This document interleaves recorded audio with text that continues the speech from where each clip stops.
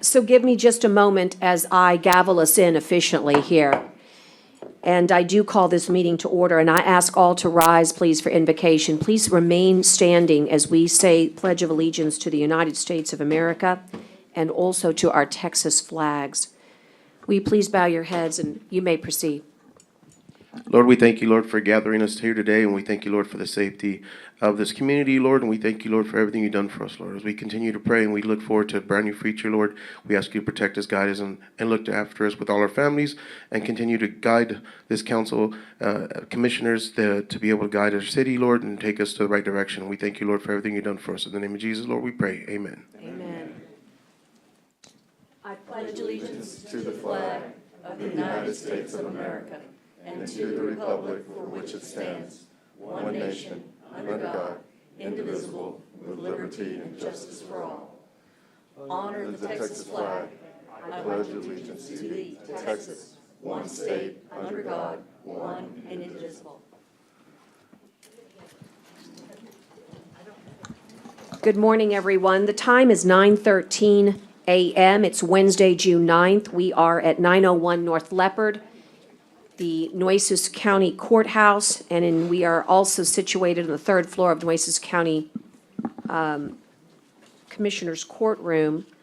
I look to the left and to the right, and I do see that all commissioners are present, and therefore, for the clerk, I do certify that there is a quorum, and ask now that Rebecca give us a safety briefing.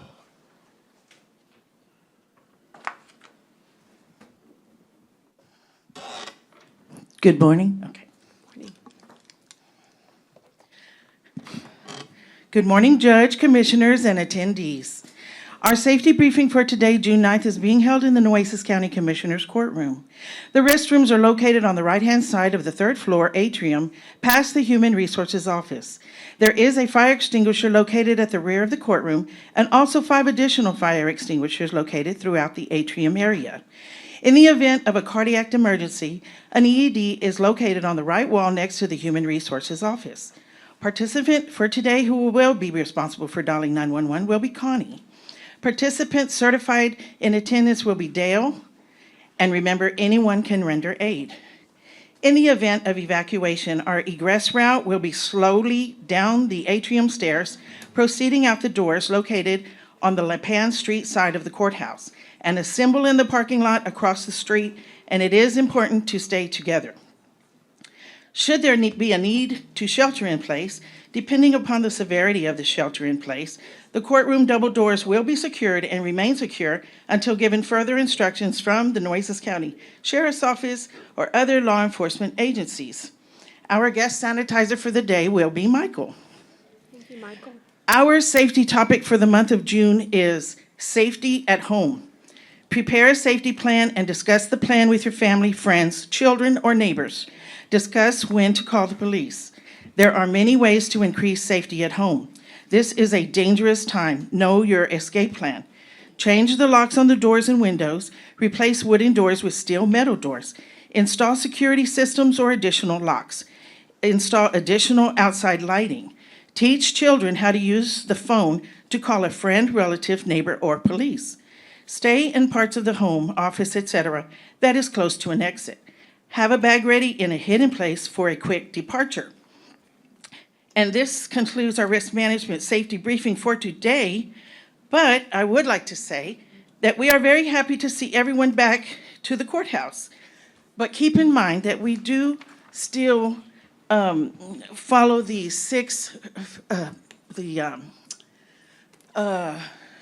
The 3 W's. yes. And what are those, ma'am?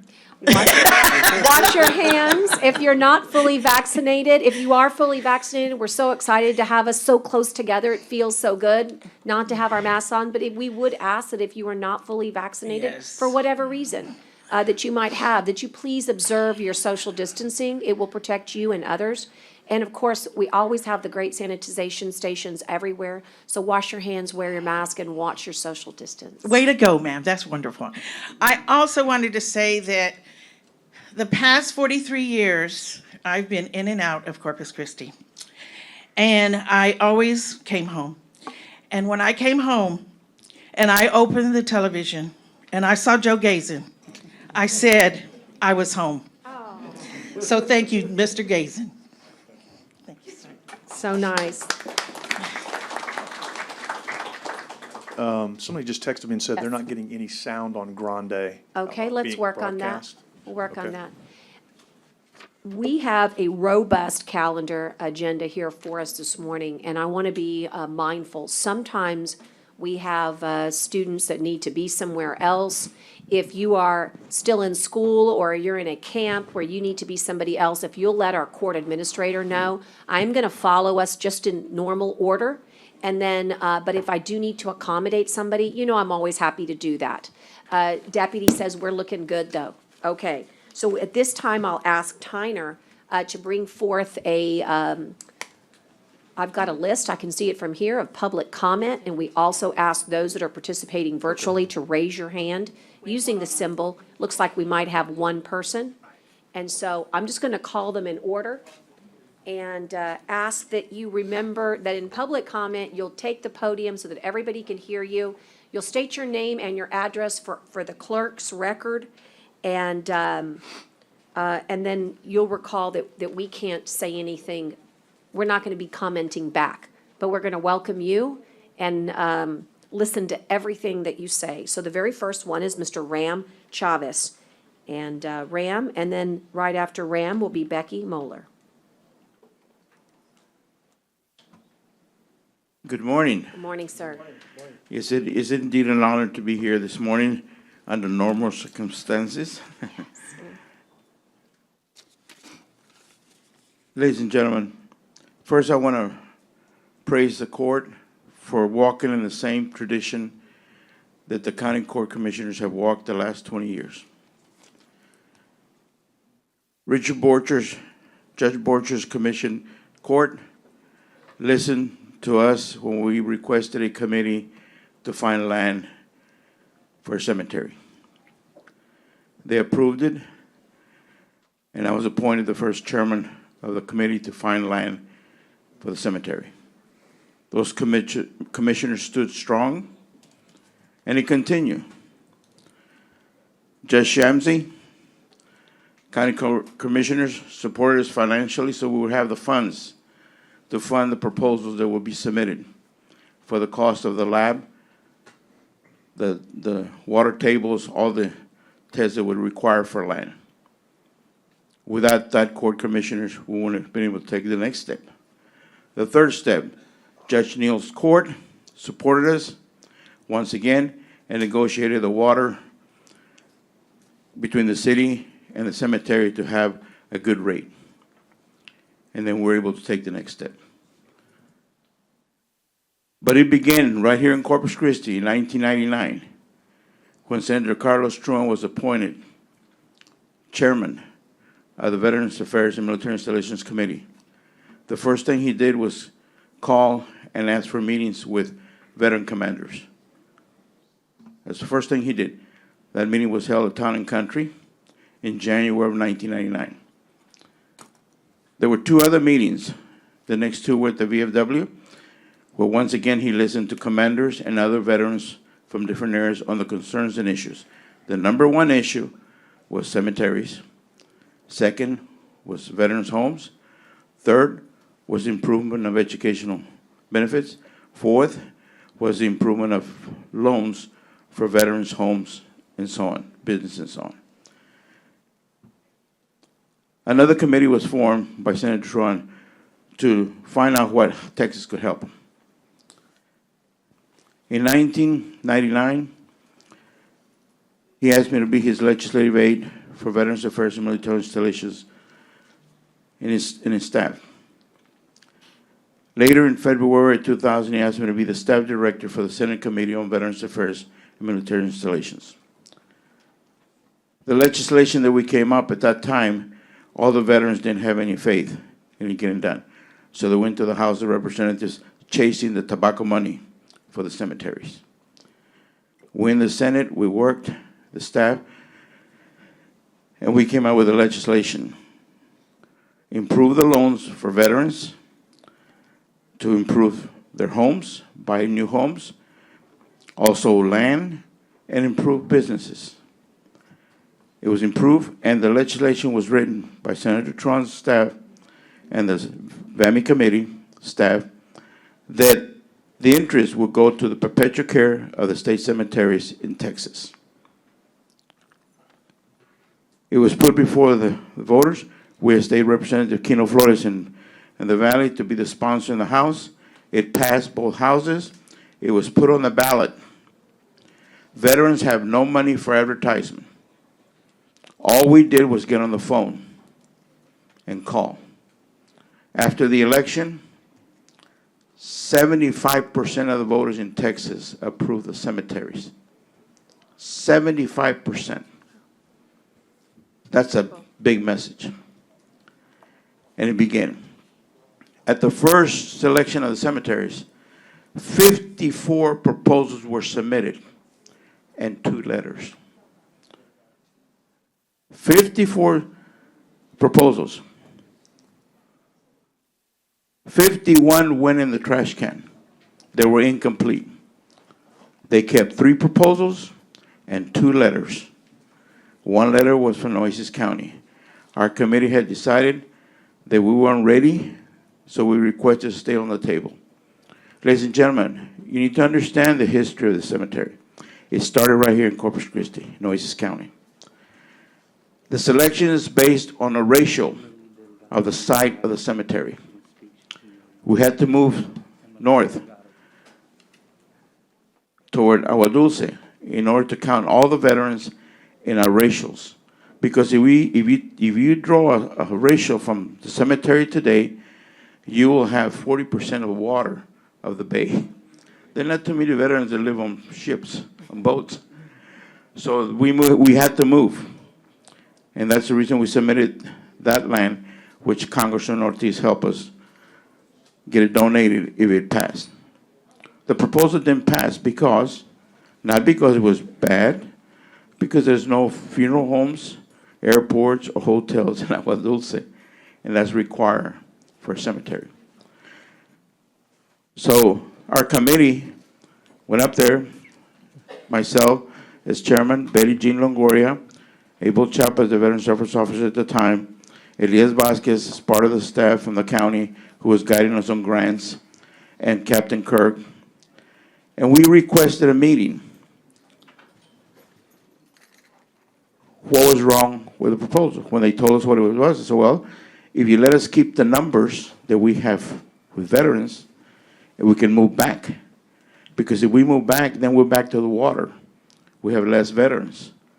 So they let us keep the 47,000 veterans that were registered in the county at that time. And then we were able to work on the second proposal. We asked Jake Slayton to come to Corpus and visit the sites. Betty Jean, Captain Kirk, Elias Vasquez once again, myself, and a few other members of the committee visit every land that was proposed in the Corpus Nueces County area. The present location was not on the list. It was taken off.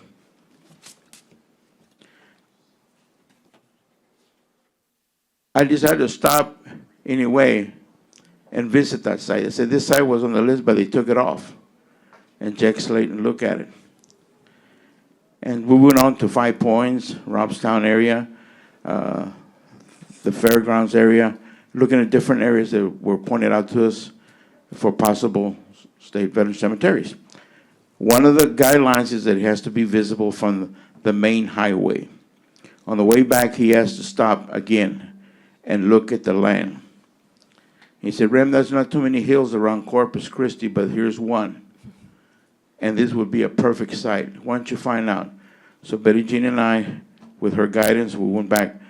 Betty Jean was our member from the county who had a strong background in real estate and was guiding us along with the land and did a beautiful job. We went back to Flint Hills and asked, why did you take it off the list? They had 2 other sites that they had offered. And they said, well, we thought you want to be on the other side of the freeway. You know, you can have this land if you want it. We said yes. So it was put on. I'm giving you this guideline because this is how we got here. Senator Truon's vision to do something, and not being a veteran, started the role. 3 county court commissioners' courts have been strong. Now Barbara Canales is here with your court, looking once again to improve the cemetery for the Coastal Bend veterans. For 15 years since this began, the cemeteries have been successful in the budget area. Think about it. Because of the legislation, the interest from the veterans' loans will go to the perpetual care of the cemeteries. They have not had financial problems. It is more of a local, whatever it is, operational. You must take the leadership and walk in the same steps that the other 3 court commissioners walked.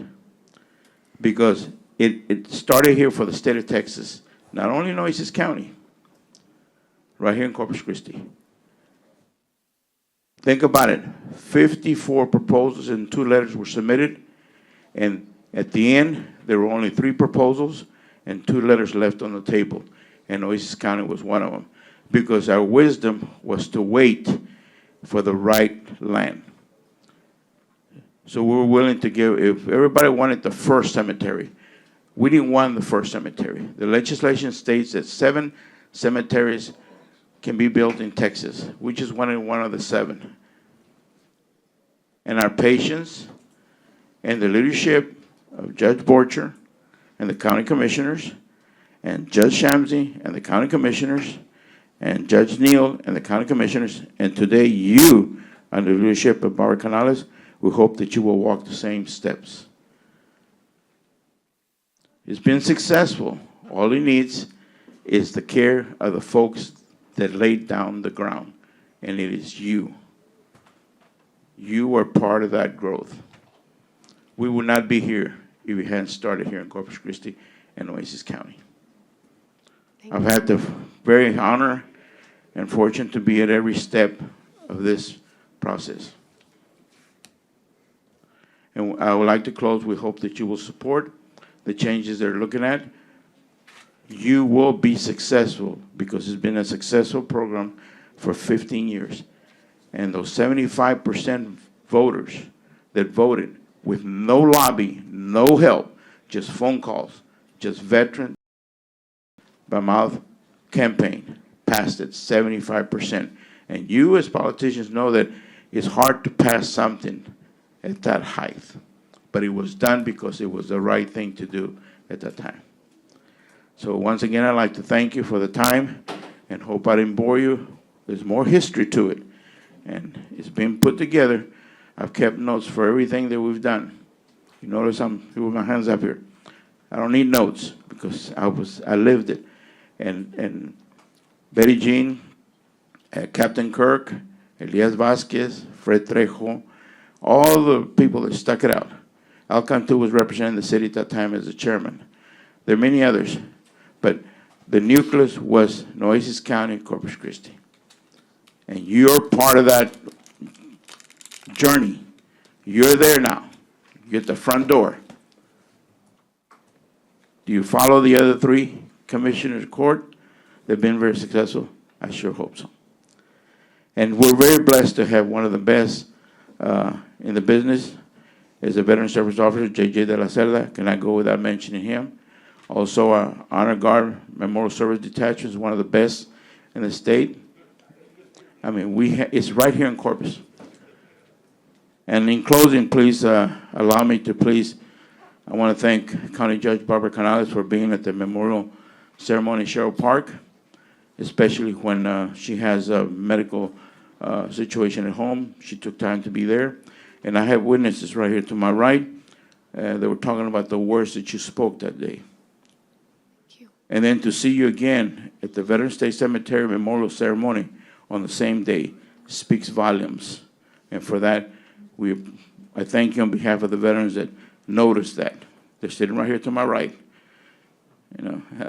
So I thank you and hope that I didn't bore you, but it needs to be told because those are the steps that were taken.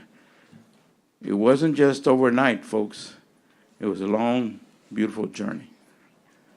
And let me tell you one thing. I have seen so many non-veterans They have walked this walk.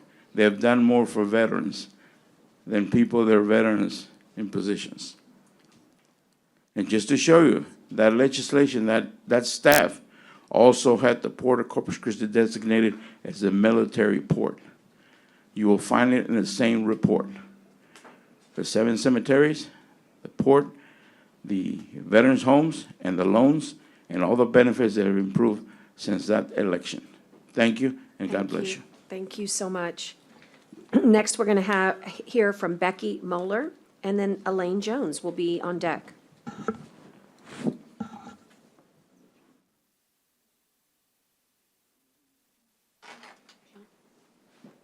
Thank you, Judge and Commissioners, for allowing us to visit you for the public comment period. I have been fully vaccinated, but I was at a funeral Saturday in El Campo, Texas, where no one had on a mask.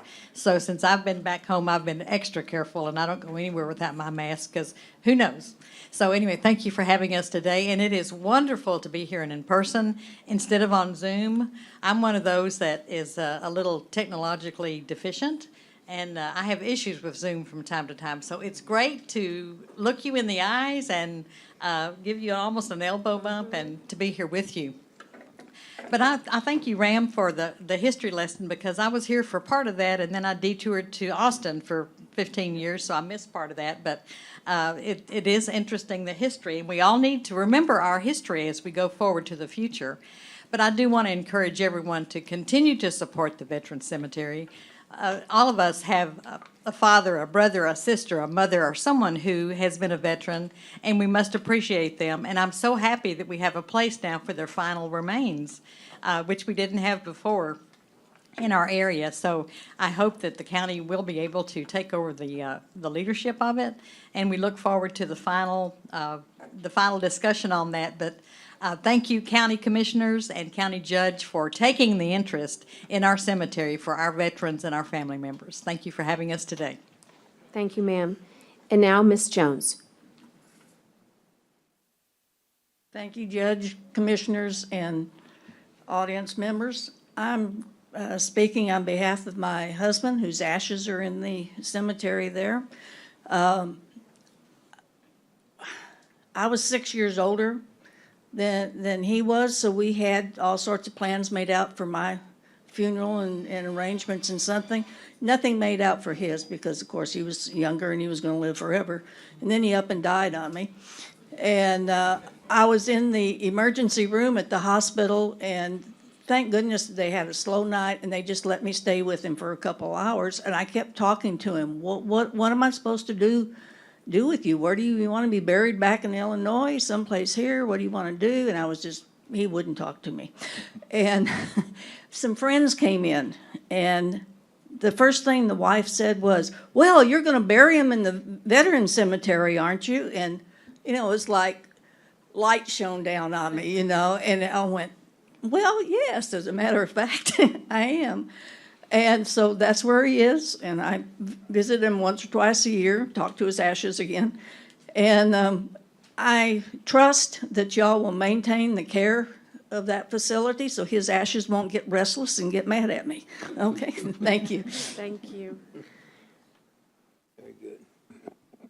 And only because one signature kind of was written over another, I want to make sure, maybe a Mr. Garza here? It's at 3710 Reynosa? Herbie. Oh my gosh, Herbie.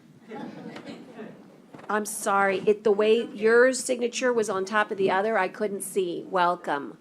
Yeah, my hand kind of shakes a little bit when I. That's when all I'm right, out. Herbie. But- I was having trouble, and it's old eyes. I couldn't see right. Yeah, I just had my eyes checked. Anyway, for those that don't know me, my real name is Heriberto Garza, but I'm known for Herbie Garza. I'm a vice commander and advocate for the GI Forum.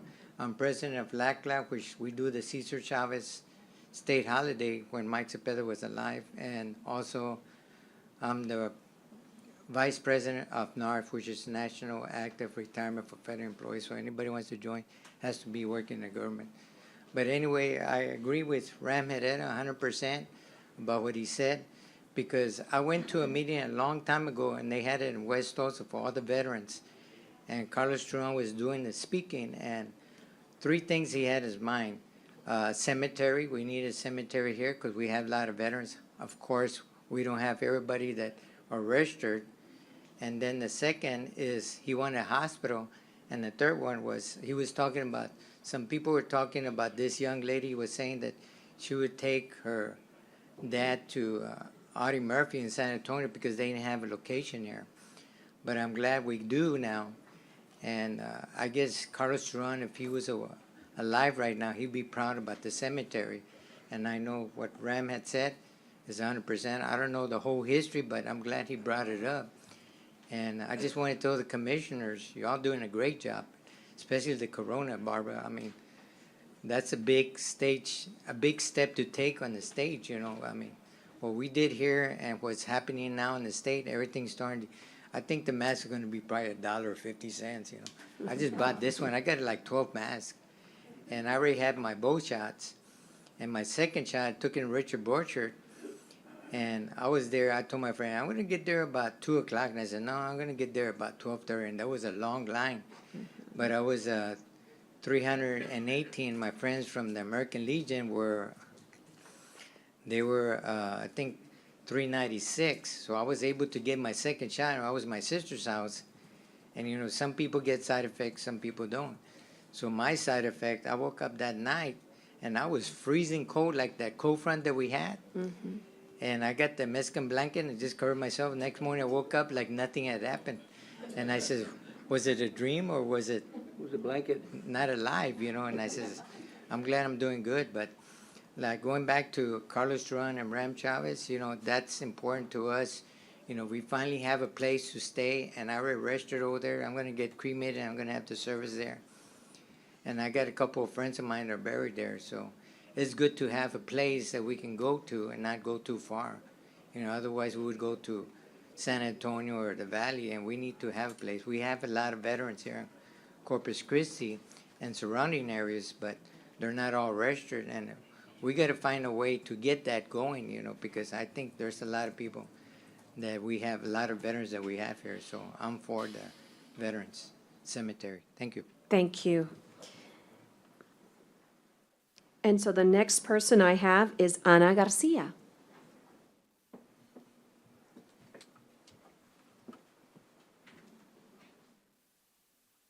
Thank you. Good morning, Commissioners and Judge Canales. Good morning. My name is Ana Garcia. I'm at 929 South 23rd, Kingsville, Texas. We started our outreach in Banquete Colonias under Texas A&M Kingsville social work program and the guidance of Dr. Villa. He's the director of the program there.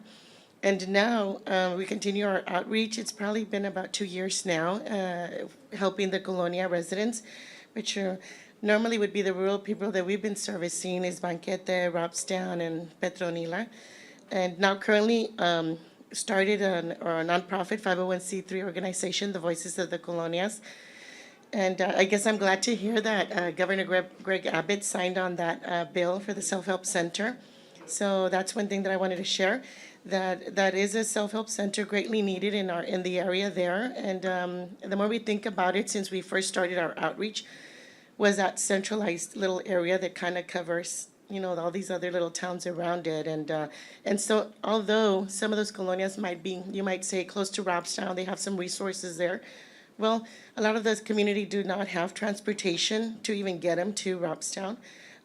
So since the beginning, we kind of been pushing for a little building area, self-help center there to provide our services. And we do promote culturally sensitive social services to the poor and underserved people in the South. We say South Texas colonias because we do not only cater to certain location. Anybody who normally comes and approaches us needs services and needs connections, needs referrals, and we try to do our best as social workers, try to do the best to connect people and follow up and make sure that they have done the connection and that have received services. And if they haven't, we try to do our best to finally get them a little something of hope to be able to leave their at least to get some burden off of their life. So, and currently, we do look forward into hopefully one day having that self-help center. And I guess that's what I wanted to share with you all today. Thank you. Thank Thank you. And I know, Maria, you are next, but I'm going to ask you to hold while the other public, since you are staff. Is that all right?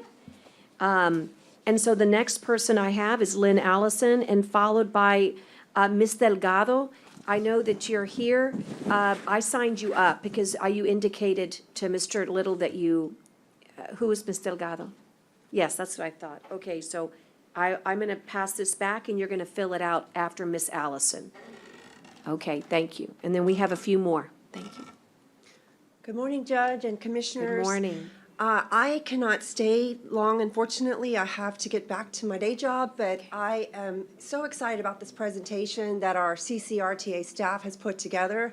I am here representing you and the county as one of your appointees to that board of directors. Wow. 2 years ago, when I first applied to be on the CCRTA board, little did I know how much transit would truly consume my life. And I am telling you, from working 50 hours a week to serving on this board, I am all things transit with regard to this community. I'm so excited about the work that I do, and that I meet monthly through my job with CCRTA personnel, such as Wesley Vardaman, and he's in charge of the community relations, TxDOT, and the city of Corpus Christi. And that the purpose of that meeting is to mitigate construction impacts from the Harbor Bridge project to the city streets to TxDOT projects, to mitigate the construction impacts and how it impacts our bus stops. I am aware of the 5 routes that are detoured due to the construction with the Harbor Bridge project. It's important to me that the service is made up. I have come to know our customer base by working in the Washington Coles Hillcrest community. That's where my office is. I am just beyond proud of this presentation you're going to see today, but I'm not going to touch on that. I'm going to let you watch this 8-minute video. I want to give you a few takeaways, and thank you for allowing me to be here. I'll start with you, Commissioner Chesney. I have family and friends who own businesses in Port Aransas. They need the workforce. It's hard for them to operate and continue the steady flow of business that they have, because they are constantly looking for workforce. I'm excited and proud that we have the Port Aransas Express Route 95 and 94 that services Ingleside, Aransas Pass to Port Aransas. It's critical that we provide people to that community.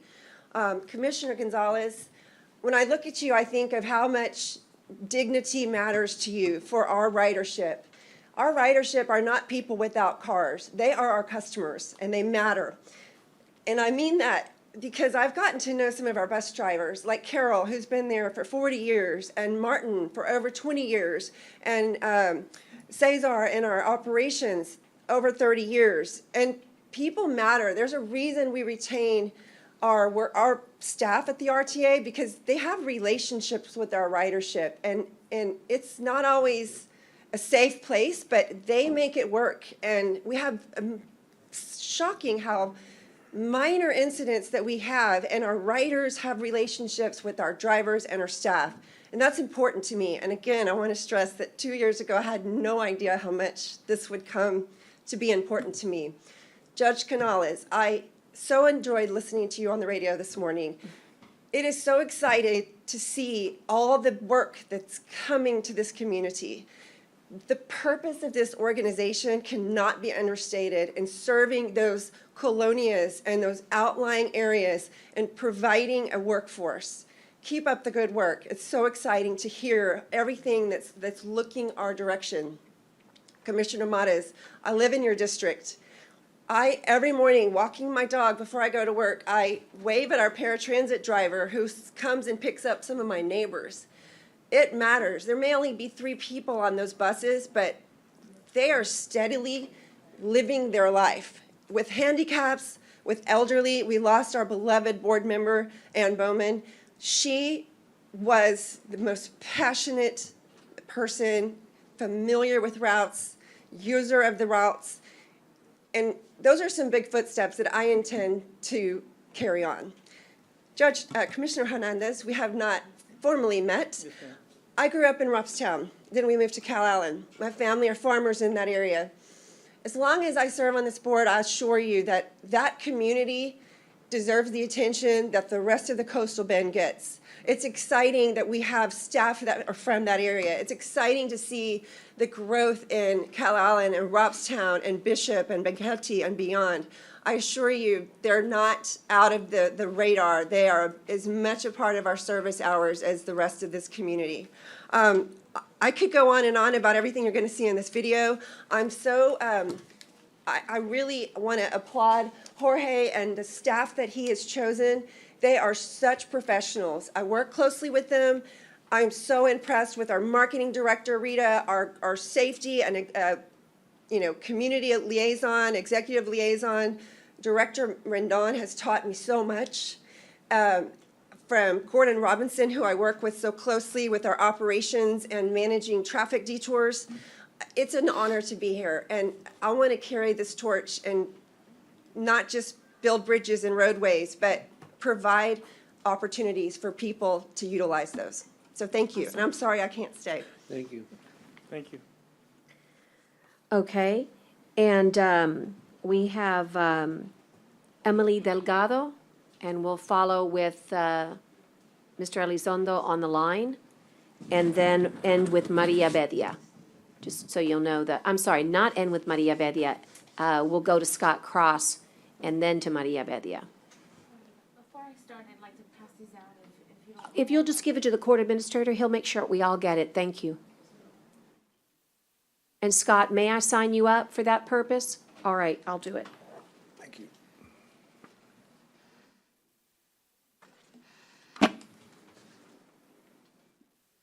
Thank you. Appreciate it. Thank you for allowing me the opportunity to speak today. My name is Emily Delgado. I'm here because my experience offers evidence that there is a significant issue in the way that our judicial system currently functions. There's an absence of enforced mandated efforts to review, interpret, and include DNA reports in cases in which sentencing is dependent on DNA evidence. In cases of physical and sexual assault, the presence of DNA can determine an individual's fate within the criminal justice system. As a prosecuting entity, it is protocol for the state to order and fund the collection, testing, lab evaluation, and recording of DNA evidence in a case. It is both financially and ethically irresponsible not to follow up and ensure DNA is used in the court proceedings. Sentencing efforts should not be finalized until DNA results are available and interpreted and to be decided to be inconclusive, supportive of a conviction, or a confirmation of exoneration. This process should be mandatory for prosecutors so that they can ensure that DNA is acknowledged and considered upon conviction. Lack of such processes allow the possibility for the imprisonment of an innocent individual and the invasion of justice by the guilty party, and a senseless strain of the court system's financial resources. My brother Fred Martinez is just one example of a person's life that has been ravaged by a flawed system. He has been in prison since 2015 in a case where DNA evidence was not available at the time of his conviction. Despite being told by his counsel that the results came back inconclusive, had the DNA been available at the time of his sentencing, my brother would have been a free man. The report determined that Fred, my brother, his DNA had not been found on the victim nor his clothing, nor was the victim's DNA found on Fred or his clothing. The report showed semen and touch DNA extracted from the inside, front, and back of the victim's shorts, excluding Fred Martinez, and the victim from being both Fred and the victim from being contributors, meaning that a third contributor not in custody of the police is still at large. It has been over 5 years now, and still we have not been able to correct this error. We have used every appropriate process offered by the courts. This past November, we were finally able to get the DNA report recognized on record.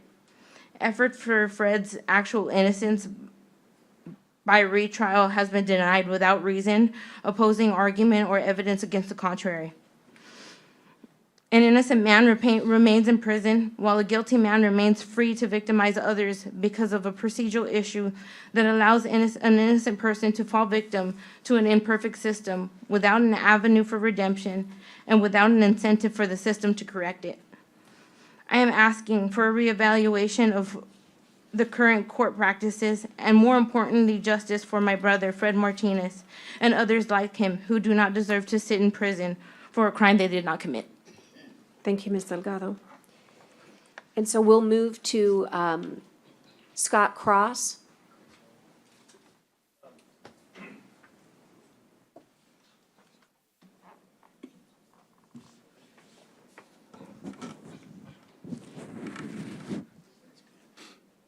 Judge, you know we have this on consent agenda item U. If you want to advance it, that way you can interact with us. You know, that would be, we can do that as well. The problem is in consent, we'd have to actually take it out. Oh, that's So right. let me just do it this way in the effort to let Mr. Hoover go back to his work. Yeah. But I promise you that he'll be able to log in and be able to see the consent agenda item as Okay, well. well, let me introduce Mr. Chris Hoover, Hoover RV and Marine. And these guys here who really helped us out in the jam with our Oppo Falcon project that the courts very well of, some people in the public are aware of. And so they were able to come in and provide this RV that we could put at Padre Bayou Park for these scientists and attendants to basically have some place to stay while they monitor these birds every day. They have to monitor them every day from morning, in the morning and in the afternoon. They get fed twice a day until they get raised to independency. And we're talking about the Oppo falcon, which is an extremely endangered falcon species that's last stronghold is in South Texas and on the barrier islands of Texas. So that's been a big help for us. We were able to cover the rest of the project with the Peregrine Fund with grant money we had, but Chris really stepped up for us. So Chris, come on up and say something. Put me on the spot there a little bit. No, we're real happy to help, and we were really glad to, I think, be the first choice. When we were asked to do that, it was kind of a no-brainer, being a family business that we are. You know, Dad started the business 35 years ago, Rockport, Texas. We're natives to the coastal bend all of our family's life. We boat, we bird, we fish, we're nature lovers of the area, and when asked to do this, it just made a lot of sense in our family business and what we do in our day-to-day life, and we're happy to help. So we were honored to be asked and honored to be a part of it, and look forward to maybe being a part of seeing this native bird go the other direction. So thank you, guys. We appreciate the opportunity and look forward to working more and more with the Parks Department, City of Corpus Christi, anything we can do to help. We really appreciate it. Thank you. Yeah, thank you, guys. And one thing I would be remiss if I didn't mention Megan Jones, my right-hand person when it comes to the environmental projects we do out there. So Megan's playing a big role out there, so sorry, didn't mean to leave you out, Megan. Thank you. Thank you all. Thank you all. So we still are in the middle of public comment. We do have a few more, so let me turn to Maria Bedia, and then we'll go to our virtual. Anyone that's going to participate virtually, Tyner will call on you shortly. I've signed up to make a nice announcement, but I'll bat last if that's all right. A little personal privilege, but we have some exciting news from one of our outstanding young adults in our community that bears sharing. So, but let's hear from Maria Bedia. Hi, good morning. I'll be really quick. I know I've been keeping the Commissioners Court updated, but I wanted to take this opportunity in public comment to let the public know what we're doing as far as our civil affairs mission. So just a little bit of background, Nueces County is partnering with the military, and we have Army's Delta Company 451st Civil Affairs Unit here in Nueces County for the month of June. They arrived on June 3rd and set up their Civil Military Operations Center, which is what they call their CMOC, on Thursday, June 3rd, and it's located at the multipurpose room at the Keach Family Library in Robstown.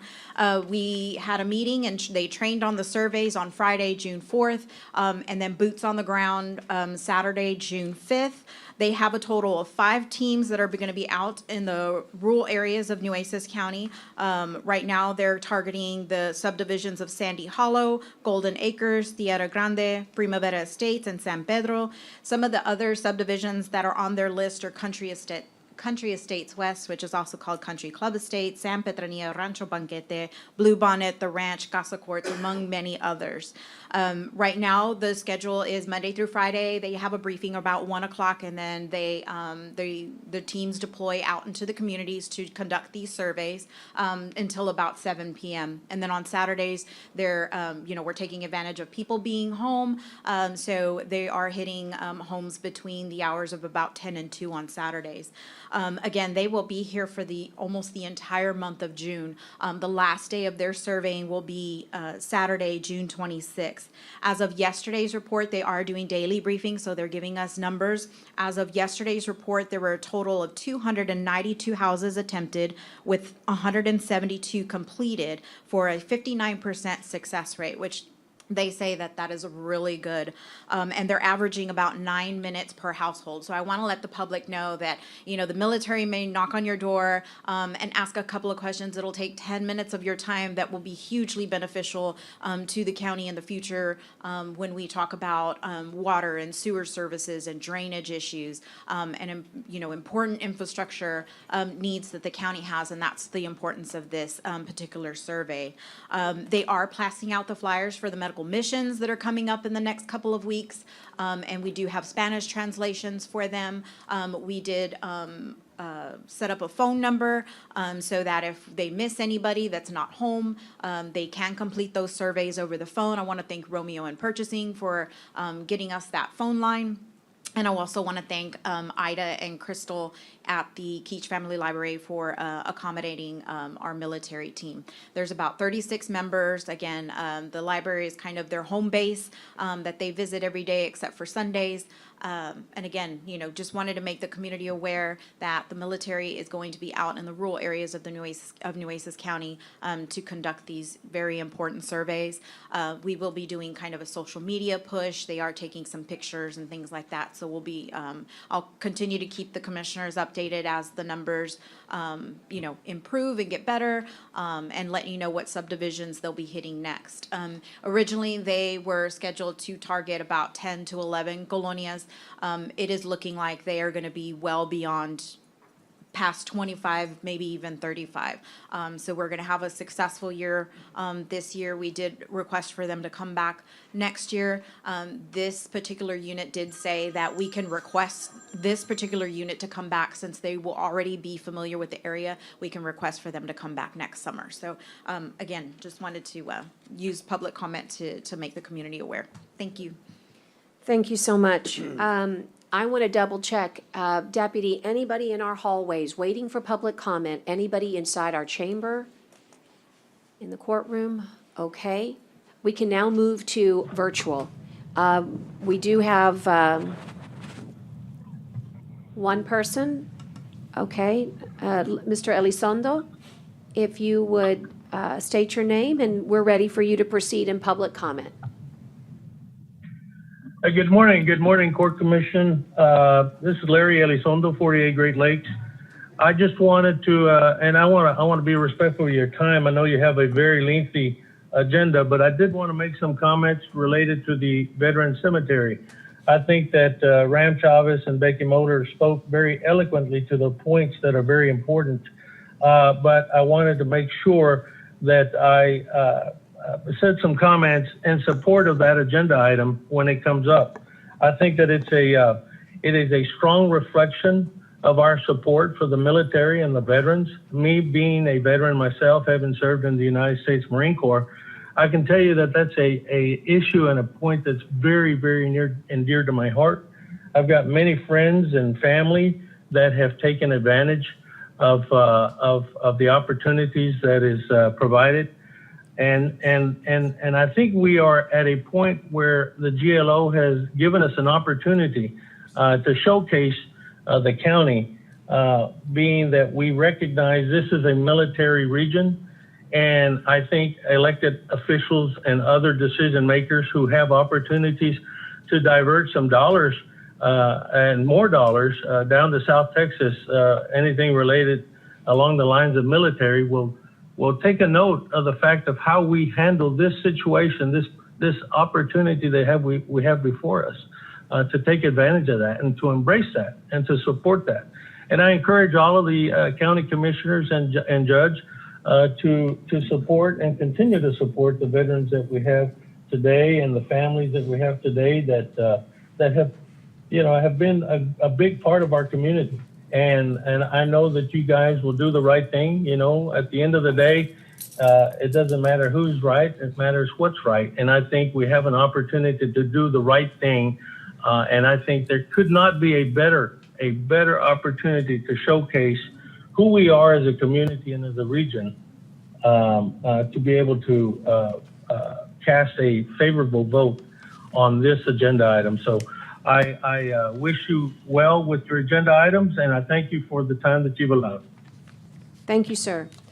Okay, and then I've signed up to make an announcement that came in last night, although, Commissioners, I will definitely make certain that we host this amazing young woman. She has been with you many times before as a representative and as an ambassador in the green jacket, representing Nueces County and our 4-H program. But late last night, and sometimes I didn't want to wait till the end of the month to say, this is amazing.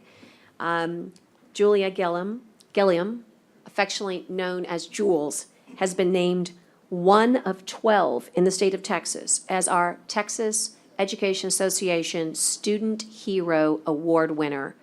This is a major accomplishment. Think about all of the students throughout the state of Texas, and they choose 12, just 12, to say, you are our hero. I need you to know she's mine too. And that's why I decided to make certain that I put my name as not your judge today, but just as a resident. She has been instrumental in the All-Star program for our national junior livestock show, bringing children of special needs into the arena along with everybody else to showcase animals. She's been instrumental on our beach cleanups. She is our go-to ambassador for all things that are the pride of the rural communities and our urban centers. And so I probably should have called at least her mom to say this, but when I got this at 9:41 last night, I couldn't help but think the first thing I wanted to do was to shout it from the mountaintop. And well, the third floor is high enough. So here's to you, Jules. Congratulations. You make us so proud. That concludes our public comment for the day, and we're going to jump right into kind of another good feel part of our agenda, which is the resolutions and proclamations and orders. And so we will start with item number 1 and ask Mr. Little to take the podium in recognition of Joe Gazen's outstanding career in South Texas. Tyner?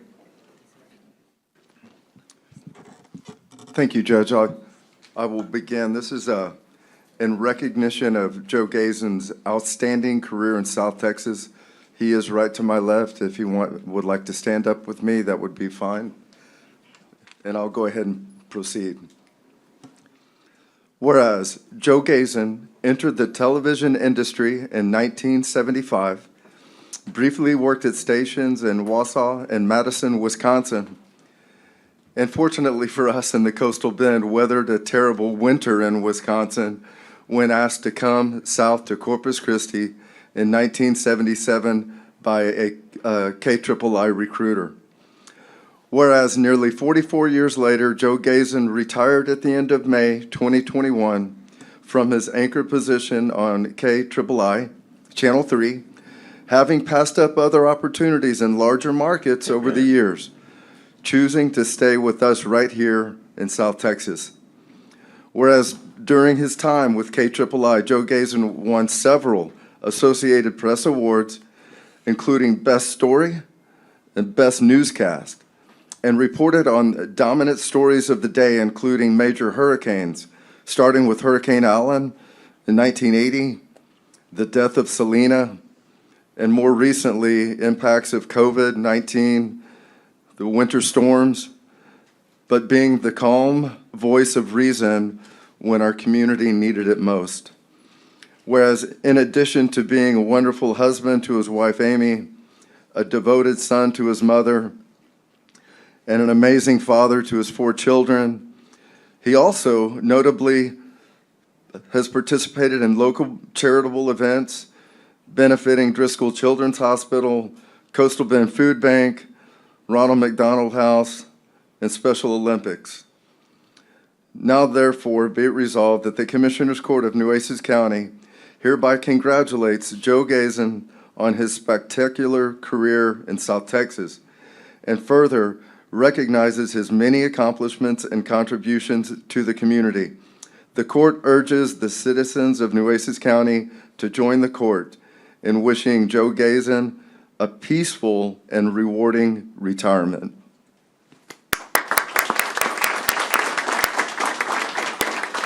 Joe. No, Joe, the mic Okay. is yours. All right.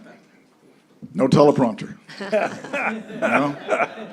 Used to that already. Got to wing it when there are no words. You know, I was sitting here thinking just how many longtime friends, and you'll note that I did not say old, so many longtime friends in this room who I have come to know and respect, and we have had so many good memories together, in some cases in different parts of the world, in some cases right here at home. And it's been such a privilege for me to be able to provide, I suppose, what you'd have to call a service, the delivery of news and information for more than 4 decades here in the Coastal Bend. A privilege and a great honor for me to do it. I'll tell you that what I told the city council recently, that if I'd known I was going to get this much attention and affection after announcing my retirement, I would have done it sooner and more often, because it feels great. But I just want to say thank you to all of you. It has been very humbling, very touching to receive that affection and notice, and I can certainly empathize with the folks on the dais and public officials everywhere who receive probably more than their fair share of criticism for the work that they do, the good work. And it's hard to please everyone, and being on the air every day and sometimes having to report stories that are not very pleasant and that affect people in negative ways. You get that kind of response sometimes. But recently, through all of this retirement frenzy that's kind of swirled around me, I have also received unmistakable messages that this community has adopted me and my family, and I couldn't be more appreciative of that. So again, thank you very much for everything. Thank you. And Joe, we have, thanks to Commissioner Chesney, he has framed the resolution that was read. But we do a little housekeeping, so give us just a moment. Do I have a motion to? So moved. Thank you. In support of this resolution, and I do have a second. And now I'll call for discussion and comments from the commissioners. Commissioner? Judge, thank you. I appreciate the opportunity. Joe and I go back a long way, and more so longer than I want to share. For those of you who don't know, I was a broadcast journalism major at TCU, and in the summer of, I think it was 1984, I did an internship at Channel 3 thinking I wanted to be like Joe Gazen. Actually, I wanted to be a sports guy. I wanted to be Brent Musburger at the time. That's how old I am. He was the guy, and I wanted to do that. I went to work at Channel 3, and Joe was so nice to me, and everybody there was. And I told Joe the story. I said, after working there in the summer, I decided I didn't want to be in that business anymore. And it wasn't because of anything that Joe did, but it was because of the fact that in the business that Joe is in, you have to move around so much most of the time to get where you want to get in that business. And I loved Corpus Christi, and I really didn't want to do that. And there weren't people like Joe Gazen in the industry. There aren't people like Joe Gazen in the industry who could have gone on to bigger things and bigger markets and maybe even a network job, but decided, I love Corpus Christi and I want to stay in Corpus Christi, and I can make a great home here in Corpus Christi and the Coastal Bend, make a great living here, and become a television icon. Now, I'm sure he didn't set out to become a television icon. No, I didn't. No. But that's exactly what has happened, because as the nice lady said earlier, when you get home from a trip and you turned on Channel 3, you knew you were home because you could look and there was Joe Gazen. So I've appreciated greatly the friendship over the years, the mutual respect, the level of professionalism that you've always perpetuated. There were times when, Channel 3 got a story wrong, and I was involved in it. I could always call Joe and say, hey, could you at least look at this again and help? And he always did. And sometimes there were corrections and sometimes there weren't. But I could always count on Joe not being someone who was a gotcha guy or was trying to make someone look bad or anything like that. He was the old school journalism, the old school journalist of just the facts.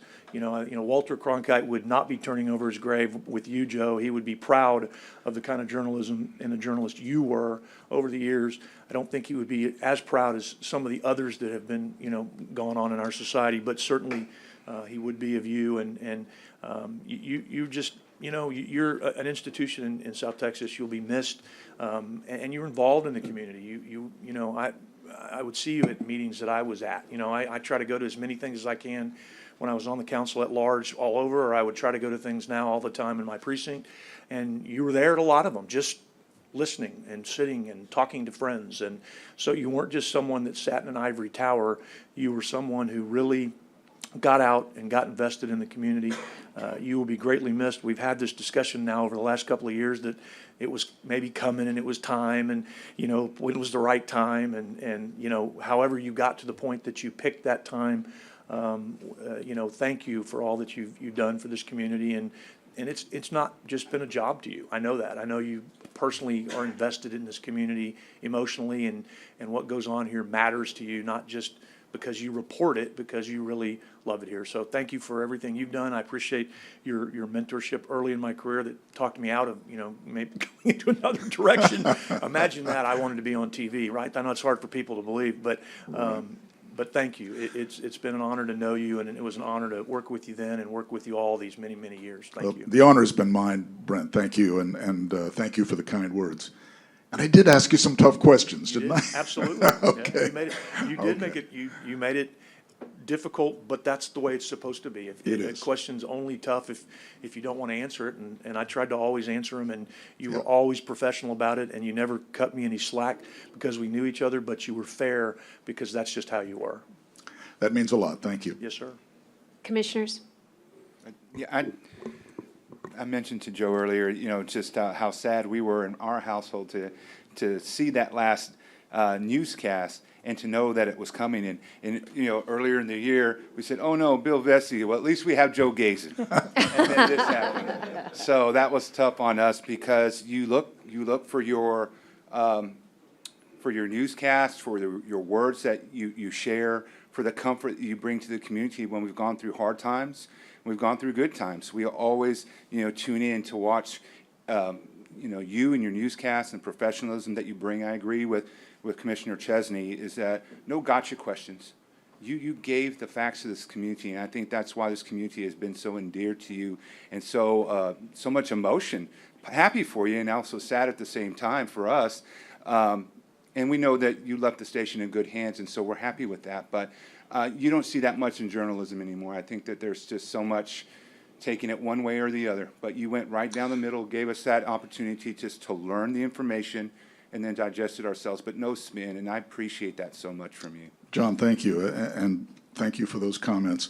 It means so much, and you're right. I think you alluded to how the industry is changing. It certainly is, not in completely good ways, but that's what the audience is for. And I've always believed in the power of the marketplace and the fact that viewers will tend to stay away from sources that don't deliver, I think, fair and unbiased viewpoints. At least that's what I believe. We'll see what happens. And let me share my final point. Sure. I was on city council in my early days, and I forgot what kind of trouble I was in. Brent probably remembers, but I got called into Channel 3 to do an in-person interview, and first person who walks in, I see is Joe Gazin, and he said, "Hey, John, how you doing?" I'm like, he knows my name.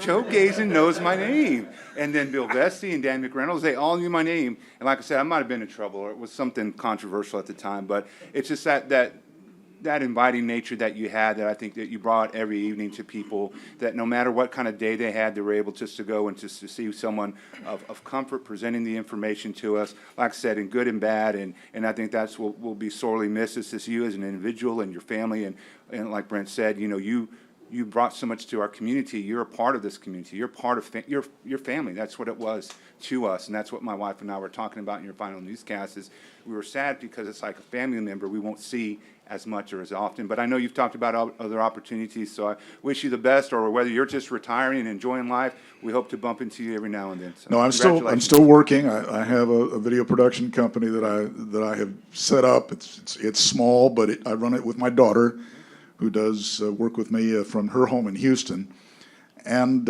so we're not going anywhere. We're staying here in the community, and because it is what we love. And I'll tell you what, I've lived in other places before, and I know that this is a great community, certainly in comparison to many others around the country. Thank you. Mr. Gates, I just want to say, Chesney said everything I was going to say, so, I was trying to get him to stop so I could say my spiel, but he kept saying my spiel too, so. But, the word being said fair, fair, and I think that's one thing that I remember, that you didn't have any hidden agendas, and you always supported even the nonprofits. You were out there, just like any other story, and you gave them the opportunity to also shine in the nonprofit. And I thank you for that, because I know that you took a lot of time also to be a master of ceremonies for a lot of nonprofits, educational programs, and I thank you for that, so. The fairness, it goes a long ways. You've always been fair. But Judge, I appreciate that. Thank you. And I will say as well that there's a mutual respect, because I know what you've done with young people, in so many cases, rescuing them from a destructive path, and you have every reason to be proud of that as well. Thank you. So that means a lot coming from you. Thank you. Wish you luck, and your family too. God bless. Mr. Gason, I also want to congratulate you on your retirement, and we're going to miss you. You are a household name in my house, and there's only two shows that I look forward to. One of them on Sundays, Domingo Peña Show, and then the newscast when you would come on. Other than that, I didn't watch much television, but that's you go. I don't either. I don't blame you. So congratulations to you again, sir, and enjoy your retirement. Thank you so much. I appreciate that. So Joe, I was thinking, as we started court and I saw the commissioner's courtroom get filled, I said, oh, this is perfect. This is how it should be. Because we were your audience, but today I hope that you can see that we've provided you one with a lot of love. And I'm very convinced that the time that you gave to us has left an indelible, impact in so many. It's not just about the nights that you check those boxes. That's the one thing I'll never forget that you told me. You said, when I check the box, it's real, Barbara. And so for all political commentary, there are people that need to be steady. And you were a very steady presence for the entire community. When I think about this courthouse on election night, I do think about you. I think about the times when we did not have such quick digital responses, when we looked to television to really guide us through the whole evening. and to give us reliable, trustworthy information. So different today. I also think about the ways that you reached out. I'll never forget the opportunity that we had to see the world change when the Panama Canal opened, and you and I were there together to see that happen. That was you reaching out to say, I want to be there when the world changes in that way and how it affects our local community. But that was not unique. You did that whether it was a university project or whether it was an industrial project, or, as Commissioner Gonzalez said, whether it was a human interest project through a nonprofit. Those are the reasons, I think, that we are grateful to you. We wanted to celebrate you here today because we do represent all 367,000 plus people of Nueces County.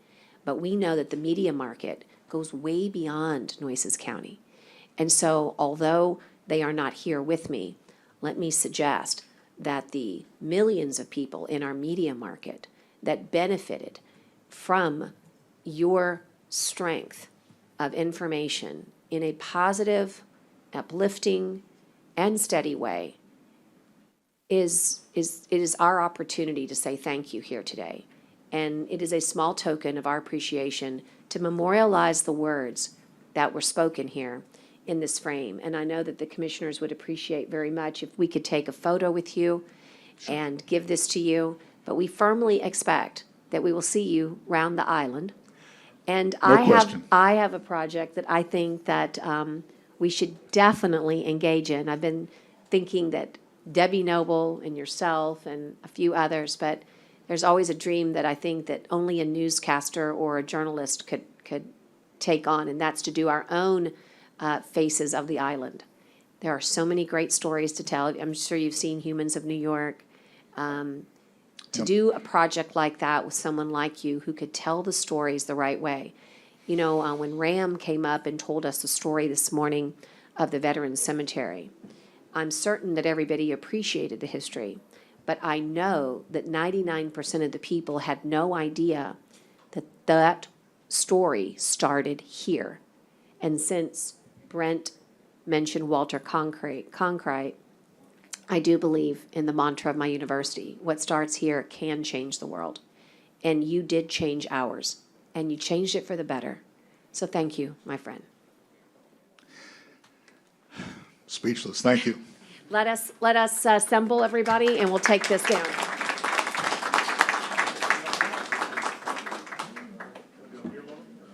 Sure, Joe, if you want to come up, we can move chairs.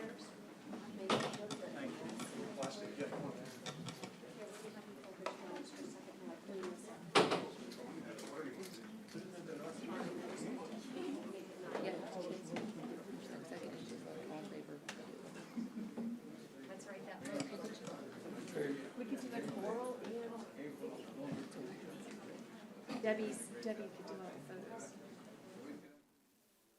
All right, Paul, give us that old 1, 2, 3, just so that we know to look at you.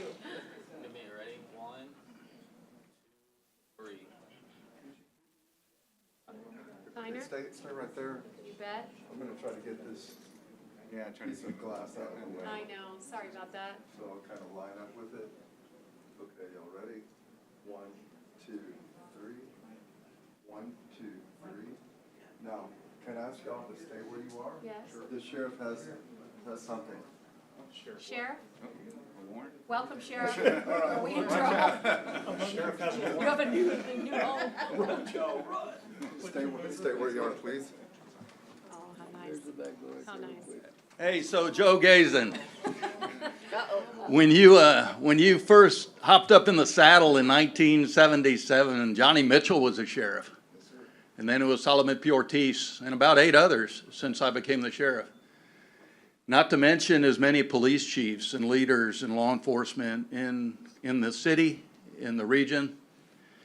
And I want you to know, I'm speaking for them as the chief law enforcement officer of the county. I'm speaking for them when I say thank you. Because people ask me all the time, what makes Corpus Christi and Nueces County different? When you see the conflicts and the strife in other cities throughout the country and throughout the state, we're blessed here. And we're blessed with an excellent relationship with our citizens. And that's not all on us. We do our best as leaders, as deputies on the street, as officers on the street. But a significant part of our positive relationship comes from you, people like you in the media, and how you hold us accountable, not just as elected officials, but as people with significant responsibility and obligations to the community. And so, that being said, I would be honored if you would accept the Nueces County Sheriff's Office Medal of Commendation. And this is very rarely given out. And it's not coming from me, it's coming from every sheriff that served before me and every man and woman in a law enforcement position in our county. Awesome, Sheriff.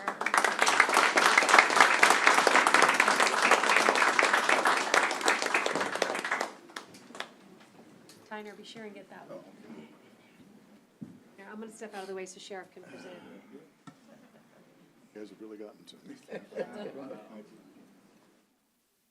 That's good. Okay, everybody in?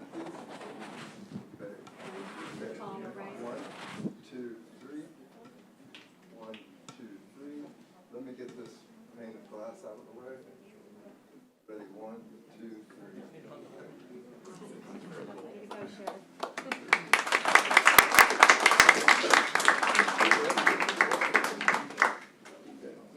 Wish Amy were here. Thank you very much. Hey, we did Oh, man. Well, you're not really going anywhere, but we got to say it, man. We got to say it. He made me. Thank you, guys. Thank you very much. Good job. Okay, so in a strange way, boys, I was thinking maybe I should have advanced the boys earlier. But you know what? The Duke It Out Boxing Club, it is good for you to have seen everything that's happened in the last hour. I know you can't appreciate that. You're like, who is that guy? What did he do? Because you're so young. But what's gone on here for an hour and a half and what you guys have been witnessing are champions like you, okay? Mr. Gazen is a champion for the people in the way he gave information. And the things that you have heard before here, before this moment, are also really important about our history and about what we are championing. So sometimes we duke it out in the ring. Sometimes we have to duke it out up here, but we're always looking to be champions of our community. And so it's with great pride and pleasure that I announce to the court that item number 2 is in recognition, and I want to make sure I say it right, Coach, it's Travani. In recognition of Travani Garcia, who represents Duke It Out Boxing. There's been a lot of competition during COVID, despite everything. The boys have been training, the boys and girls have been training hard, been very disciplined, participated in competitions. And Travani, you have been ranked number 5, not in Nueces, not in the state, but in our country. You are number 5 in the nation, and we are here to celebrate you and all your, all the kids that you train with and your coaches. And here to tell us a little more is Tyner. I'll begin, Judge. Whereas Travani Garcia is 15-year-old freshman at Miller High School who trains at Duke It Out Boxing Club, having started boxing with Coach Duke when he was 9 years old. Whereas Travani has over 30 fights with 1 gold medal for Games of Texas, 1 gold medal for Junior Olympics, 1 silver medal for Junior Olympics, 5-time Golden Gloves champ, and 5 tournament belts. Whereas most recently, Travani attended the USA Boxing's National Championship Tournament in Louisiana to compete against the best of the best in the nation. With Coach Duke in his corner, they faced a tournament bracket where he went up against 16 boxers in the 138-pound junior male division, advancing to the semifinals and losing to the number 1 seed by a split decision, ranking him 5th in the nation. Whereas Travani plans on attending college to get a degree in business management to help his career when he becomes a professional boxer. Whereas Travani states he aspires to be a professional boxer so that he can take care of his mother, who has done so much for him and his 3 brothers. Now therefore be it resolved by the Commissioners Court of Nueces County, we hereby congratulate Travani Garcia on being ranked 5th in the 138-pound junior male division in the USA Boxing's National Championship Tournament, and further urges the citizens of Nueces County to join the court in recognizing his athletic accomplishments and achievements, wishing him the best of luck in all his future endeavors and fights. Thank you. We have Coach Duke, Coach Joe. Coaches, welcome. Thank you for having us here, and again, it's an honor to be in front of everybody in public and community. Travani Garcia is an outstanding student and role model that we have not only in our gym, but as you can tell, unfortunately, he's not here today due to the fact that he's representing Duke It Out and the community outside the gym as he's attending a church retreat as a leader of his age in his church. And of course, this is his one opportunity where he was able to attend at last minute due to the fact that he wasn't able to participate in a tournament we were going to have this weekend. So in honor of that, I'm going to have Coach Duke take this award as he's been training with him for several years since he was 9 years old.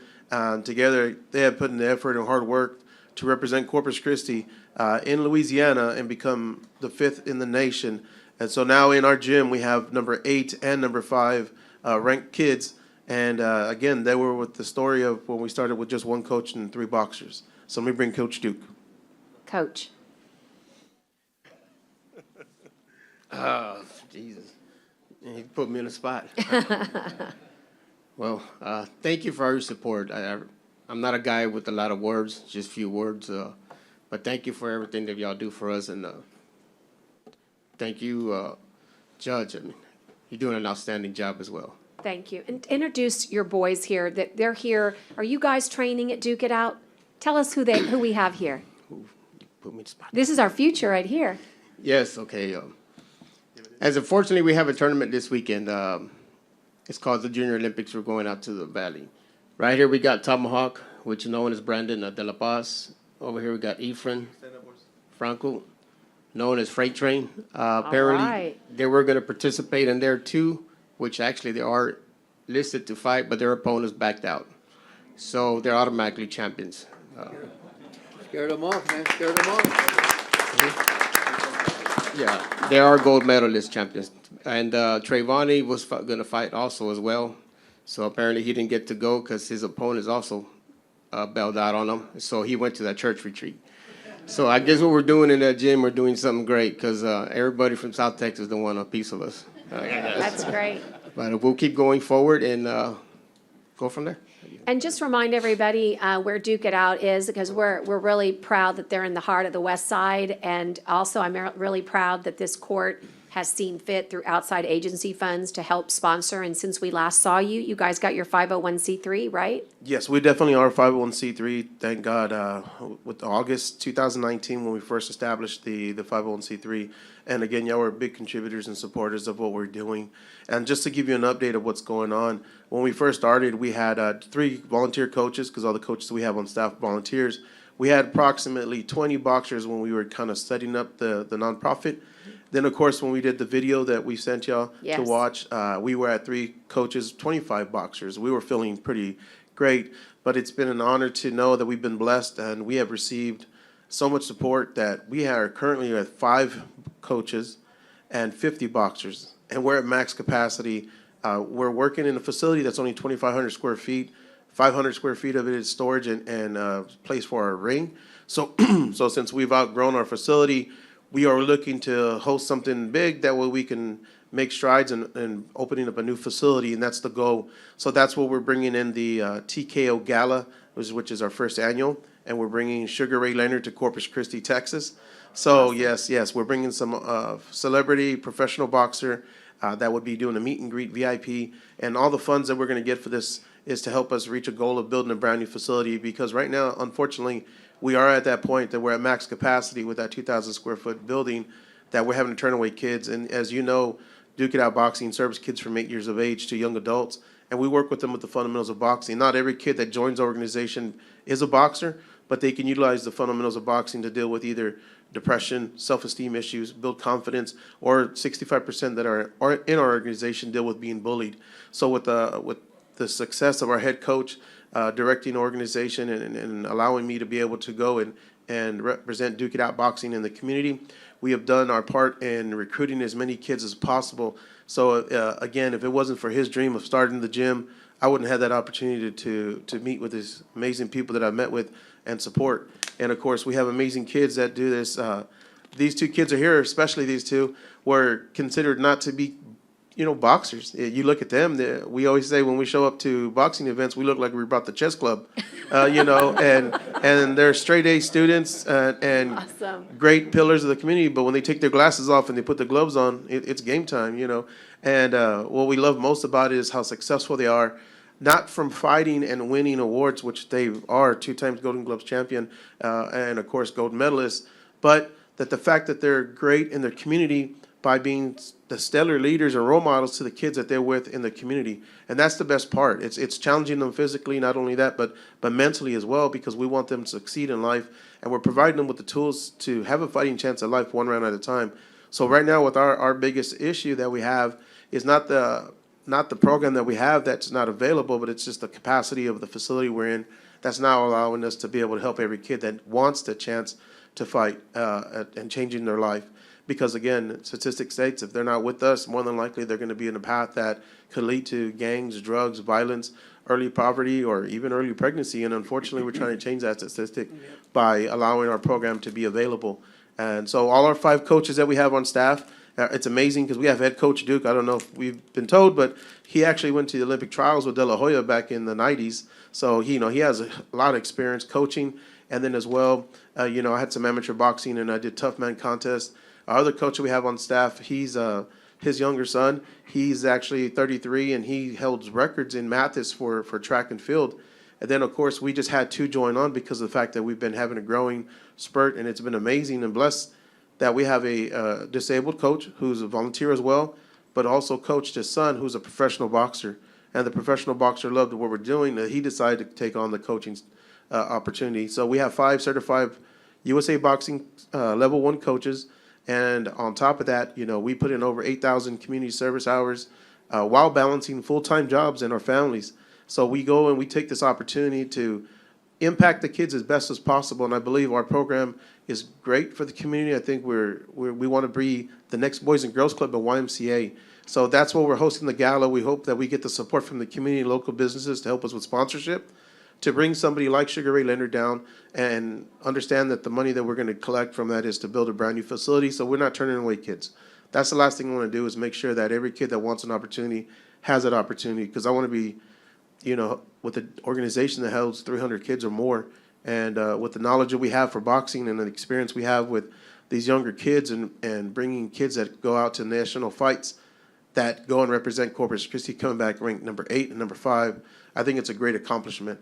And, we want to continue that legacy and move on forward. So, again, it's an honor to have y'all, with having us here, to be in front of y'all, to be able to talk about how much we've grown in just short little time. And it's been an amazing ride, and we're looking forward to the future of what Duke It Out Boxing is going to offer. And it's not going to be the next boxing club. It's going to be the next legacy for these kids of future generation, because you never know. We could have county commissioners, we could have county judges in our gym, mayors, city leaders, businesses, business operators, and so forth. And we want to make sure that we give them that opportunity to succeed.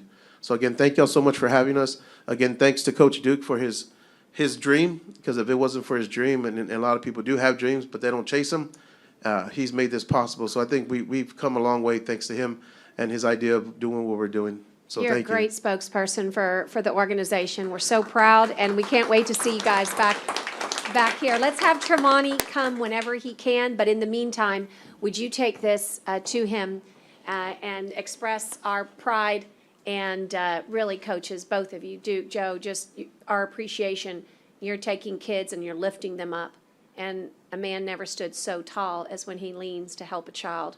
Thank you. Let us come and present this to you, and we'll take a picture. Awesome. Good job. You want a motion, Judge? Oh, yeah, let's do that Second. motion. I'll take a motion to approve the resolution. And second, and all those in favor signify by saying aye. Aye. And you know, I wondered if we did a vote on Joe Gazen. Let me do that. I did not hear it. On the previous motion that we had a first and a second resolving to acknowledge the retirement and contributions of Joe Gazen. All those in favor signify by saying aye. Aye. Pose same sign. Okay. We're gonna come down. Is it easier for it to come down there? I feel sometimes with the plexi it is. Okay,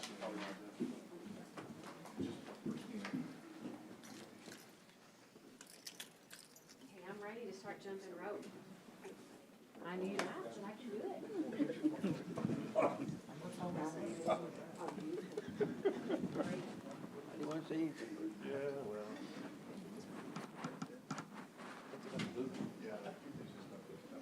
You want to do it closer to this, that way we have more room? Yeah. On this side? Yeah, let's do that. Yeah, maybe we'll get the stage up. It's hard to see. In the well. It's a little easier to spread out. Hey, Sugar Ray's gonna be great. Be sure and give us all that info. Okay. Y'all ready? Everybody see me? 1, 2, 3. 1, 2, 3. Okay, hang it on. How's my hair? I have it right here. Only time, Sheriff, that fighting is allowed, only time. Okay, 1, 2, 3. 1, 2, 3. Boys, you did great. All right, good job, Tony. Good job. Good job.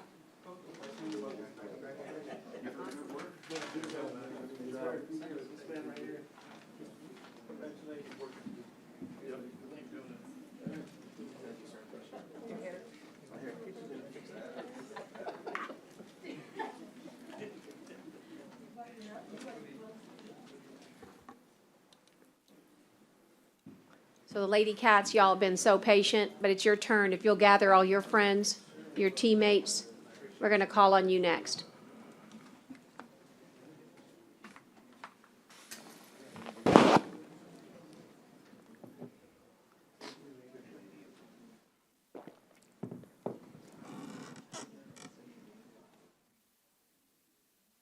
Feels good to see good things happening. We talk about news, and sometimes you turn on the news and you don't feel good.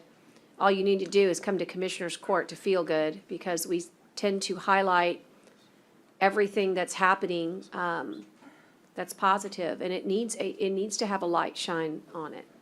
So at this morning, Tyner, we recognize Cal Allen High School this morning with the Lady Cat soccer team. Cal Allen is just a powerhouse, let's face it. They're just shining in so many different areas, and it feels good to have the women of the Cal Allen Lady Cat soccer team here with us and their coaches. And so Tyner Little is our court administrator, ladies, and he is going to read a resolution for you. Here we go. This is recognizing the Cal Allen Lady Cats soccer team for their successful season. Whereas the Cal Allen Lady Cats soccer team, led by head coach Sarah Pipkin Love, varsity assistant coach Josh Ortiz, assistant coach Adriana Martinez, honorary coach Jennifer Vincent, managers Teresa Sines, Lila Inocente, and Jocelyn Janik, finished a successful 2021 season with an overall record of 23-2. Whereas this year, the Cal Allen Lady Cat soccer team advanced to state for the first time in their school's history and in the history of any Coastal Bend soccer team program. Whereas the Cal Allen Lady Cat soccer team players are Laramie Miller, Raquel Vasquez, Jade Garza, Gabby Villa, Arcelia Tovar, Reagan Villarreal, Jillian Curtis, Layla Daniel, Maddie Pearl, Lucy Alvarez, Casey Hendricks, Alyssa Rivers, Kaylee Racine, Maddie Gins, Michaela Huff, Caitlin McCarty, Camry Villalobos, Madison McCarty, Kaylee Smith, Ellie Harper, Ivana Alvarez, Hannah Britton, Olivia Hernandez, and Kelsey Chesson. Now therefore be it resolved by the Nueces County Commissioners Court that the court hereby recognizes the Calallen Lady Cats soccer team for their athletic accomplishments and achievements towards a very successful 2021 season. Wonderful. Coach, we welcome you and would ask that you might say a few words. We've got a captain. Captain and coach. Hello, my name is Ivana Alvarez, and I was a senior of the Calallen Girls Soccer State Finalist team. While this year we have been faced with many challenges, we did not hesitate to adapt and excel in reaching our goals. Having been a part of the program since my freshman year of high school, I've been able to see firsthand the growth that these girls have gone through to get the program to where it is today.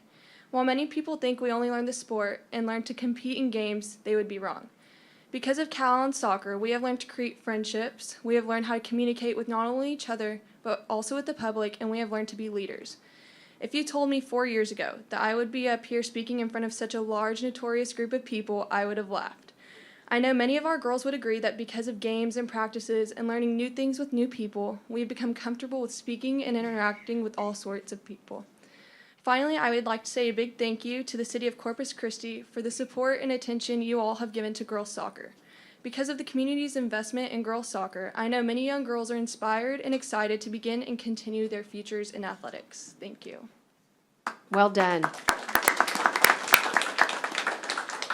I'm Sarah Pipkin-Love, head coach of the girls soccer team here. And so just a little bit of background about our group. And so last year ended pretty abruptly with COVID shutting everything down. As the summer passed and the school started, it wasn't a normal year for us. We knew that if we did what we needed to do, it could be a special year. So with school starting virtually and soccer workouts having to be completed on the athlete's own time, as a coach, I wasn't sure what we would look like when we came back to face-to-face instruction. The start of face-to-face was slow with numbers being low, and it was different as I could not be on the field with the players. I would stay off to the side and coach as much as possible, and the girls worked very hard to overcome the many obstacles and decided that they wanted to make it to the state tournament. So from that moment on, they had a goal: make it to state.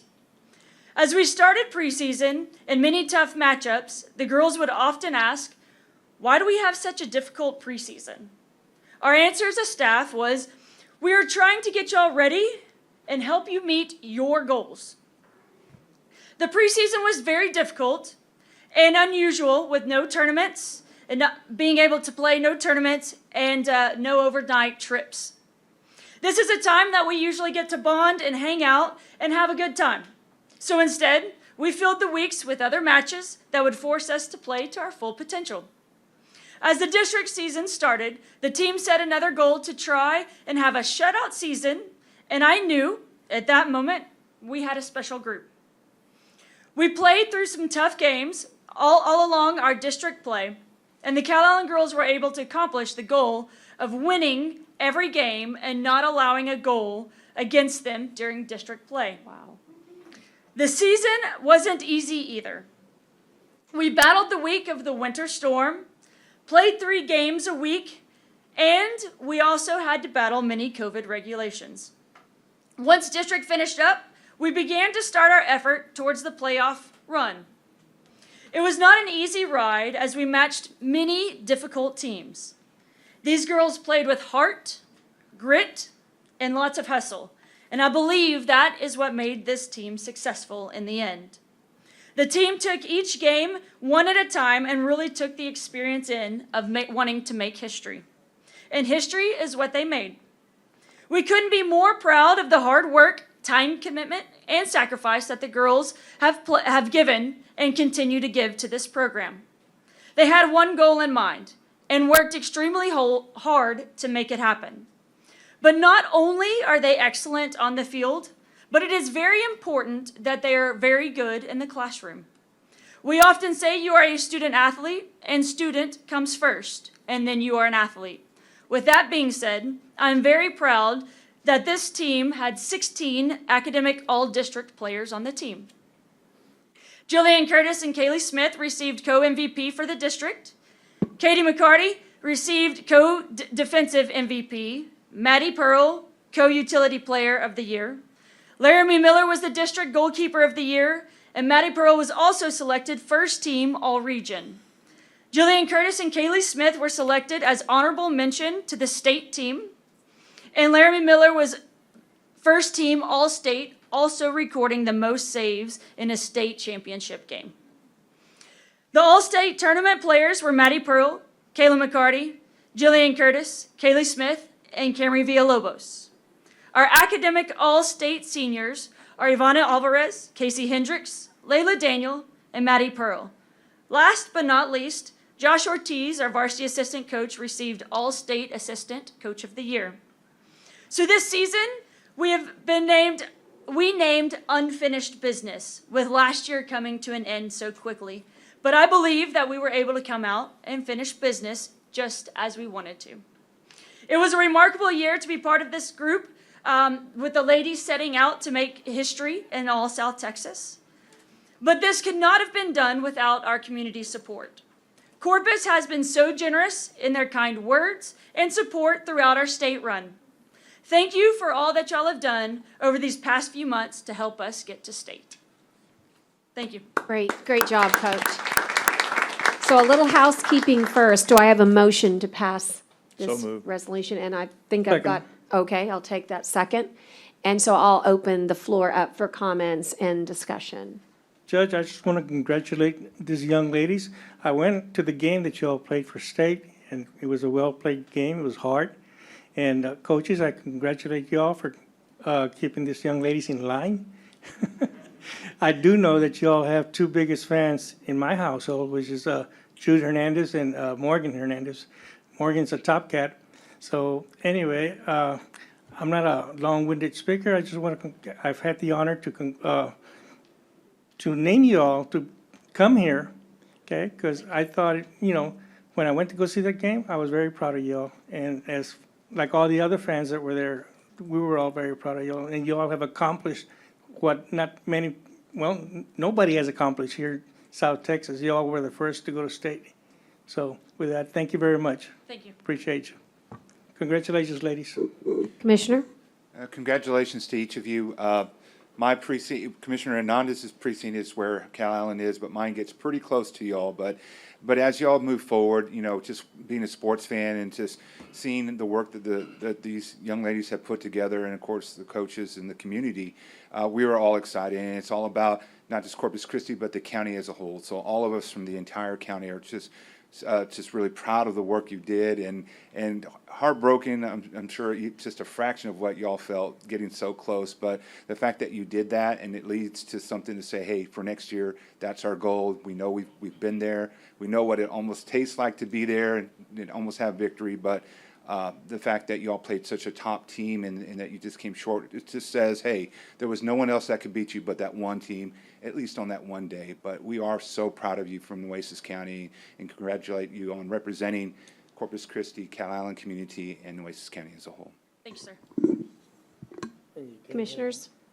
I just want to say congratulations. Even though you didn't win that final game, you guys are still winners. You don't look yourself as losers, you look yourself as winners. Because you played your heart out, you gave it all you had, and that's all anybody can ask for. And somebody's got to win, somebody's got to lose. But 5 years from now, 10 years from now, you're going to look back and say, man, that was quite a game.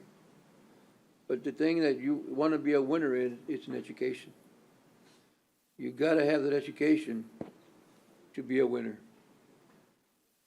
When you get that degree, walk the stage, you're a real winner. And that's what we want y'all guys to do, because we want you to take our place. And we thank you for everything you did. Coaches, I want to thank you for I know it takes a lot of your time. I have a grandson also. He's a coach with CCISD, and sometimes he says, I'm coming and going, Paul. I don't have time. But thank you for all y'all do and for having your heart in it. Thank you. Thank you, Judge. Commissioner Hernandez, thank you for bringing these wonderful young ladies and their team down here. What an honor to be the first in the Coastal Bend to wow, in all of soccer. I mean, I read that and I went, wow, that's amazing. Soccer is very strong in South Texas. It's gotten stronger, and the fact that y'all were the first ones to go is an amazing testament to your parents, to your family, to your coaches, to yourselves for the hard work that you put in. Tough year. We've had a lot of athletes in here, and we talk about how tough it's been during COVID. Was it going to happen? Wasn't going to happen? Was it going to shut down? Was it going to cancel? Did you have to reschedule this game? Another team got COVID. I mean, we've all gone through that with our kids and people that we know that are involved in sports, so I know how tough that was on you. And I know how vigorous and difficult it is to keep up your grades. And wow, all the academic honors, that's as impressive to me as the sports honors are. So congratulations to all of you. We're very, very proud of the young women that you are, and we're very proud of how you represent Nueces County. We're glad that you're here. And boy, you've set the bar high for the next few years for those who will follow. So I'm just kind of curious, do we have a lot coming back, Coach, or what? We do. Good. Yes, sir. Very fortunate. Good. We're Good young excited. team. Well, we wish the seniors well, and we look forward to seeing the juniors, sophomores, and freshmen right back here again this year or next year with that state championship run again. So congratulations to all of you. Very proud. Thanks, sir. Yeah, amen to all that. And let me just kind of focus on, as they say, the females here. So I have a lot of amazing opportunities to get to talk to women, mainly because I'm just a woman with a bunch of guys up here all the time. And so I get tapped to do a lot of, whether it's guest speaking or panelists, but I always find that it's when I'm supposed to be talking to them that I'm the one that gets the benefit. And so I feel like I'm getting the benefit today by being surrounded by such a powerhouse of women. And I couldn't remember the exact words, so while everybody was talking, I looked it up. And I've always been a fan of Alex Morgan. And she's now Carrasco, by the way. But Alex, of course, for those of you that are not soccer lovers, she's a professional soccer player, but she was also the co-captain of the United States team for quite a few years. And what I love about Alex is that she's just unabashedly, strong about saying, hey, this is not women's soccer, it's soccer, okay? Don't let anybody diminish you because you happen to be on an all-female team. What you do is play the same sport as the guys do. And you have played it at a level of excellence that has distinguished you amongst all athletes, not just women, all athletes. And so what I looked up that I think perfectly suits you are these words from Alex. She says, give me a second, it just moved on me here. She says, winning and losing isn't everything. We've heard those words before. But she says sometimes the journey is as important as the outcome. You had an incredible journey. And your outcome was not exactly what you wanted, but I'm going to tell you that I think it was exactly as it was supposed to be, for whatever reason. Whether it's going to be inspiration for future years, I hope that you seniors come back and sit on the sidelines and cheer these freshmen, sophomores, and juniors who will take your place. And the captain, you did a beautiful job. You must like Alex too, because I remember that one of the things that I liked about what she said when I saw her in an interview at ESPN, she said that you don't need much in soccer. You need a ball, you need a few people, and that's enough to sow the seeds of friendship for a lifetime. And you touched on that. And so with the very simple elements that you girls have, you're set. You are a powerhouse. You are a force to be reckoned with. And while the boys have also enjoyed tremendous success from your school, sometimes we allow ourselves to not be given the same due that the baseball and the football, you're the real football, remember that, get. So thank you for waiting patiently today so that we could truly honor you. And I, as a woman, feel empowered by your strength in this room. And it gives me a lot of excitement to see how many accolades on and off the field that you've gotten. So thank you for being here. Thank you for your patience. Government can work slow, but it does work for the people. And today, you allow us to share with the people your accomplishments. And I can see from your coach, she's a pretty strong class act herself. So you get it from strong character and strong leadership. Emulate that, follow that, model that, and you will find the outcome that you wish for yourselves. Your journey was truly beautiful in getting here. And have a great summer. And I can't wait to see you next year, right back in this courtroom with that trophy. Thanks, girls. Thank you. Barbara. All those. Oh, yeah, girls, we'd love to do a picture with you if you have the time. Yes, Okay. And can somebody tell me, I am missing the,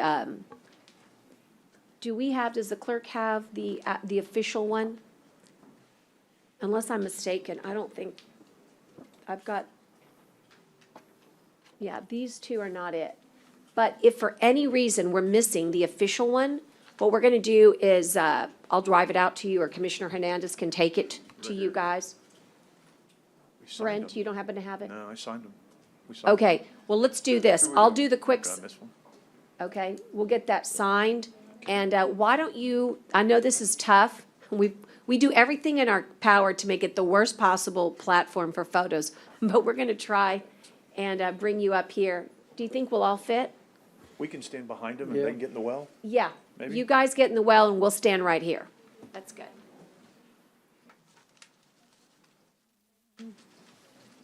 Oh, and we need to vote. And so, so our goalie is you, ma'am? Our goalie, are you the goalie? She's not here. Okay, I just chose the tallest one. Okay. Man, but your goalie is obviously incredible, huh? Yeah. And while we're assembling, all those in favor signify by saying aye. Aye. Pose same sign. All right, you guys can see us? Yeah, you bet. Thanks. I'm gonna go tippy toes here. These girls are tall. No, I'm good. I'm just short. Okay. Right there.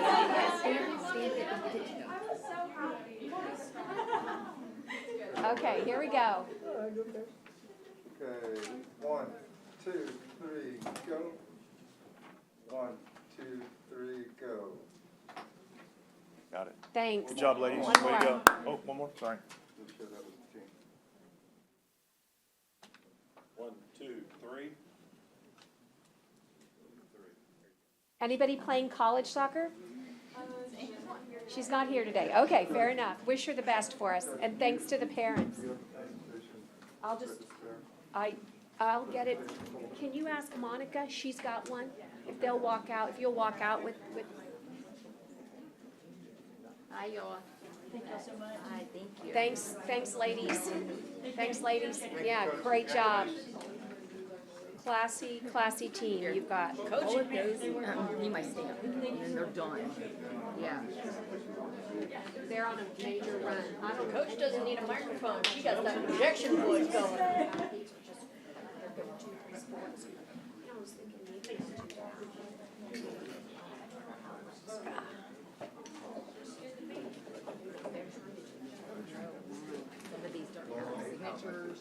Oh my gosh, incredible. Okay, what I'm going to do is, I know you must think, finally, it's my time here. We actually have 3 more proclamations, but I do need to advise the court that I have a promise to keep for regular agenda item 3A11, and that's Peter Collins. And so what I'm going to do is just ask, Peter has got to get back to the city. Ladies, I don't think he'll be long-winded. He is here just to help us understand what's happened at the DA's office. And Peter, I know you work for the city, so you understand efficiency, but will you give us the highlights, and then we'll move right back into our veterans, our elderly abuse awareness month, and cap it off with Juneteenth. Is this an agenda item, Judge? It I'm sorry. is. Which one? Sorry. It's 3A11. It's Thank you. presentation 3A11, and he's just going to basically tell us about the DA's office, and we can always ask him to participate remotely if there's further questions. Go ahead. Thank you, Judge. Good morning, Commissioners. Peter Collins, CIO with the City of Austin. I'm living in the past. City of Corpus. I was like, you were Christi. there now? What happened? Nope. This is my home. This Okay. is where I'll remain. So anyway, just to get really down to the bottom line, next slide, please. There's an issue with the transferring videos over to the DA's office.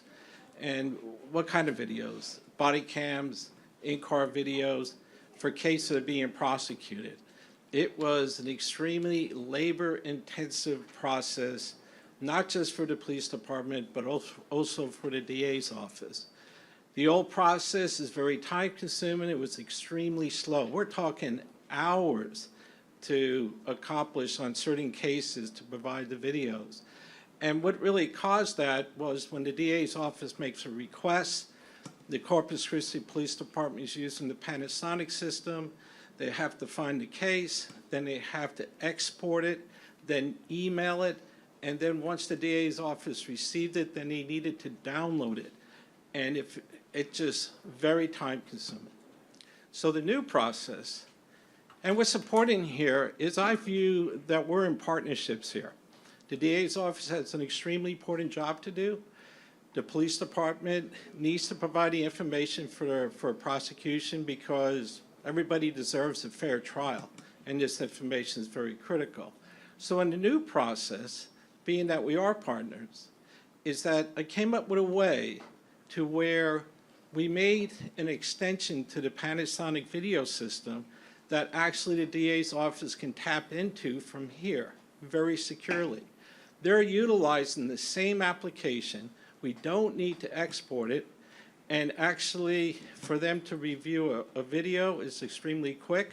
Access to it's extremely quick. And it's day and night now. So we improved the efficiency. But also, we'll back up those videos. We'll maintain the server. It's just an extension of our system. And this is a win-win for everybody because we decreased the time involved to do the exports and also for the DA's office to receive it. There was another solution that was out there, and it wasn't the right way to go. The solution would have cost about $116,000 to fix or to create, and being that's a great solution if we don't work in partnerships. But being that I love to work in partnerships, the solution is $8,160. So you guys, sorry, that's New York East That's okay. for everybody. But the thing is, by spending the $8,160, it'll give us a couple of years of the storage of the videos. So, and then as time goes on, we can increase that. But also there's some unknowns. How long do we keep a video on file? And that's all up to the DA's office. We trained everybody in the DA's office. I got the opportunity to talk with the new CIO about this system. I had his staff has been trained on the application too. So I view this as a win-win for everybody involved. Yeah, we're just very grateful. Partnerships do make life so much easier. And when we heard from the district attorney's office that this was an issue, our office initiated conversations with you.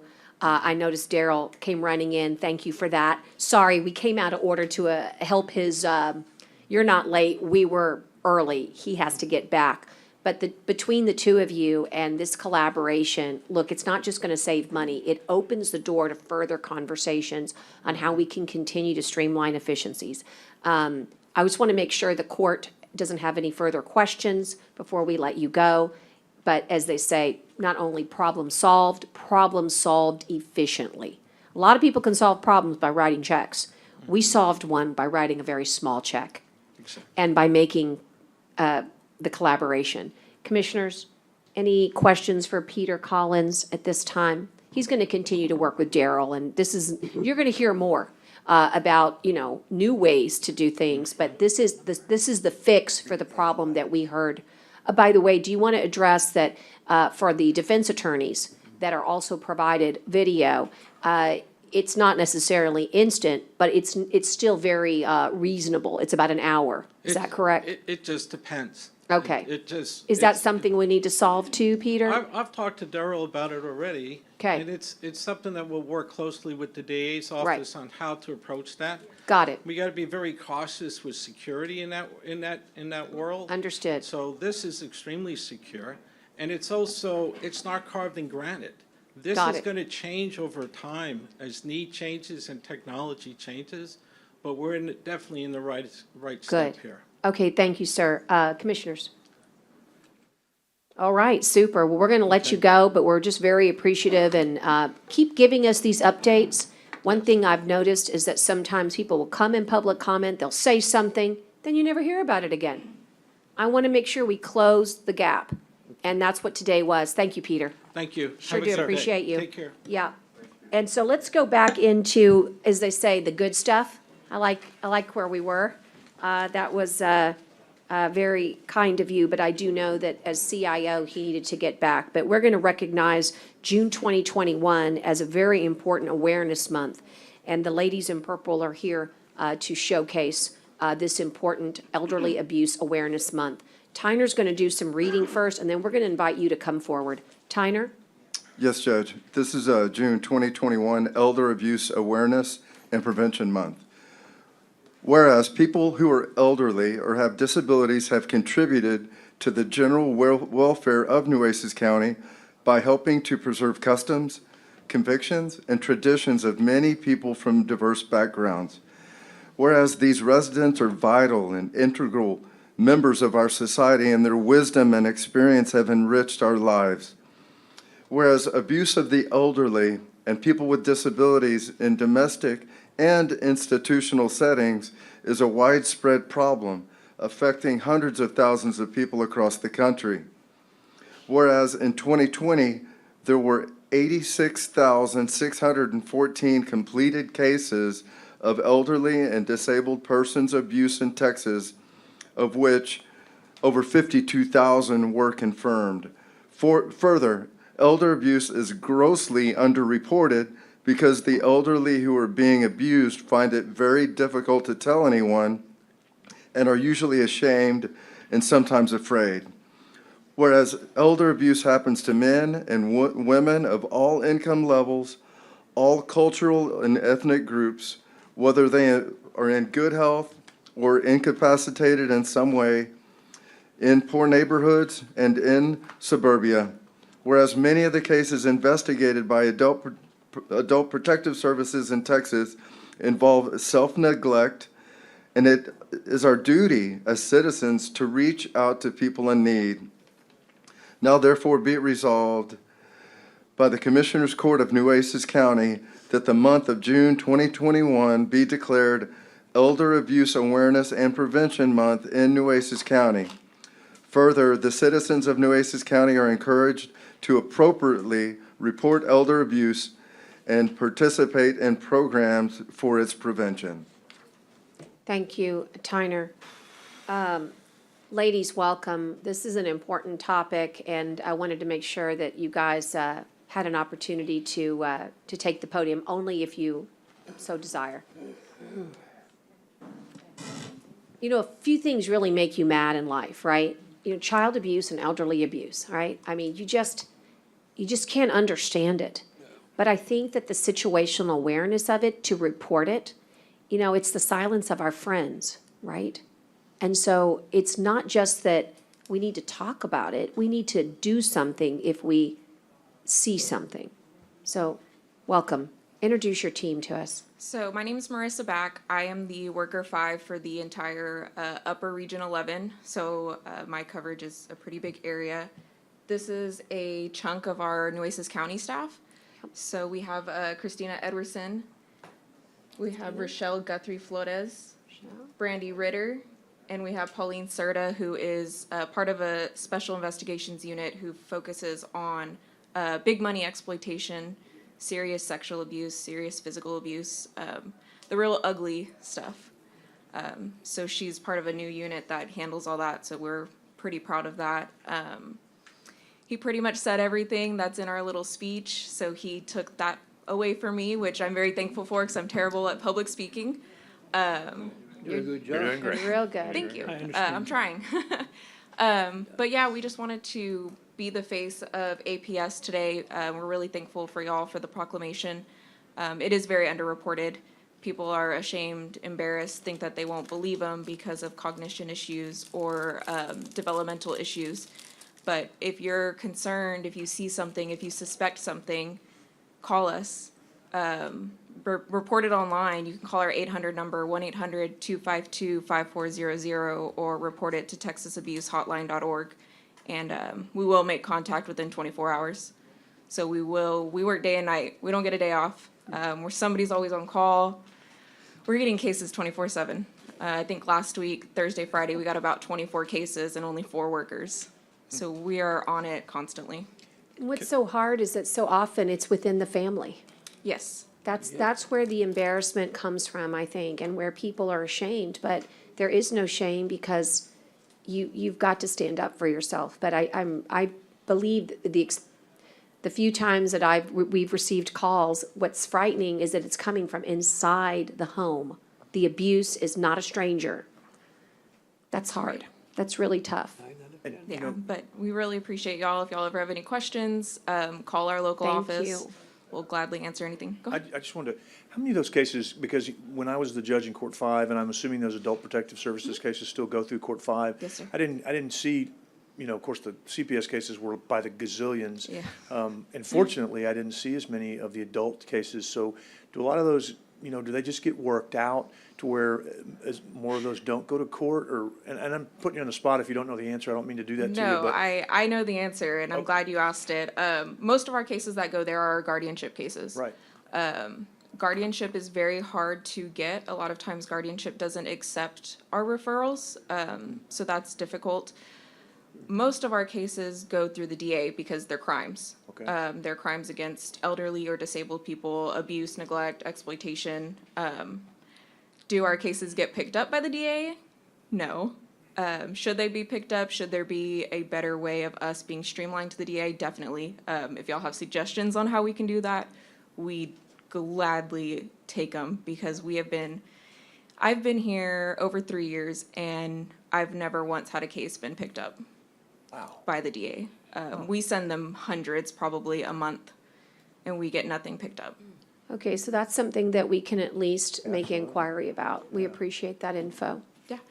Pauline, she's part of our specialty unit. She's gonna also touch on that because most of her cases go sent to the DA and I don't think you've had anything picked up. So. Yeah, that is one of our focus, and that's one of the reasons why they created this new unit in '98. I'm sorry, I didn't get the memo about the purple shirt, but yes, I'm part of the unit. But they did establish Unit 98, and we have workers here in Corpus, the Valley, San Antonio, and New Braunfels. That's our unit, and anything that comes within that region, we will investigate it. And one of our EDI or evidence-driven specialists, he has a law enforcement background, so he is pushing for our cases to be criminalized and prosecuted, so that way the people that we service do get justice.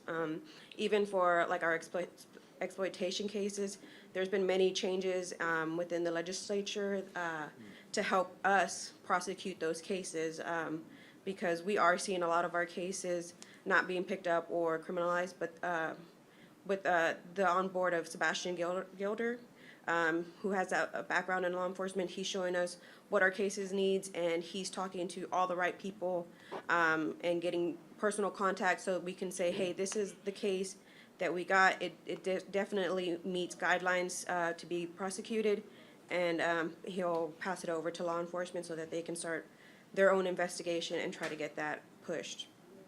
So yeah, we are working on that. With this new unit, and so we hope to see a lot more of our cases being prosecuted so that our clients can get justice.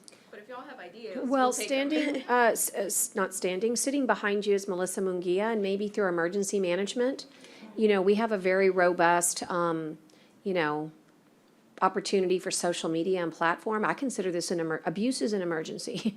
And if it's happening in proportions that are unacceptable, we need to be talking about it. So I'd like to know about ways we can help you message awareness, your hotline number. Is it 252-5400? Yes, ma'am. Okay, And then the sheriff's over. 1-800, I'm good with The numbers. sheriff's right there too. Okay, but let's make sure that we work, just grab your cards, just if you don't mind, I know I probably have it, but leave a set of cards. I'd like to help facilitate a dialogue between you and the DA's Yeah, office. and you know, we had a very Excuse me. successful one. We that did, We helped just recently. facilitate before with the ME, and they're very open to stuff, so I think we Yeah. could easily sit down with the I DA. think and- that's what we should do. Yeah, I Yeah, agree. our PA is very passionate about, like, because we're like, our client died because of abuse or neglect. What's the difference between a child dying because of abuse and neglect?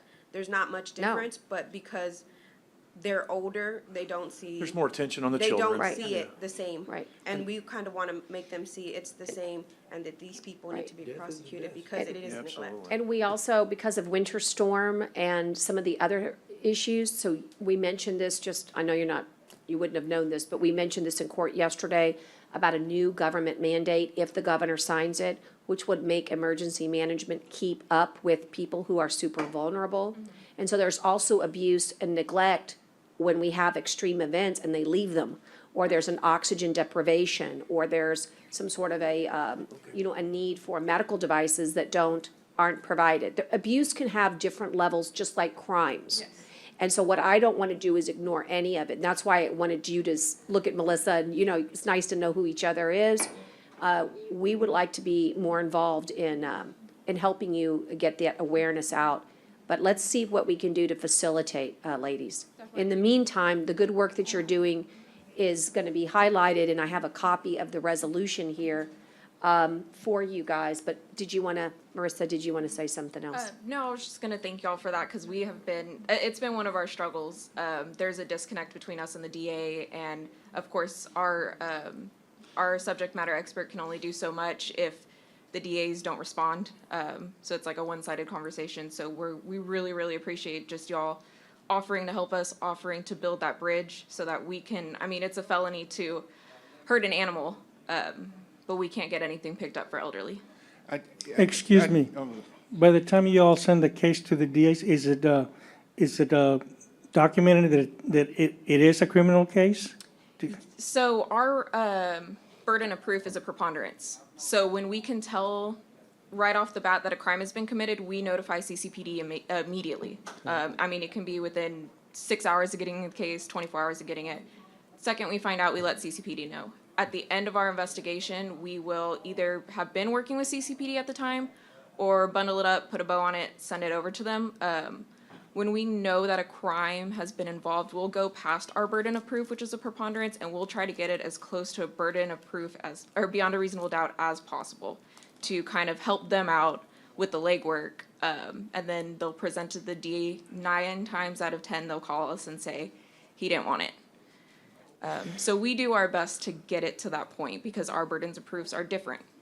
Well, I'm sure we'll do our part in trying to convince them to take a good look at those cases. Thank you. Okay. And I have a question so when I was on CPS side, we had like our community outreach specialist or whatever the title was. I mean, we have a lot of senior centers. In my precinct alone, I have like 4. Don't want to generate more work, but we obviously want people that can identify. I mean, we know that that's done a lot with children and daycares, and just educators are reached out to during like teacher orientations and things like that. Is there that kind of outreach going on now, or can that be done and connected with our community services to at least help us out on the county side? I'm not sure if you do that with the city of Corpus Christi, but just we're going to be opening up our centers soon. Right. And all through COVID, I thought, oh my gosh, I was thinking of CPS, like how many kids that are caught in the social net of teachers or staff or even parents recognizing signs of abuse or neglect. And I can't imagine the same thing on the elderly side. I mean, we have people delivering meals, but it's just real quick, or it's leaving the food on the porch, and they don't really have that interaction like they do when they're coming into the centers. So is that being done, or can we connect you with our community services to make sure that there's maybe some sort of it doesn't have to be a training, but a little bit of an orientation on just some key factors to recognize or look out for, so that if they find anything as professionals, they can call in and report, possible abuse and neglect. Yes, so we do have a community engagement specialist. His name is Gustavo Salinas, and he covers all of Region 11. All we have to do is give you his phone number, his email address. You could call him, email him, and he will arrange something. I know pre-COVID, we were doing a lot of stuff at like the library in Flower Bluff area. We would have senior engagement days pretty much, and just letting them know about what to report, when to report it, obviously who to call, signs and stuff, because with elderly people, they bruise easily with medications and stuff like that. So just trying to differentiate between abuse and what's just being elderly. Right. But yeah, there's definitely, I think now with everything opening up, we can probably start doing a lot more of that outreach again. I'm sure he's been planning stuff since the state has been opening up a lot more. Yeah. But that is something that I can have them reach out to Nueces County about to try to set stuff up. Yeah, I think that would be helpful, and it's, it's twofold. I think it's to educate those that are observing. We don't want them to investigate. I would always remember, don't want them to investigate on their own. Right. But be able to distinguish, is this something that's reasonable that happened with a perfectly reasonable expectation, explanation that happened, whereas, and then calling in something that was easily explainable, Right. that they had just asked, as compared to something that, yes, this warrants more Right. investigation. So. Yeah, we never want to deter people from calling in cases, because it's better to be safe than sorry. Right. I mean, we've shut down cases in a day because it was something like that, where it was a silly thing or just a miscommunication. But there are times where they thought it was a miscommunication, it was really a bigger thing.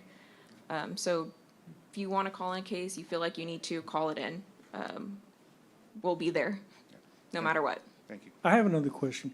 Do y'all go into nursing homes? No. So that is another section of APS. Nursing homes that are funded by Medicaid are investigated by a different portion.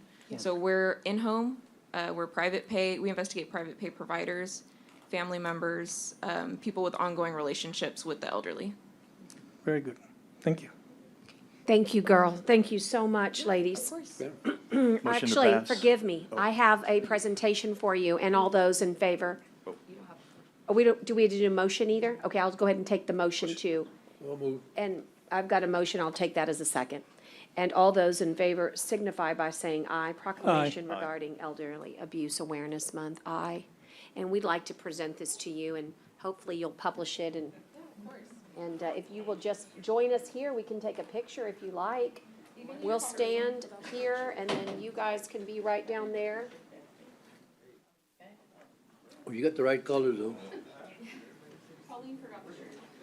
Purple and gold. We've had a lot of success when we gather everybody, but, we gotta just know about it, so good, thank you for sharing. Yeah, sometimes it becomes more than just like awareness month. We really did good today, so, thank you. Tyner, give us the 1, 2, 3, or Kara, the 1, 2, 3.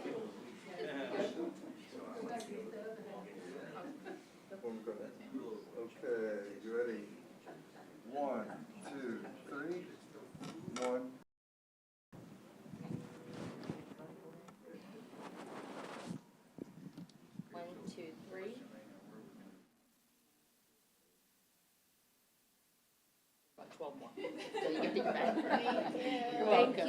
Thank you guys so Thank y'all for much. what y'all do.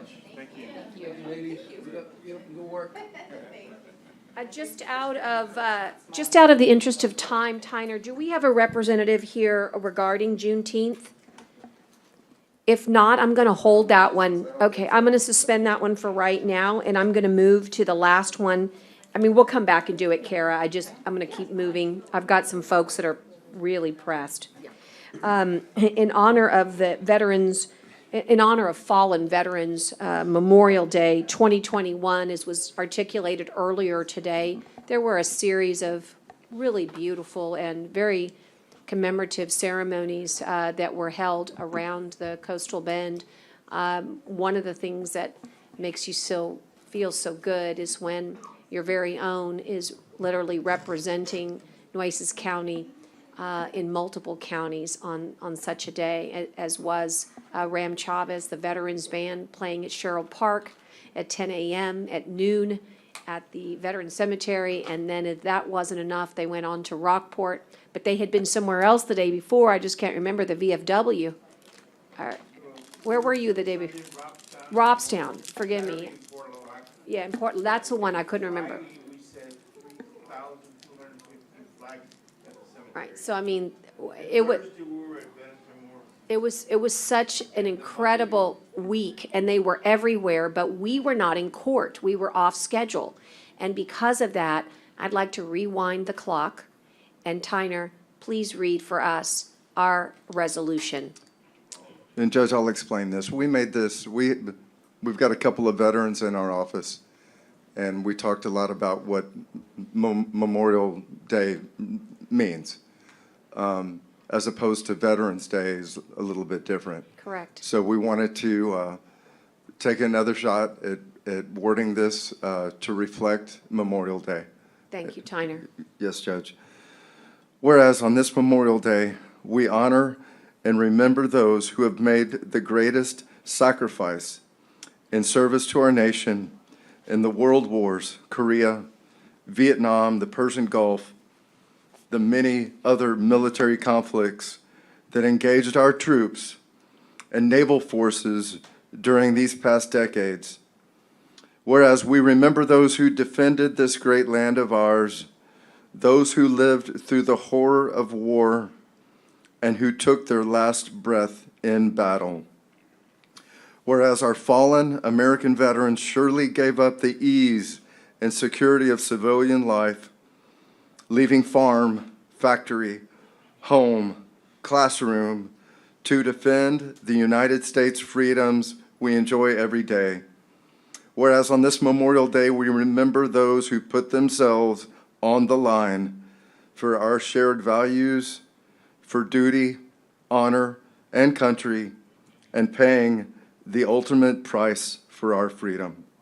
Now therefore be it proclaimed by the Commissioner's Court of Nueces County that this Memorial Day, the court honors our fallen American veterans and urges all citizens of Nueces County to offer gratitude for the many sacrifices of these veterans for the freedom provided to every citizen of Nueces County. That's beautifully written, Tyner. Thank you for the care and thought that went into that resolution, and I'll take the housekeeping first. I'd like to make the motion to approve, and I'll take a second from our veteran, our resident veteran here, Commissioner Gonzalez, and ask that there might be some discussion. I certainly want to acknowledge once again the veterans, the leader of the band, and that is a metaphor for truly the leader of our veterans community, Ram Chavez, and of course the honor guard that's here. You know, you're right, with no notes. Every once in a while I think, how is it possible that he can say it with such feeling time and time again? And when you get to the part that is my favorite about the POW, when you say, never forgotten, and what are we gonna do, Ram? We're gonna have to train a whole new generation. I hope you're working on it, because what we do here is unparalleled. Everybody says so.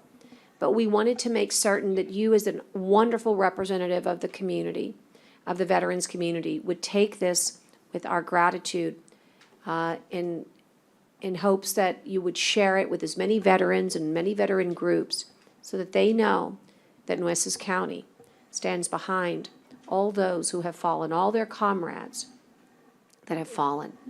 And we really did have a very beautiful, very special ceremony, and we have many more to come. We've got our own Fallen Heroes Memorial here at Nueces County Courthouse, and Ram and I have been discussing the importance of memorializing. We have not done anything for Desert Storm, anything for our Operation Freedom, Iraqi freedom, or Enduring Freedom. There's nothing. So what I'd like to do is ask all electeds, let's do this together. Kara's got a robust veterans program, sheriff. Every one of us has a connection. But if we would do something together, what would that mean in today's times for this? Unfortunately, we have names to place on that beautiful granite stone. Sadly, Ram. I can't remember, but Ram knows the name of every POW that we are still missing. Please, Ram, every one of them, including the ones we hope to bring home the remains from Korea, from Driscoll, Texas. You know, it's important to know that I'll just start. There's 352 names, Korea and Vietnam, at the memorial that was at the Coliseum, which is now at Sherrill Park. People don't even know that. Yes. The names are there. They're combined together at the time. There were 101 killed in Vietnam from Corpus Christi. And there were 3 from Robstown. There were a total, I'm gonna make it short because of the time, 264 killed in the coastal belt, 14 county area. Okay. I have all their names. I have 264 pictures. It's a passion I've been doing for 50 years. We have 4 missing. They have not come home. William Niederdecker was a Navy aviator, graduated from Ray High School in 1965. His plane went down in the Gulf and never recovered. He used to be a SAC boy for HEB on Alameda. He was probably your neighbor, your friend, your classmate. People forget that. We don't. Because if we don't, who will? We have Barry Hilbrick, very bright young man from Mary Carroll High School, class of 64. That's the year I graduated. I met him I went to Carroll for 1 semester in my sophomore year. He was a Green Beret captain, has not come home. His sisters are gone. There was one left. She moved because of age. That's how close we are to these families. We have not forgotten. So we don't just recite numbers or names. It's in here. It's in our mind. Daniel Jericho was in trouble in the 60s. In the 60s, if you were in trouble, the judge gave you 2 choices. Remember, Joe? 2 choices. Jail? Either you go to the recruiter or you go to that place over there. And the dad asked the judge, please let me walk him to the recruiter. And he did. He cried till the day he died because he felt bad. He had made his son join the Army, and now he was missing. One sister lives in Austin, and one sister lives in Virginia. I talk to them from time to time because it's in our heart and minds, and we don't forget. Ricardo Martinez Garcia from Driscoll, Texas. You need to learn about him. There's a ceremony in January every year at the elementary school done by Jesse Aleman. Ricardo was in a helicopter going down, and he tells the other crew chief, when we hit the ground, you head in that direction, the South Vietnamese Rangers will pick you up. I'm staying behind. Now you think about that. How many of us would say, I'm going back, I'm staying behind? He's not ordered, he's not injured, he's not hurt, he's not wounded. He's made the decision to stay behind because his 2 pilots are wounded. That's Ricardo from Driscoll, Texas. He stayed behind, took care of his 2 pilots, and he was seen alive, captured by the North Vietnamese. 4 years ago, 17 of the veterans that were with him made the trip to Corpus Christi with their families and to Driscoll, Texas, to honor Ricardo. It was a packed house. That tells you those are Nueces counties. POWs, MI is still missing, but not missing from veterans' heart or minds. They have kept up with their life. Those are real. When you see that black flag, that flag really stands for people that we knew. They probably serviced you, went to school together with you. Maybe they carry groceries too. And they're missing. And someday we hope that they'll come home. We have a Korean veteran that his remains may be in the 55 remains that were returned by North Korea about 3 or 4 years ago. The Lugo family in Corpus was notified that their uncle may be there. Do you know that at the Coastal Bend State Veteran Cemetery, there is a name. Nobody no ashes. The only thing that exists is a letter.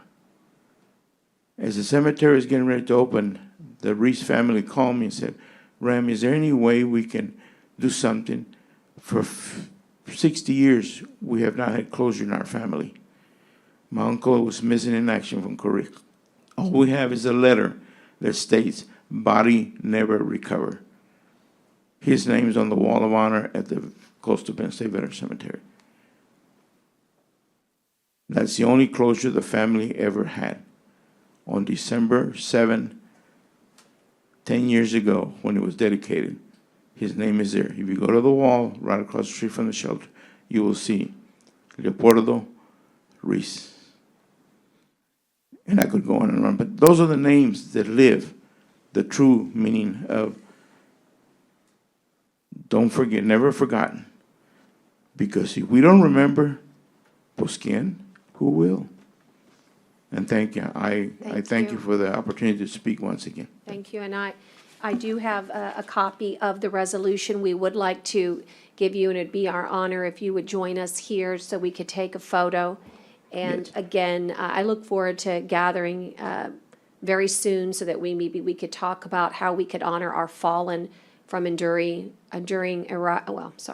freedom and. Yes, ma'am. I'm going to ask Rocky. Ginger Brian from Yes. the Veterans Band Color Guard and David Matson from the Veterans Band Color Guard, and also with a Memorial Service Detachment at the cemetery to join me. They're members of the band.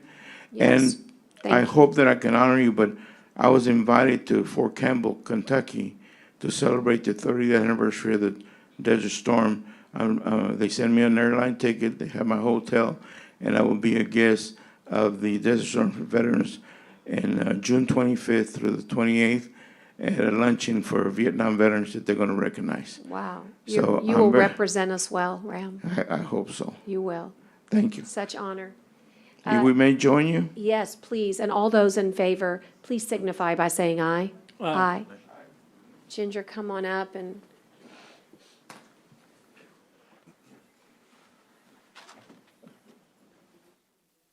Realize it was 30 years, so you just 30 said years. no. Well, I'm here to talk to everybody straight on line. Connie's a veteran in our court administration. Scott Cross is a veteran with our coastal parks. Veterans, if you would like, please join us. Scott, join us. You're our, Connie, please, you've served. Absolutely. Any veteran, Mike, Mike Rendon. That's why we want to honor you. Thank you, Mike. Okay, y'all ready? Right here. 1, 2, 3. 1, 2, 3. Sorry.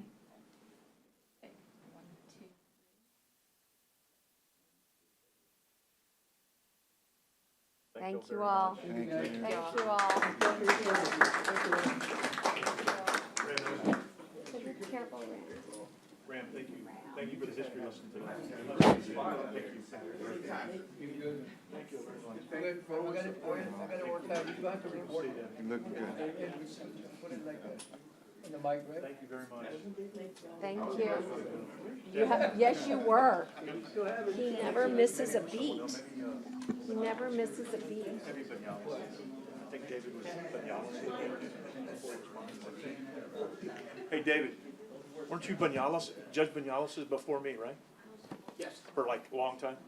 about 8.5 years. There you go. Yeah. Okay, so look, there's many people here, but we've got the RTA who's been here for a while that I'd like to advance, and also Scott Cross is literally on his way to the airport. And so Scott, I think that yours, how do you guys feel? Scott's got to catch a plane. Would you allow me to do, they do too? Carol does too, I know. We're gonna go quickly, but we're gonna honor the documentation that you brought with us here. Let me just take a look. I know I can shepherd a lot of what you've got, Scott. Yeah. So just do me a favor, just set us the tone, and then you can take off and let me get the RTA and Carol. How does that sound? Okay, yeah, this will be simple. You've got. But let's go ahead and reference the items for the Okay. Commissioners Court. Okay, so on the consent, Michael will be taking care of those things. If you want to pull them and have any discussion on Jacobs Engineering and Lockwood Andrews and Newman. You, under consent, is basically we already honored the Ron Hoover Group and their contribution to us. Correct. Regular agenda item, the multi-purpose building, I can push that update again till the 23rd, because I'm gonna have a very detailed update for you to wrap this up. So we want to table that one? is what I'm you're okay saying? with that. Yeah. Motion to Can you table. tell I just try to keep y'all. Can you tell us numbers on? Motion Yeah. to table 3A2. Thank you. 3A2, I'm sorry about that. And I just keep it on here so I can keep you guys abreast so you don't have any surprises. Hold Got a on one motion? second, Hold on, Scott. Scott. I'll take a motion to table 3A2 So from moved. Chesney. And then Second. I've got a second, and all those in favor signify by saying aye. Aye. Okay, go ahead. Okay, Scott. Number 3 is a Terracon consultant contract. And I did send you, Judge, I did send you and Commissioner Chesney the definition of why there are two and what each one do, because I was afraid I'd get that question by the court. And then number 4 is, Well, what I'll do is we'll take him up. I just want to make sure he can, Okay. that Do you- way I'm not, I don't want to make the court feel like we're just But this pushing is, but I want to through it. make sure, that's the one that I've already said I would Yes. cover. So Yes. Judge, if we're going to just go ahead and pass that while he's here, Well, if you're willing, sure. I'm good because I'm covering the cost on that. yes, sir, Not me personally, but from COs. Judge. 2016. Yes, 2016 COs. Yeah, so this is for soil testing, everybody, Number 3? is that correct? Yes, sir. Soil 3A2. and concrete bores. Both. Soil and concrete bores, and this is item number 3 on regular agenda, and the amount of money is 18,000 if I remember. Oh, No, it's No. 40-something. 42. 42. For both? Well, no, the 54,000 one y'all already approved to Commissioner's Court. This is a new one, and it's for 42,000. Okay, 42,000, and that's gonna be funding source CO 2016. Yes. And Teresa's Okay, already and so do you encumbered wanna that. make that motion? So moved. And again, this was not, this is, the reason it wasn't in before, Scott, is because it wasn't contemplated before. Correct. Okay. Clarification, y'all are doing the selection, and then y'all are approving a professional services agreement. It So was it's listed- two. It So was moved. listed as a personal, but it's a professional. All right. moved. Okay. So please make note of that for the record, for the clerk, that it's a typo. It needs to be referenced as a professional services contract, not personal. So moved as amended. Thank How about you. that? As Thank you. amended. 3A2, all those in favor signify by saying aye. Aye. Aye. Okay, and then, Scott, on item number 4, the Yes, ma'am. geofill. That is to do some additional, that's a change order that you've got to do some additional work up there where we're doing a Hoss Carball observation deck. That is being covered by already budgeted funds for that original observation deck project, and I'm covering the remainder of what we don't have out of my 182 operating account. 182 is what we use to support Bob Hall Pier. Well, Bob Hall Pier is not operating. And so, and I briefly spoke to the commissioner about this. I said, I'm coming to y'all for more money. I've got some budgeted funds over here. Let me just use them. Right. And just to make sure, just tell us what the order is for. Okay, it's gonna be, we're replacing all the windows in the original pier construction, pier building. We're redoing the soffit and the fascia, painting the outside of the building, and just basically sprucing it up. It's needed, it's had some deferred maintenance, it's needed it. We got a contractor that's there. We're not near the 25% that you can cap out on a change order. And we're gonna have something brand new. We don't want this. Efficiencies. Yeah. Got it. I understand. Okay, Move so. passage, Judge. Thank you, and I'll second. And all those in favor signify by saying aye. Aye. Okay. Next time, when you come give us that detail, you can bring some photos maybe on some slides. I get them, but I don't know if all the commissioners have that same opportunity. It's really coming along pretty amazingly is. fabulous. Let's go ahead and share that next court. Okay, And before you leave, I believe that's all on the regular agenda. correct.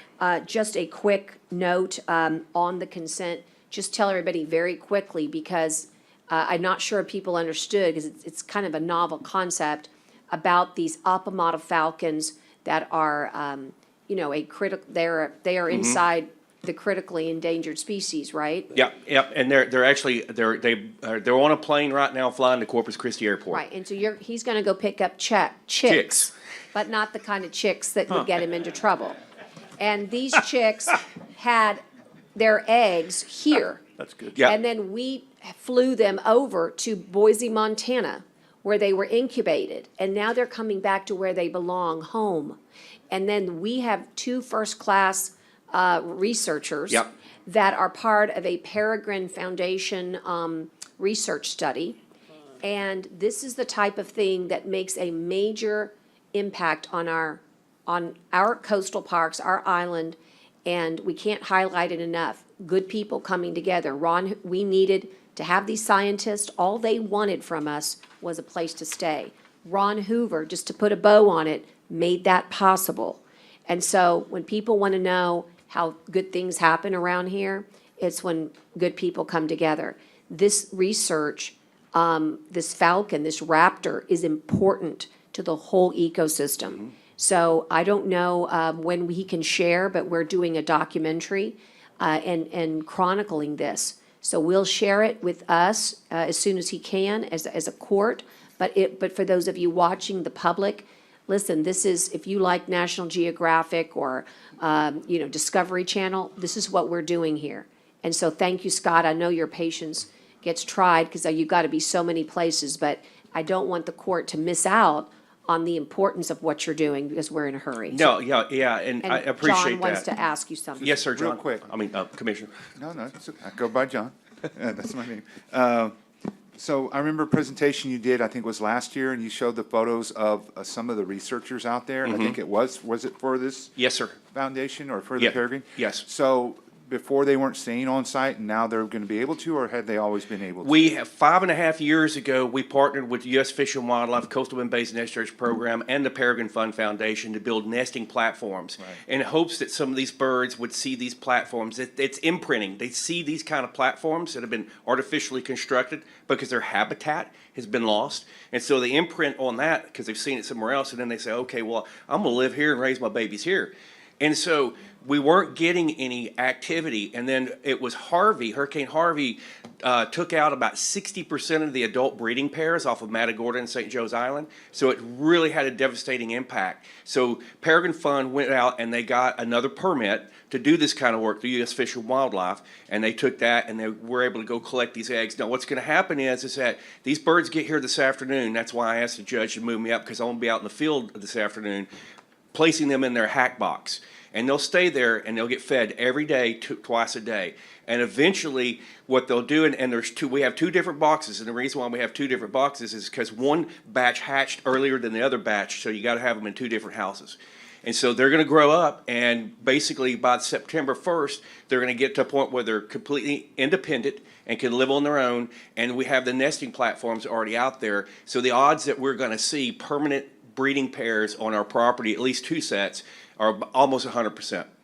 And the other birds will disperse. They'll end up maybe back on St. Joe's, Matagorda Island, maybe Padre Island National Seashore. We just don't know, but it's really neat, and it's a pretty neat deal. The only other thing I would ask, especially for the general public that are watching this and listening, these birds are extremely protected and they're extremely endangered. And we're not advertising where our hack site is, but if anybody figures that out, you need to stay out of the area until we get these birds raised up, because there is a very healthy fine if they jack with these birds and are not permitted to do so. And they are quite beautiful, and we'll definitely look on our website. We're going to try to start syncing all this great information. So if you want to feel like you're a part of it, give us a chance to get these YouTube videos up and some of the photos. Scott, thank you. And later on, after we get everything going today's the real hectic day. Later on, commissioners, judge, y'all come out and I'll take you out there and I'll let you see it firsthand. Yeah, that'd be wonderful. You know? And also, Dale Rankin, sometimes you listen in, and if not, I see Holden Hopkins on the line. Call the Island Moon for us and let them write a great human interest story on this. This is a wonderful story that needs to be shared. And the South Jetty, they'll pick it up too. South Jetty as well. Okay. Scott, thank you. Bye. Head on out to the airport. Okay, thank you. I'm going to call up the RTA. Carol, keep the faith. You're next on deck. RTA, you're here in force, and thank you. Chairman, court recognizes Chairman Eddie Martinez from the RTA, and also the whole team, including Executive Director Jorge Cruzaedo, Rita, thank you for marketing, Mike Rendon, Head of Operations. This is an all-star cast we have this morning, but do you need to cue video at this time there? Just give us a second.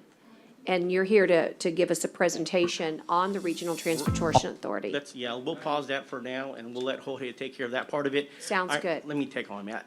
We Go have ahead. the big B because I didn't wear my pen, so I wanted to mark it B. Yeah, that's great. So again, thank you, Judge, thank you, Commissioners Court, for allowing us to come before you and speak. My name is Eddie Martinez. I serve as the chairman of the RTA.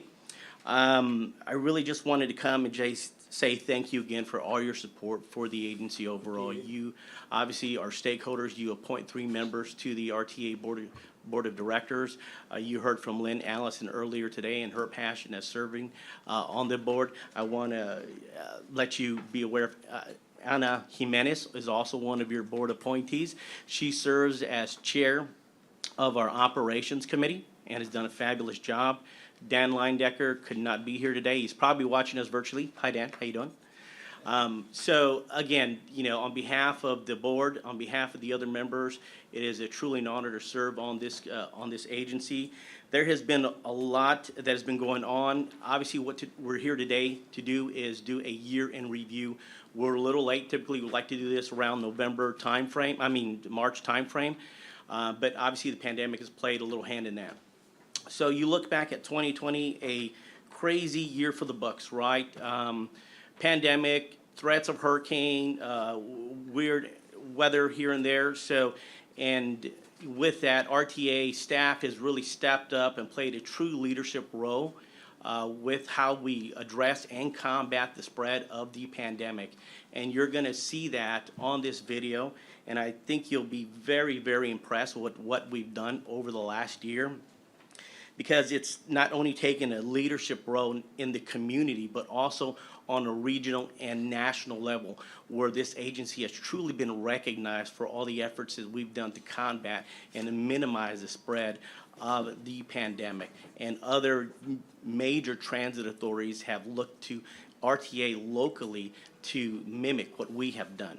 So you're gonna see, in the video, tremendous strides in investment in infrastructure and amenities that we're undergoing today. So please, just while the video's kind of running, you'll see that. Pay close attention to that as well. And again, thank you for all your support. If there's any particular projects that you have in your districts that you'd like us to support you on, you have your boards to reach out to, your board members, but also feel free to reach out to myself, to Jorge, to Mike, to Rita, to any one of us, how we can support you in your districts as well. With that, I'm going to allow Jorge to come up here and give the overview of the video and any Q&A that you may have. Thank you very much for your time.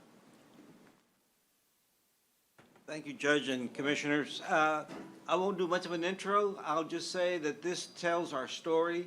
It is packed full of information, packed full of all the actions we're taking. We want to be an asset to the community. We have approximately lost 60% of our customers due to the pandemic. Many because they're students, many because they've lost their current economic situations, and the reduction in their life functions because of the closures we've had. We're expecting a rebound. We're prepared. We have received federal funds to ensure that our workforce continues. We want to be partners with the county and the city. One of our biggest routes, by the way, is Route 27, which goes to Robstown.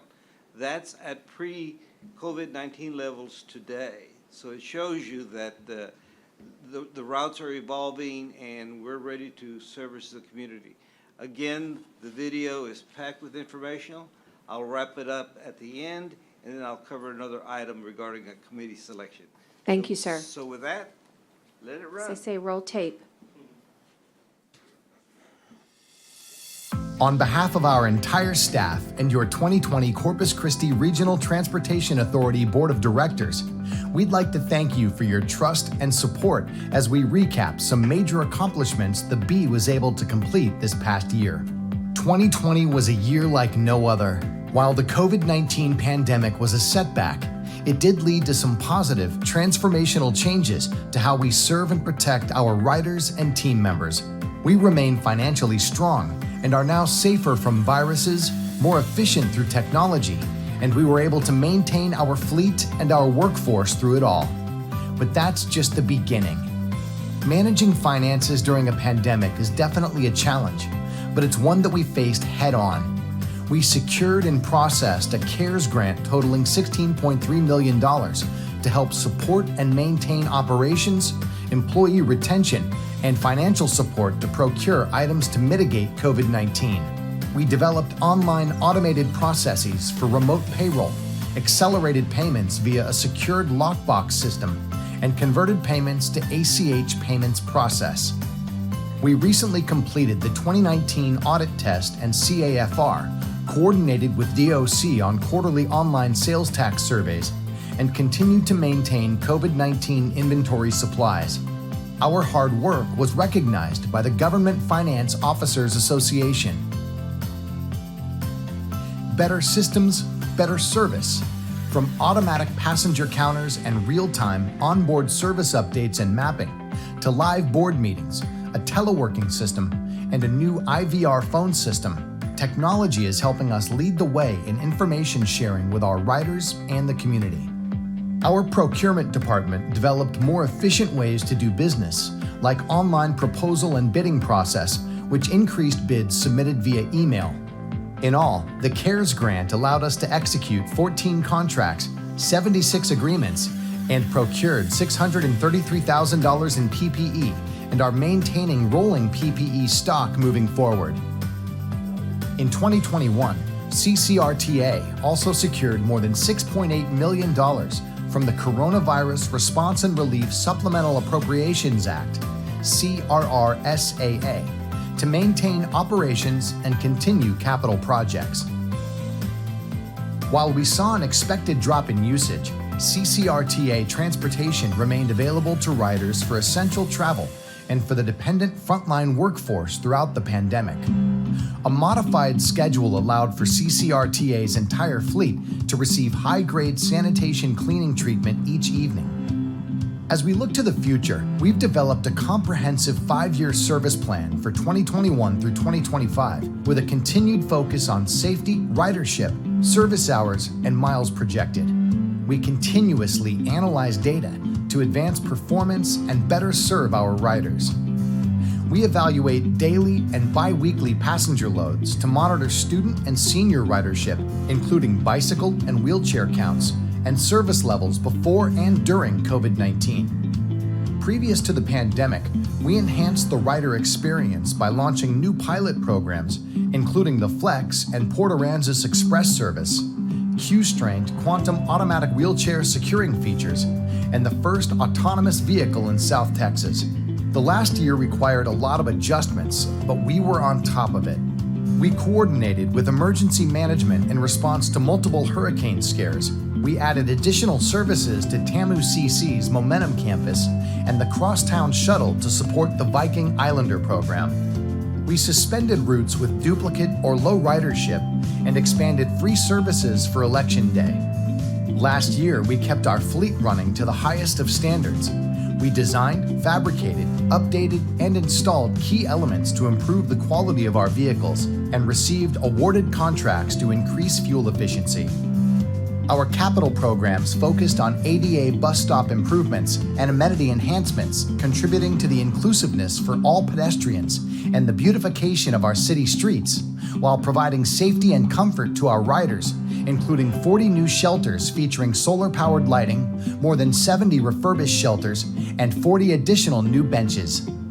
That's just the beginning. An additional 300 bus shelters will be installed by the end of 2021. Our 3-year shelter program includes replacing our existing wooden benches with 566 new advertising benches, plus 230 semi-seating with beacon lighting at bus stops currently without benches, for an investment of almost $6.7 million. We continue forward with ADA accessibility initiatives exclusive with $1.5 million dedicated to continued accessibility compliance for bus stops and services. To date, ADA bus stop improvements total an estimated $5.1 million. The improvements include curb ramps at intersections, sidewalk improvements, and shelter pads. Also, CCRTA will invest funding to enhance the city street infrastructure at bus stops by investing nearly $725,000 in bus pad infrastructure. This capital spending increases the durability of the roadway with the installation of concrete surface areas at the bus stop. All of these improvements will contribute positively to enhance the quality, safety, and accessibility of public transportation to CCRTA riders. We have several exciting projects currently in progress, which will improve connectivity throughout the city. Our Port Ayers transfer station rebuild will transform one of our busiest hubs, and the new Del Mar Southside campus stops will bring much-needed service to the growing Deep South Side. We're also improving infrastructure and implementing maintenance projects that will help ensure the best experience for our riders. Safety is a major priority for CCRTA. We want riders to feel safe every time they board our fleet. To ensure the safety of our riders, we've added 180 security guard hours per week at our transfer stations, plus additional day hours to the Security Patrol Rover. We also continue to make CCRTA safer by collaborating with community partners like the Robstown Canine Unit and other local police and fire departments to achieve a safer environment for our employees and riders. Focusing on public image and transparency, we continued to build a stronger relationship between CCRTA and the communities we serve. We effectively communicated safety information regarding COVID-19 prevention and updates as they evolved throughout the year. We created new service options like the Port Aransas Express to better connect our growing regional workforce. We introduced new technology deploying the area's first autonomous vehicle, Surge, to serve our Islanders campus. These efforts earned us several accolades from the Texas Transit Association and Southwest Transit Association. Caring for our employees didn't stop during a pandemic. We found new ways to show our appreciation for their hard work and dedication. We implemented Hero Pay for our active essential workers, increased teleworking capabilities, and provided HEB gift cards to all employees in lieu of traditional holiday events. We focused on health and wellness on site by providing PPE gear and introducing daily contactless infrared temperature screenings. We also provided health screenings and immunizations for employees and their dependents. To reduce the spread of germs, our staff increased the frequency of high-grade sanitation cleaning treatments throughout the workplace. The HR department transitioned CCRTA's recruitment process into a successful virtual onboarding and training program. It's all about doing better every day. Our Better Starts With Me internal campaign boosted employee morale during a year like no other. We're optimistic about the future as we complete upcoming projects that will enhance and expand services for years to come. Because no matter what lies ahead, we'll get you to where you need to be safely. Well done. Well, thank you, and the important thing is we service approximately 6,000 to 7,000 customers today and every day. Help meet their needs to continue their education, to do their jobs that they need to do, and to do their life functions. And we are fully anticipating that as the community comes back to the new normal, that the ridership will begin to increase again.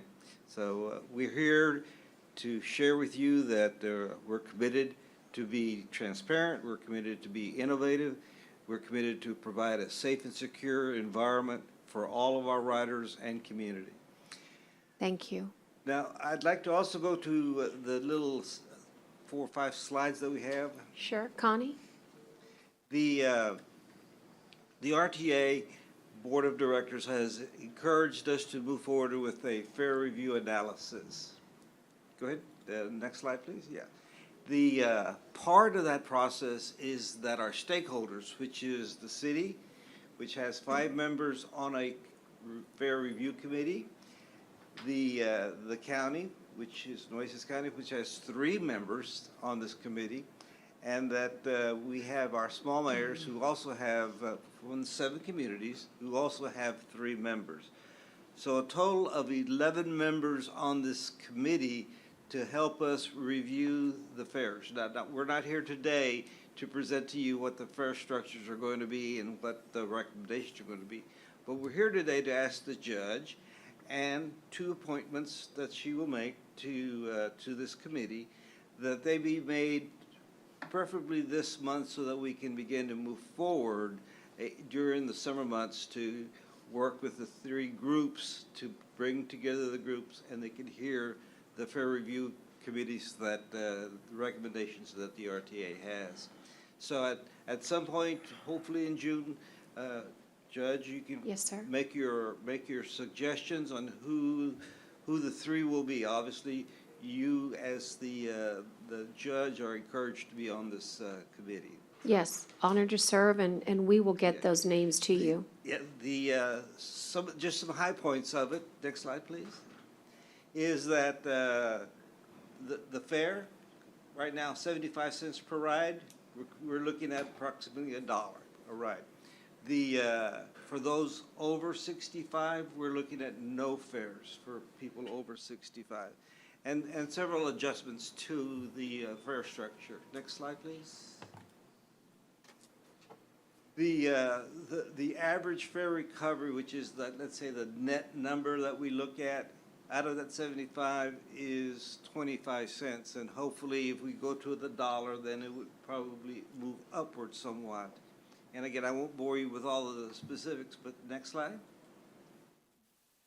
The fare recovery during this proposed change is intended to provide the amenities our customers use, which is improved bus stops with lighting, solar lighting, looking at additional amenities at the bus stops, and looking at the need to improve our technology so that we can work electronically with our customer group. Next slide, please. The timeline that we've been working on is we began to develop the fares in 2019, but during the pandemic, we suspended moving forward with the rate structure until this point this year.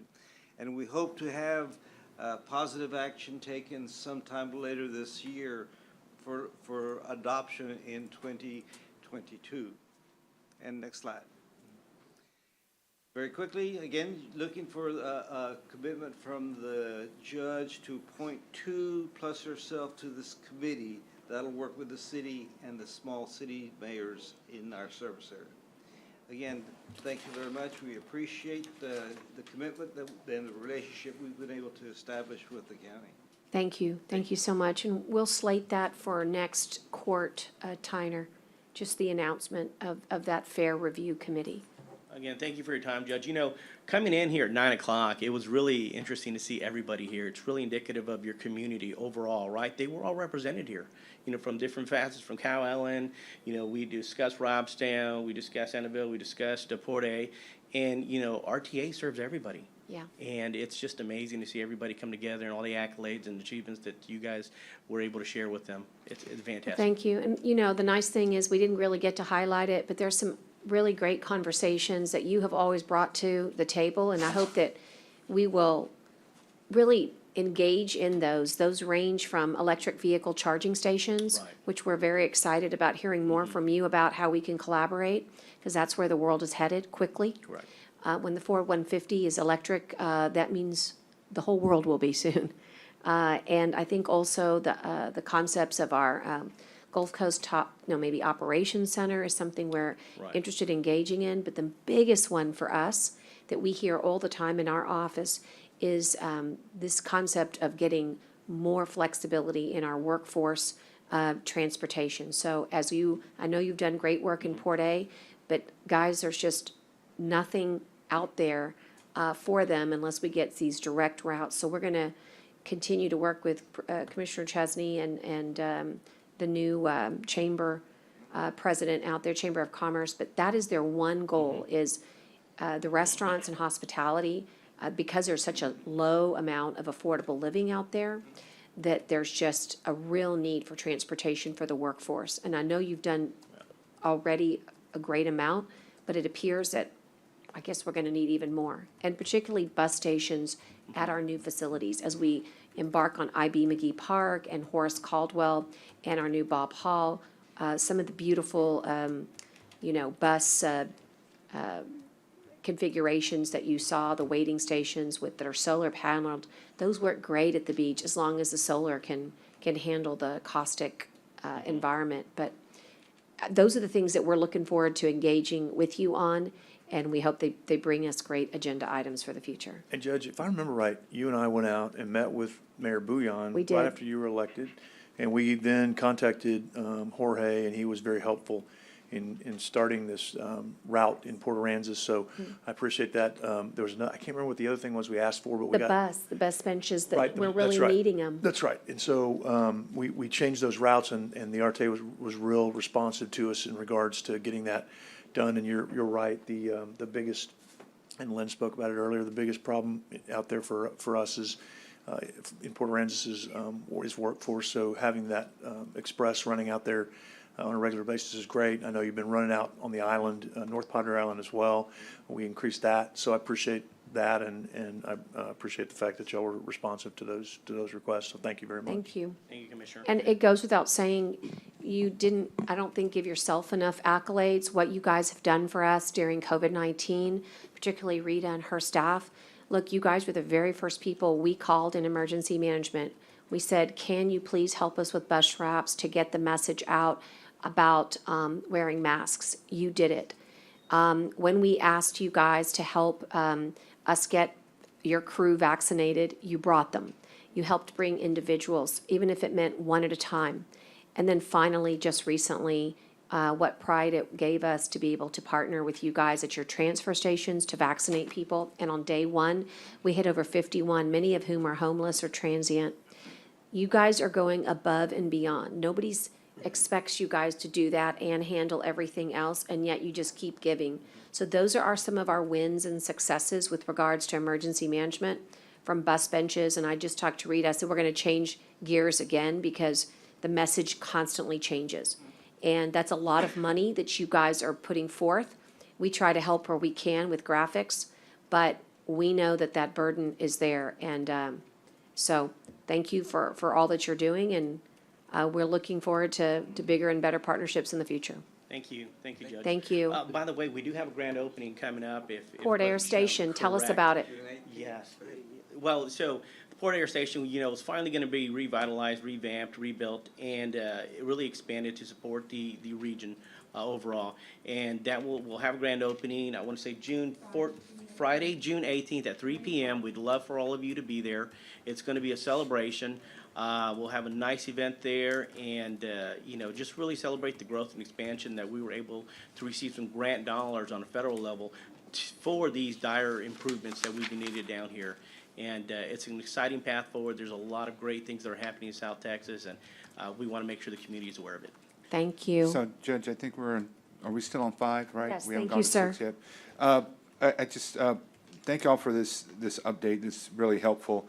I'm going to continue to push for more routes in Robstown, and especially that new, biggest company in the world parking right there on 44.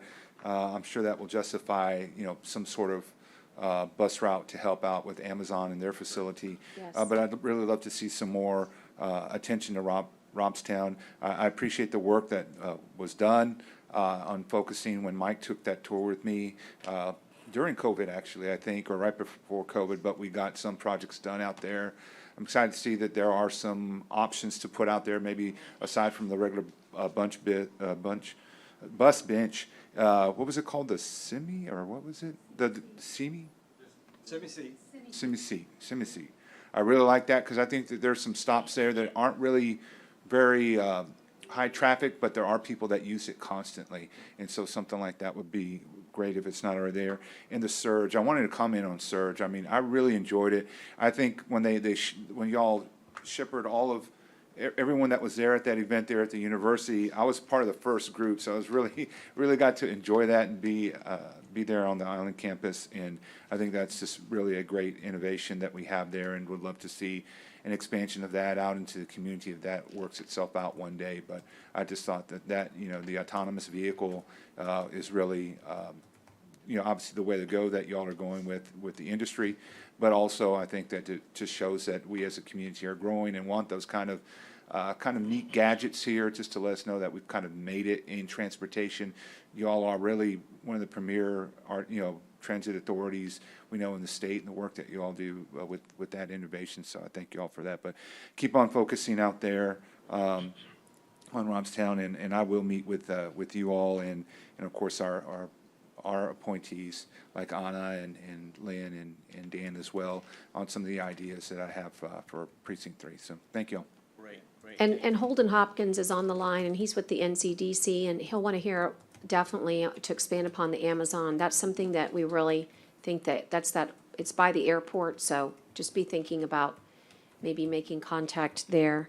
On our end, we'll do some outreach with each of you. That'd be please. great. That way we can coordinate some meetings and see what some of the needs that you're thinking of. Yeah. That you might need in your districts, and look to formulate a plan to address those. What's the furthest bus route that you have down Cal Island 624? That's our 27 and 27A. And in fact, that route.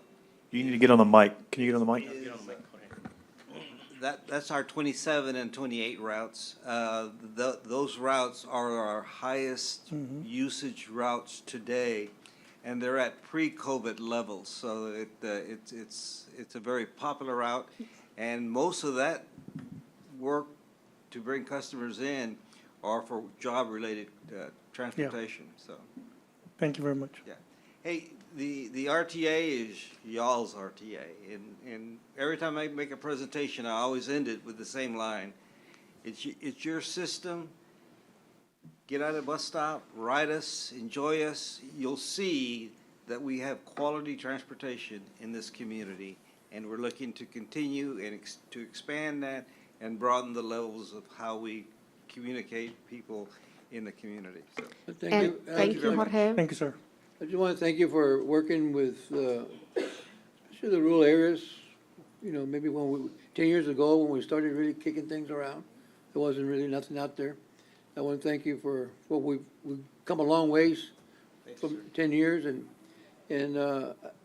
just people now, they know actually to call on demand response. So, and that has worked pretty good to bring people into the community.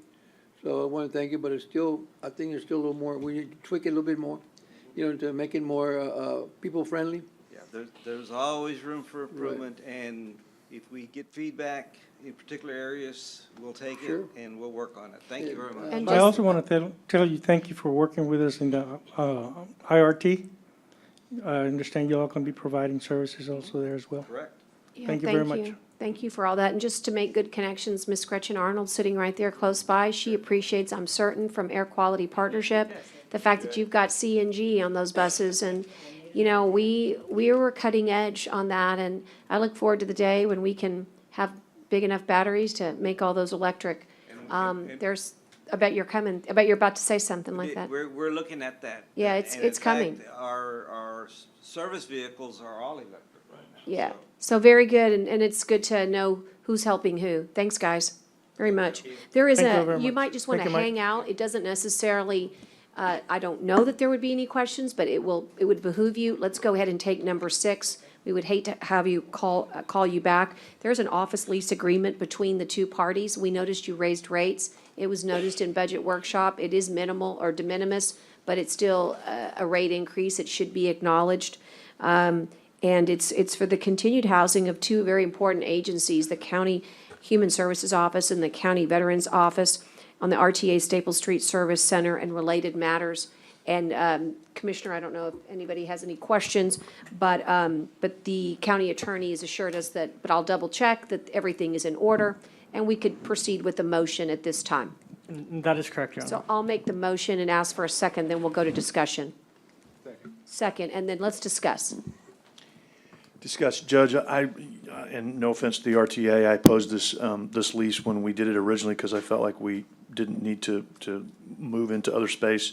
I know that we're looking at different options and different things that are going on with the Record Center and possibly buying stuff. So to me, I'd rather wait and see what happens, but I get that, I'm just uncomfortable signing a whole nother 5-year lease term at this point. So I would be willing to do something on a more shorter term. If I'm not in the majority, I get it, I move on. But again, just to be consistent with how I voted on this the first time 5 years ago, and it was no offense to the RTA, I just didn't feel like we needed to be leasing space. And we had room at the time, and I got outvoted, and that was okay, and I'll probably get outvoted today, but I'm just not comfortable with a 5-year lease based on all the potential movement and looking at space and things like that of this nature. So that's just my discussion on the point. No offense to anybody. Okay. Just didn't support it then and have a hard time with another 5-year lease now. And how about anybody, questions or comments? You know, the last 2 days, we've had budget workshops. Today, we're in court. Day 1, day 2, we had 2 different departments that presented that worked into their budgets about the rent increase. And so I agree with that. But I think also we're at the point, unless we have a real plan, we have to approve it today. And so, I mean, if we all voted it down, then what would be the step, Tyner? Well, I think if you could do a shorter, I was suggesting a shorter lease is what I was Oh, shorter. suggesting. That's Oh, what I I was mean, suggesting. hey, That's what I was I'm suggesting. open, but what if we do that? What if it's shorter, nothing, then we just move forward? I mean, those costs are real that we're gonna have to absorb into our budget this That's next year. correct, and we've actually agreed, it's 3% annually. So, you know, the past 5 years have been 3% annually. This one proposes 3% annually as well. This is due not to expire until the end of July, but if, I'm sure the county Well, what I would suggest county is- attorney could draft a shorter term. Yeah, what I would suggest is it's a one-sided conversation right now, okay? So I would say if there is a will for the court, why don't we empower the county attorney to enter into some negotiations on a shorter term? You actually have the very people that need to hear that. You're hearing it, as they say, in vivo right now.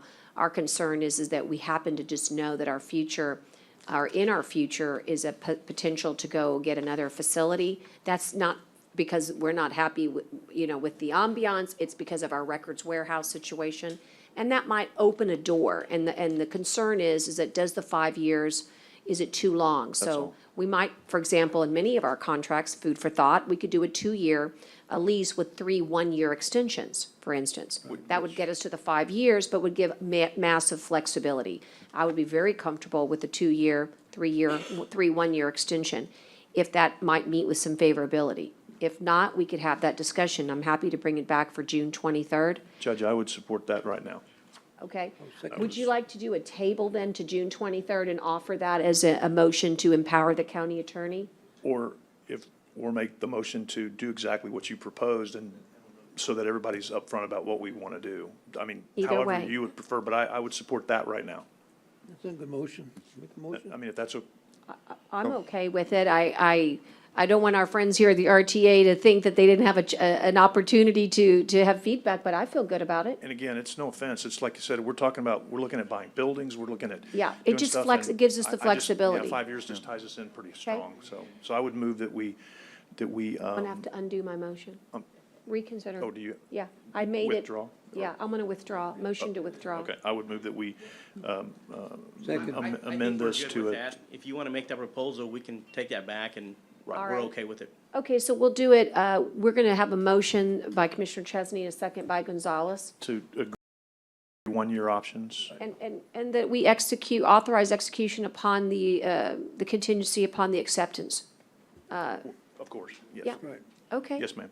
And And that doesn't hurt y'all. I mean, we're still committed, and so Yeah. if you need to look for someone else. I mean, that's why I just want to bring it up. In all fairness, I wasn't sure if 3% was what the market rate is, if that was accurate. I mean, I knew you all were going to, hold us over the coals on it, but, I just wanted to make sure, 2 days in a row, we heard two different departments that said the same thing. And so it's not a lot, relatively speaking to the size of the budget we're dealing with, but just doing that year after year after year, and then with the uncertainty of how do we plan forward, how do we move forward with any other additional business we may take on, that was just my concern. I'm glad to see that it's worked out. We still commit in honor to the space that we need and the time frame that you all need to make sure if we happen to decide to leave in the future that we would be okay.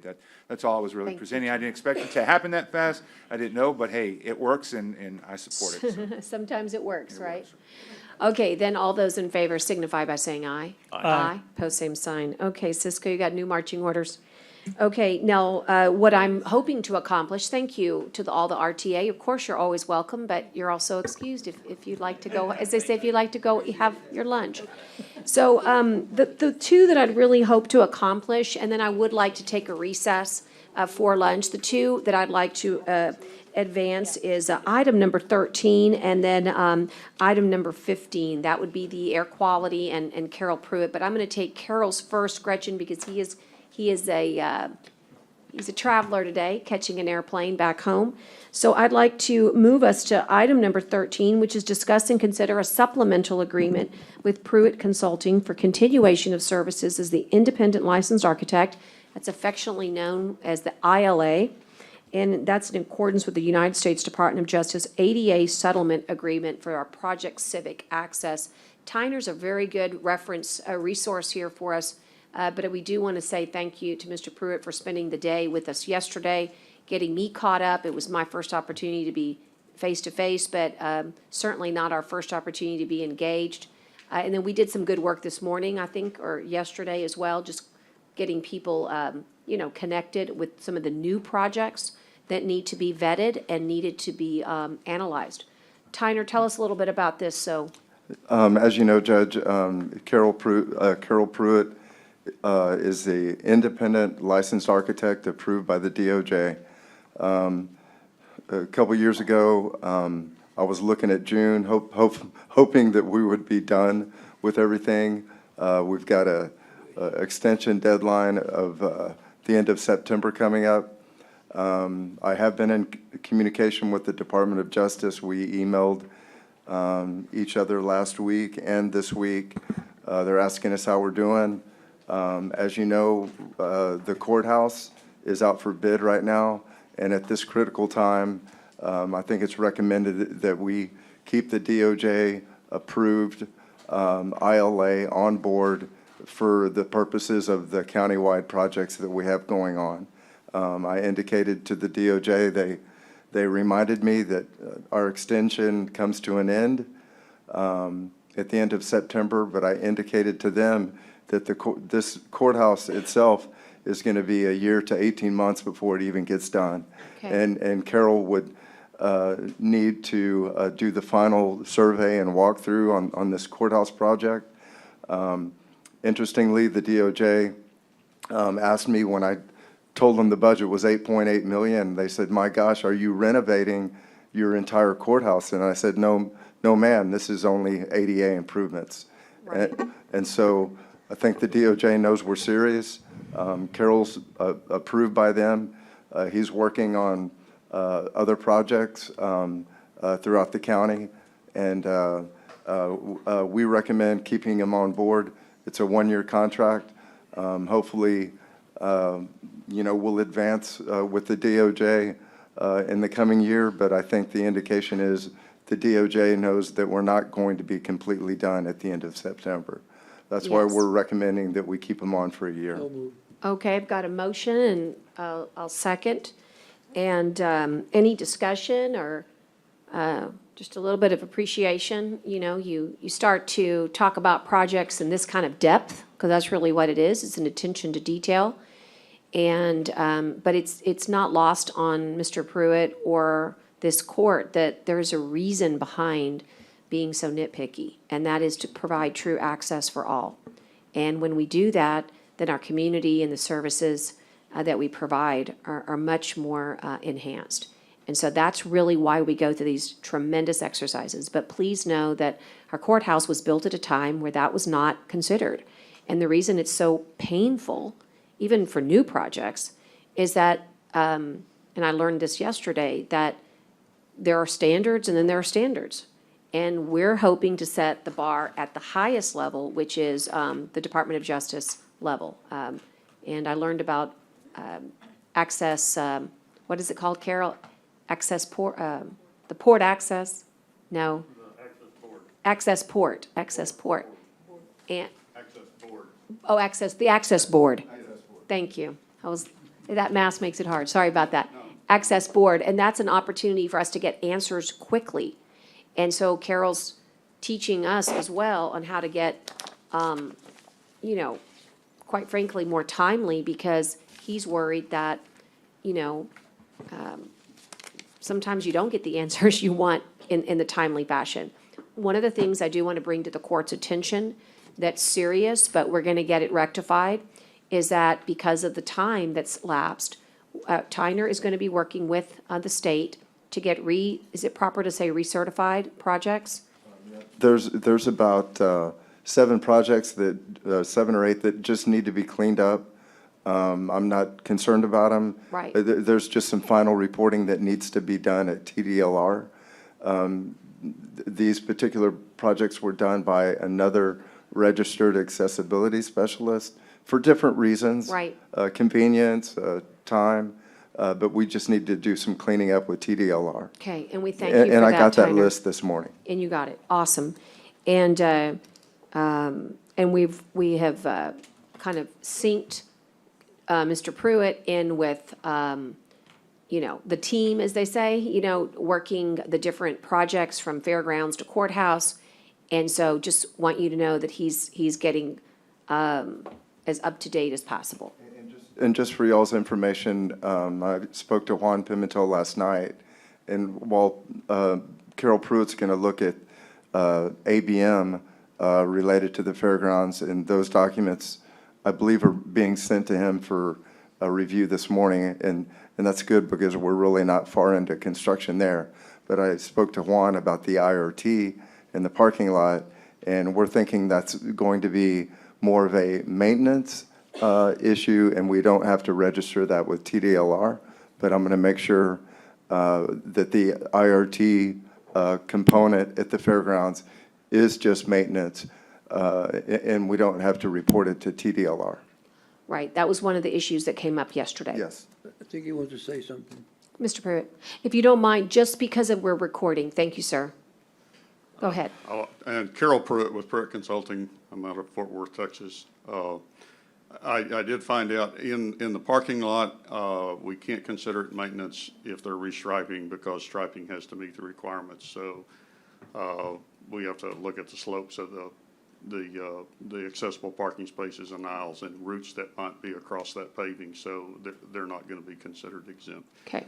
But I did check with one of my, in fact, I have a gentleman now, Mr. Robert Posey, who's working with me on another ILA venture that is former program manager at TDLR, and I called him last night and talked to him about that. So Great, so that's great. It's a good update. We'll be sure that we work through that.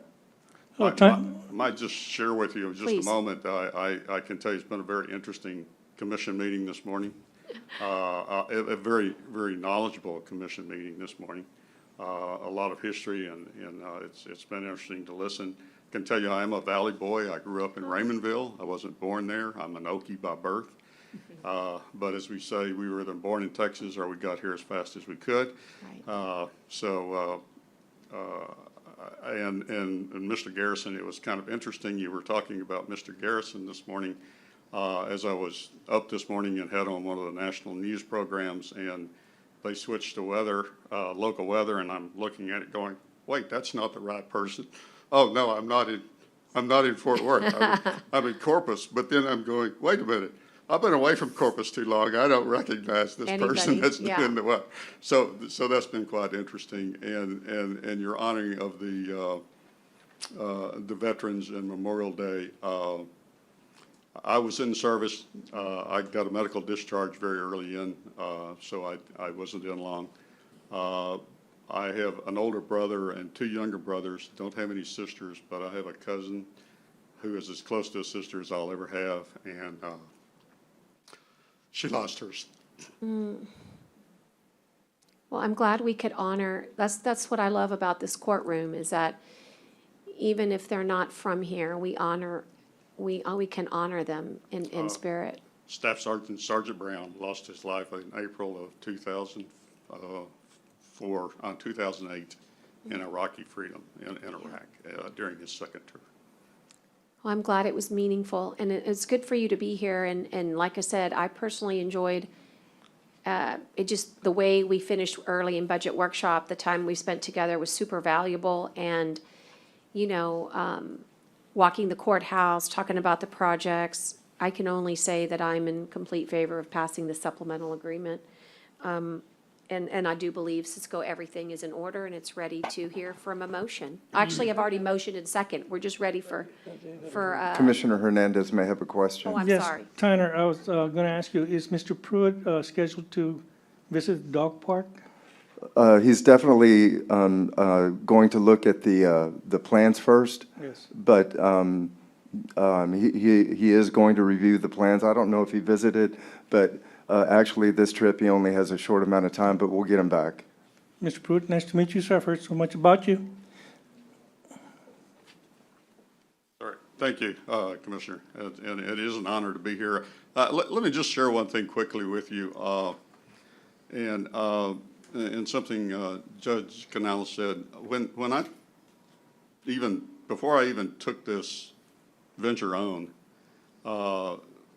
some 6 years ago, I contacted Paula Rubin at Justice Department because we had real issues with the certification that I had to sign to the Justice Department, which was rather open-ended, saying that I certify something as compliant with ADA. Well, ADA is very wide compassing.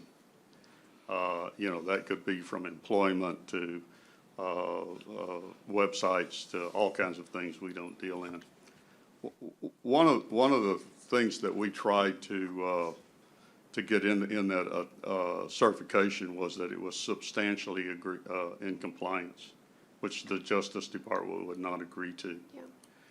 And, you know, one of the things I said to Paula Rubin, so I hope you understand what I understand, is that construction is not a perfect science. And I said to her, well, you know, Paula, you have to understand that construction is not perfect, and nothing is going to be perfect. To which she responded with no hesitation, you will not approve anything that is not compliant, will you? No, ma'am, I heard you loud and clear. Thank you very much. I look forward to seeing you there at the dog park. Thank you. Thank you, guys. I'm going to go ahead and call all those in favor signify by saying aye. Aye. Aye. Pose same sign. Okay, great. Safe journey home. Before we do take a break, let's handle item number 15. This is considering the agreement between Nueces County and the Coastal Bend Air Quality Partnership for services related to the Coastal Bend air quality and related matters. And we have Gretchen, and you'll recall our last meeting was quite fruitful. She had come forward with a $15,000 request, and she left with a $25,000 commitment. Today, we seek to solidify that agreement. Gretchen? Correct. I really don't have anything further to bring to y'all, other than, of course, I'm here for questions. What you have before you today is an agreement to celebrate our good news the last time I was here visiting with y'all, that puts into writing $25,000 to support the full-time Coastal Bend Air Quality Partnership Organization. There is an option for extension for a year 2 and 3, where we would come back to you for year 2 and 3 to make the same request, and funding, of course, with contingent funding clauses as to whether or not the budget can support it or not. So basically, to distill that long-winded part of it, we're hopeful that we can continue to come back to Nueces County with a request to support this organization. Thank you. I've got a motion by Commissioner Chesney in a second to approve this partnership agreement. I'm sorry, you know, I will actually be executing this agreement. All those in favor signify by saying aye. Aye. Opposed, same sign. This is a great day, and I hope to be able to share this also on our emergency management, platforms, because air quality, when it's not an attainment, is an emergency. That's an emergency. And I am, and I've been wanting to visit with you about this. I do want to try to visit with you or get together. I know there were preliminary findings that the EPA had on our kind of refinery row. And I know there's some final reports, and I have not been able to get a hold of them. Okay. But I'm concerned about them because I did not like the preliminary ones. Okay. And I want to make sure that these, that we can report honestly. But our air quality, Gretchen, the monitors that we're signing up for, Yes. that will indicate, will it indicate particles that are dangerous or just the amount of the particles? Okay, so what we have, and it depends on which monitors you're visiting about. We Okay. have an array of air monitors in our air shed. And one thing that I'm trying to do more carefully as I make presentations to group, for a long time, our group was known as the Corpus Christi Air Quality Group because it was the Corpus Christi Air Shed. And what was not really being very well communicated is who defines our air shed? Well, the EPA defines our air shed, and they define our air shed as all of Nueces County and San Patricio County.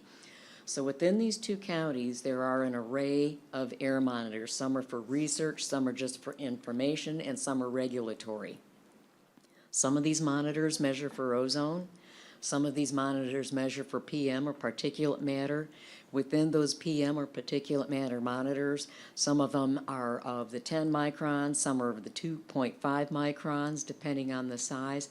So it really depends on which monitor that you're referring to. Okay. And where that data comes from.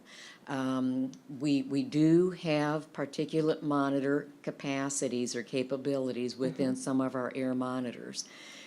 Where we are monitoring for PM and where we are monitoring for ozone, we are within compliance standards on all of the PM readings and on all of the ozone readings at our various air monitors.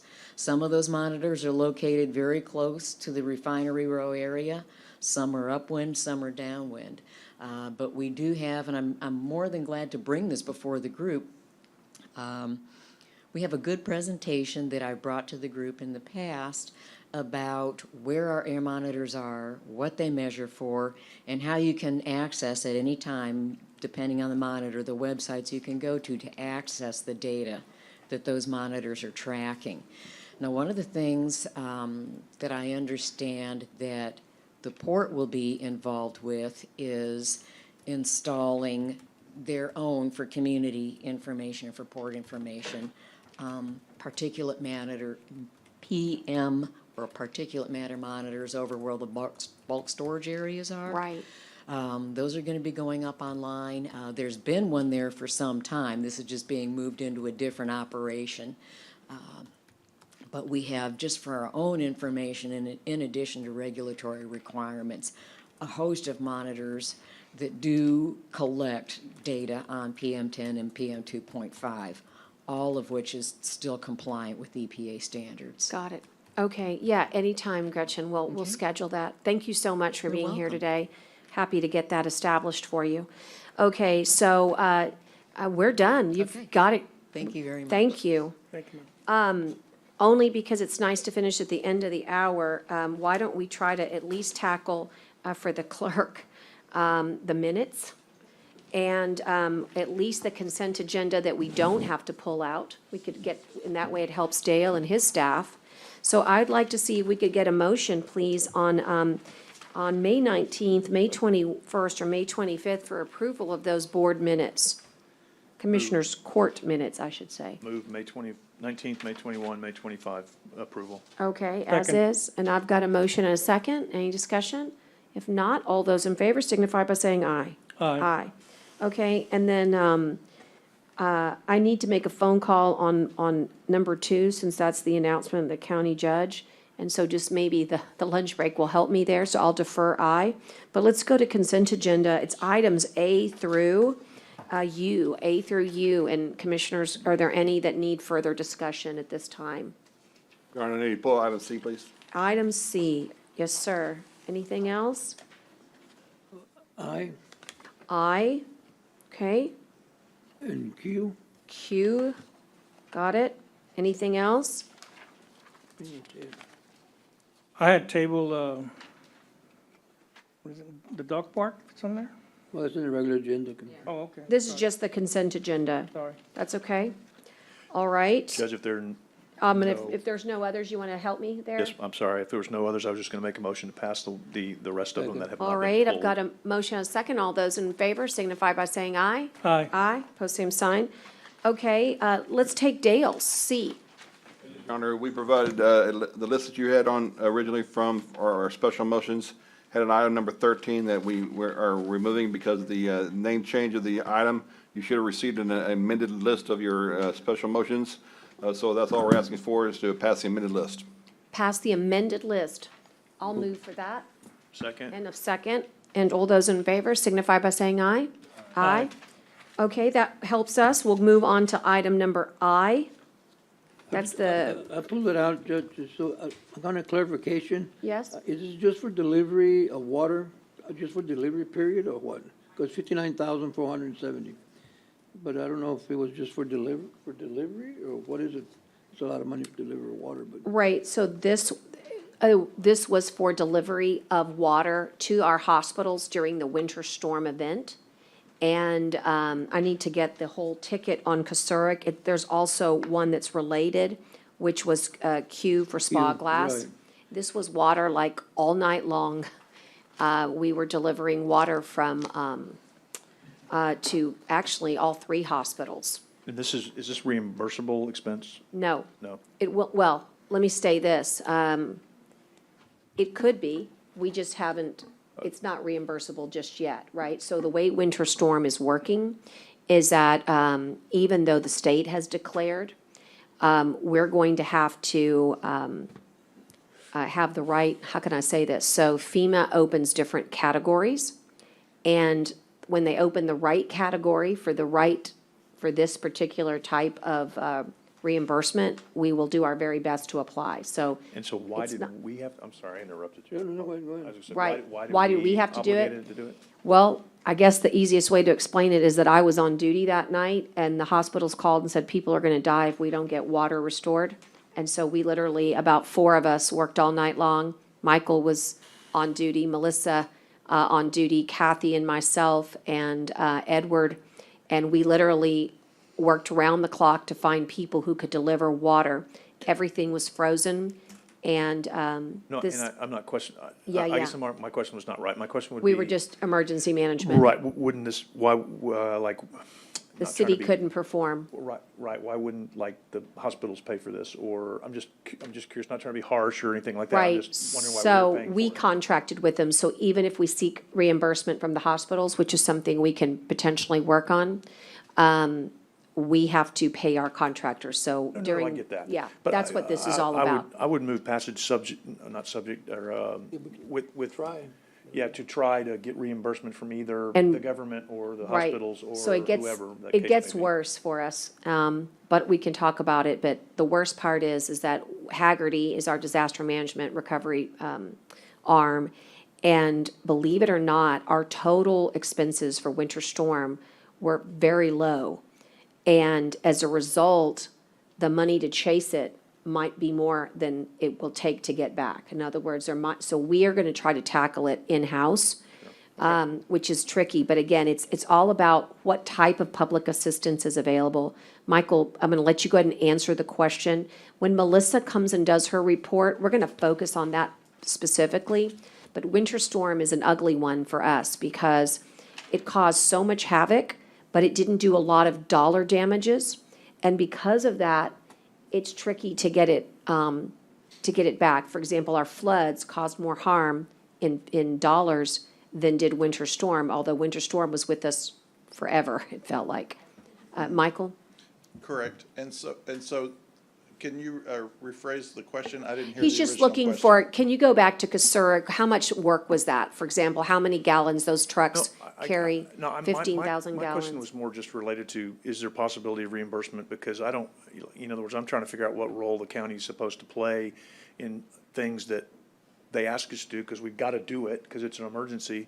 But how do we get reimbursed for it? Because we can't, we can't afford to pay everybody's everything without some help coming back, and that's not to sound harsh.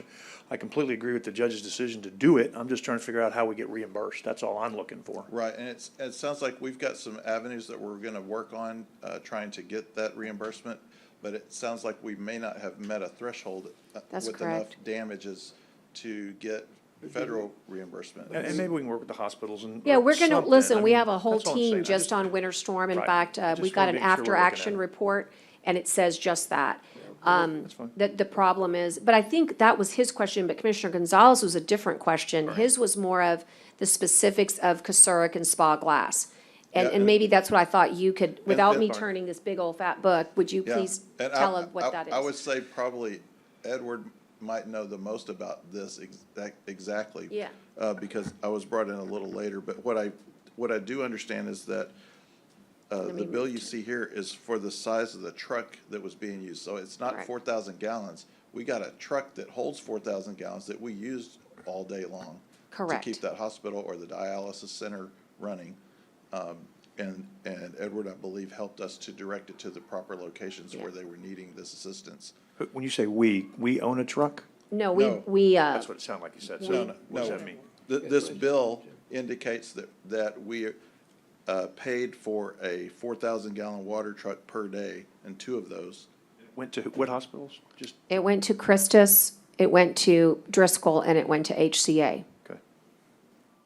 Okay. All Well, then, three, there was no water in our whole community. We went as far as Laredo I to bring get in trying to water. help. I just want to make Yeah. sure that we don't lose out on reimbursement. Yeah, where we no, can we're, get it. like I And said, it when sounds like you're on Melissa it. gets up, I want you to ask that same question. She can explain kind of how we're approaching reimbursements, but we have about $350,000 countywide, and this is part of that $350,000 from winter storm. And the question also was that for Sorry, deliveries. 434. So we bought the water also, or is it just for deliveries? period? That was part of the other question. I believe it was both. Yeah, so But- on this bill, it doesn't describe exactly water. It describes the service. of Right, so before, just so providing you water. know, before the water froze in Robstown, for about, I don't know, a good strong 14 hours, we were pulling from Water District Number 3. And we were doing great until they froze. Okay, so, so I believe that it was labor, it's the trucks itself, the amount of time, the running all night long. That is what, is contained here in this bill. And the same thing with Spa Glass. We were crazy looking for trucks, as was everybody else. What happened to our hospitals happened to hospitals all across the state. And so these, like anything, ask people why they have $11 million electric bills. Because when you're in need, that's what you've got. But these people were, Mr. Kosaric that night was a hero because we literally woke him up. And he was able to perform immediately to make sure we kept the water on. Right. Yeah, I'm just, my recommendation, Mike, if we need a truck like that big, I think the drainage district owns one now that we can always utilize, for transportation or deliveries or whatever, in emergency purposes. Right, and so hopefully, as, this was our first winter storm event that we really had that affected us in this way. And so we've learned some different capabilities maybe that are existing in Yeah. the county. And so I'm sure if the water district wants to come, or drainage district wants to come and visit with the emergency management and offer that service to us. Yeah, and just so you know, it's apples and oranges because we cannot use that to facilitate certain types of water. It depends on, for example, Driscoll needed a certain, the trucks have different medical, there's all different It's not types of bottled water. specs. It's not bottled water. No. No, Okay, see, it's just confusing. right, no, I agree. It could Yeah. use some more details and the thing. No, this is not bottled water. This was like, They needed water to run the boilers, which is a different type of water than the water used to run a Right. dialysis machine. and some water, some boilers, and also they needed the right connections. So a lot of what we pay for is the actual connections to the pump. And no two connections were the same. So, for example, in some situations, we literally showed up with a water truck, and then there was not the right connection to actually access their systems. It was a treacherous like I said, 48 Okay, hours. I'll go ahead and move for it, we go ahead, but I just wanted to clarify. Yeah, I agree. It's not bottled, yeah. Is that the This same was for the small tanker glass? truck, You want to do the right? same? They did the same was a- thing. It was a tanker truck? Yes, sir. Judge, Yeah. I think he's saying on both small glass and That's this one fine. covered at the same Yeah. time, just subject to some sort of Sub- reimbursement, letting us know, then whenever that happens, that'd be great. Right, and I need the court to understand, winter storm may never get reimbursed. It well- may, but we're gonna work as hard as we can problem. as to whatever FEMA gives us. Okay, Yeah, so that would be 2I for COSERIC, and it'll be 2Q. I'll go ahead and take your for same Spot Glass. motion as the motion and the second for both of them for the clerk. Right. And all those in favor signify by saying aye. Aye. Aye, y'all did a great job. It's 1:01. I'm gonna go off the record for the clerk at this time. Ask everybody to get a chance to go get something to eat. And, I know everyone needs this break. For those in the courtroom that need to come back, 45 minutes seems reasonable to me. 30 seems too short. Okay, see everybody back. 2 o'clock. We do have a judge that would like to be advanced, and I think that's a reasonable request. And that's item 3B2. And Judge Huerta is on the line, and so I'm going to go ahead and turn our focus to item 3B2, and that's under grants. And Maria luckily is here with us. And so she can help us set it up if she needs to, or Judge Huerta, we're going to ask you to unmute. But this is a very important grant. They're here to ask us to approve an application to the United States Department of Justice Office of Justice Program for our Family Drug Court Program, which is very successful, but it does require a match, doesn't it, Maria? So in order to proceed with this application, we need to make a decision if we're willing to, accept the terms. And that's a 75-25 split, 25 being our local share. And Just the same grant we've always done? it is. Go ahead, Maria. We had applied for this grant probably about a year and a half ago, but we were Forgive me, go ahead. forgive me, Maria, it's 203 when we came back on the record. I saw it, but I didn't say it. Thank you. So a little bit of background. Originally, the drug court coordinator position that's within the family drug court right now was actually hired through a grant that was applied for and received by CASA. The Nueces County did apply for the grant, was unsuccessful. I believe the county absorbed the drug court coordinator position on a part-time basis. So I'll let Judge Huerta go into more detail on what the program is. So this is reapplying for the grant that we were unfortunately unsuccessful for last year. Judge, welcome. And everybody recalls how important it was when you brought in just a great testimonial last year. And to really highlight why this is needed, why this position is needed. And I know that you're hoping that we can be successful in this application. Tell us more. Okay, thank you. And I'm having a little bit of technical difficulties. Now I know how everyone else feels on the other side when they're listening to me. I want to thank everybody for allowing us to be here. I'm Judge Martha Huerta. I'm the Associate Judge here at County Court 5. And first of all, I just want to thank Judge Canales and the Commissioner's Court for all of your efforts that y'all have made throughout this pandemic and caring for our community and for the county and us as employees, for keeping us safe and happy and healthy and informed and all of the above. As a court that never stopped functioning, we really, truly appreciate those efforts. And so why am I here? Judge McCoy and I kind of felt like teenage kids saying, you go. No, I already asked, you go. And so, we kind of agreed that I would do a much better job. So here I am. Or actually, I kind of agreed that. But seriously, he's in court right now. So I'm happy to be here to present on his behalf. This grant is called the Enhancing Family Drug Courts Grant. And again, like I said, it might seem like we're always up here asking for money. And truly what has happened is that we come up here and ask for grants and commitments from the county. We've yet to receive one, so we're kind of hoping this is one that we will get, and it is a big one. We have not applied for it yet because again, the requirements are that we do, have the county's commitment to contribute, before we go forward with the process. So I'd like to talk just a few minutes. I know y'all are busy about, what would happen if we get this grant. So the amount of the award, as I think Judge, either Maria or Judge may have mentioned, is up to $750,000 over a span of 3 years.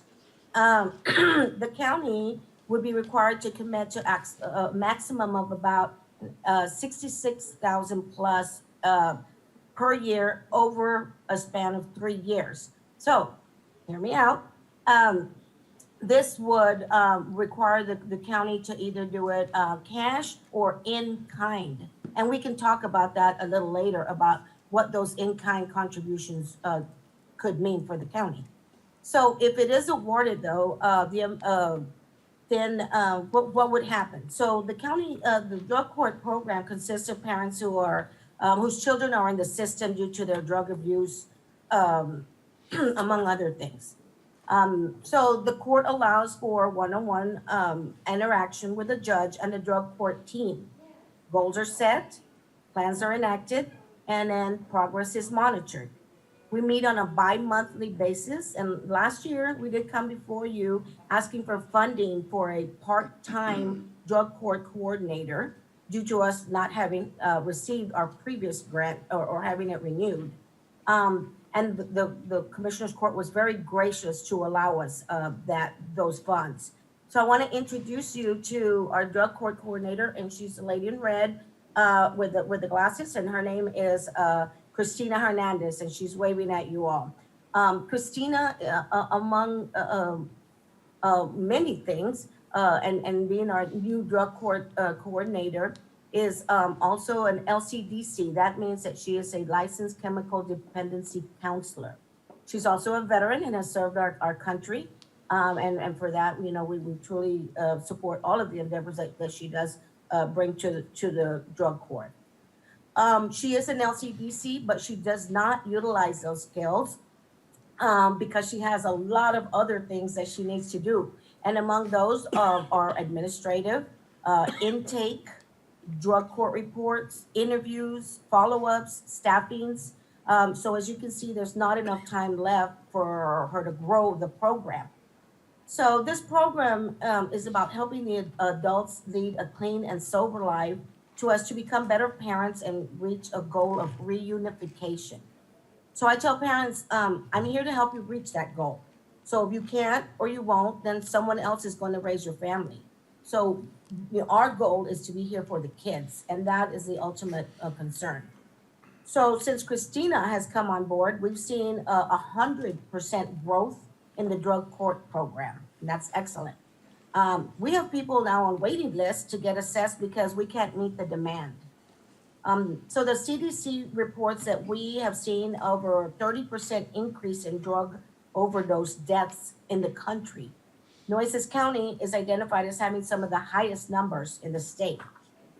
I am a member of an all-female judge child welfare national task force, and we conduct periodic well checks on each other. And so every court represented in that group from across the country has faced an increased number of opioid-related cases. Nueces County among being one of the highest.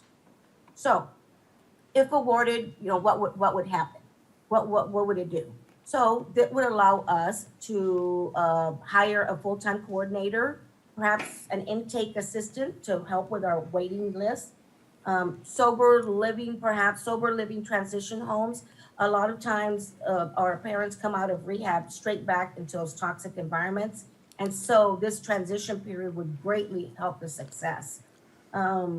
Grief programs, self-care, sex abuse therapy, all of that, I kind of put that in one because many of our parents are victims themselves. So they're facing a lot of other issues that this would greatly help them with that.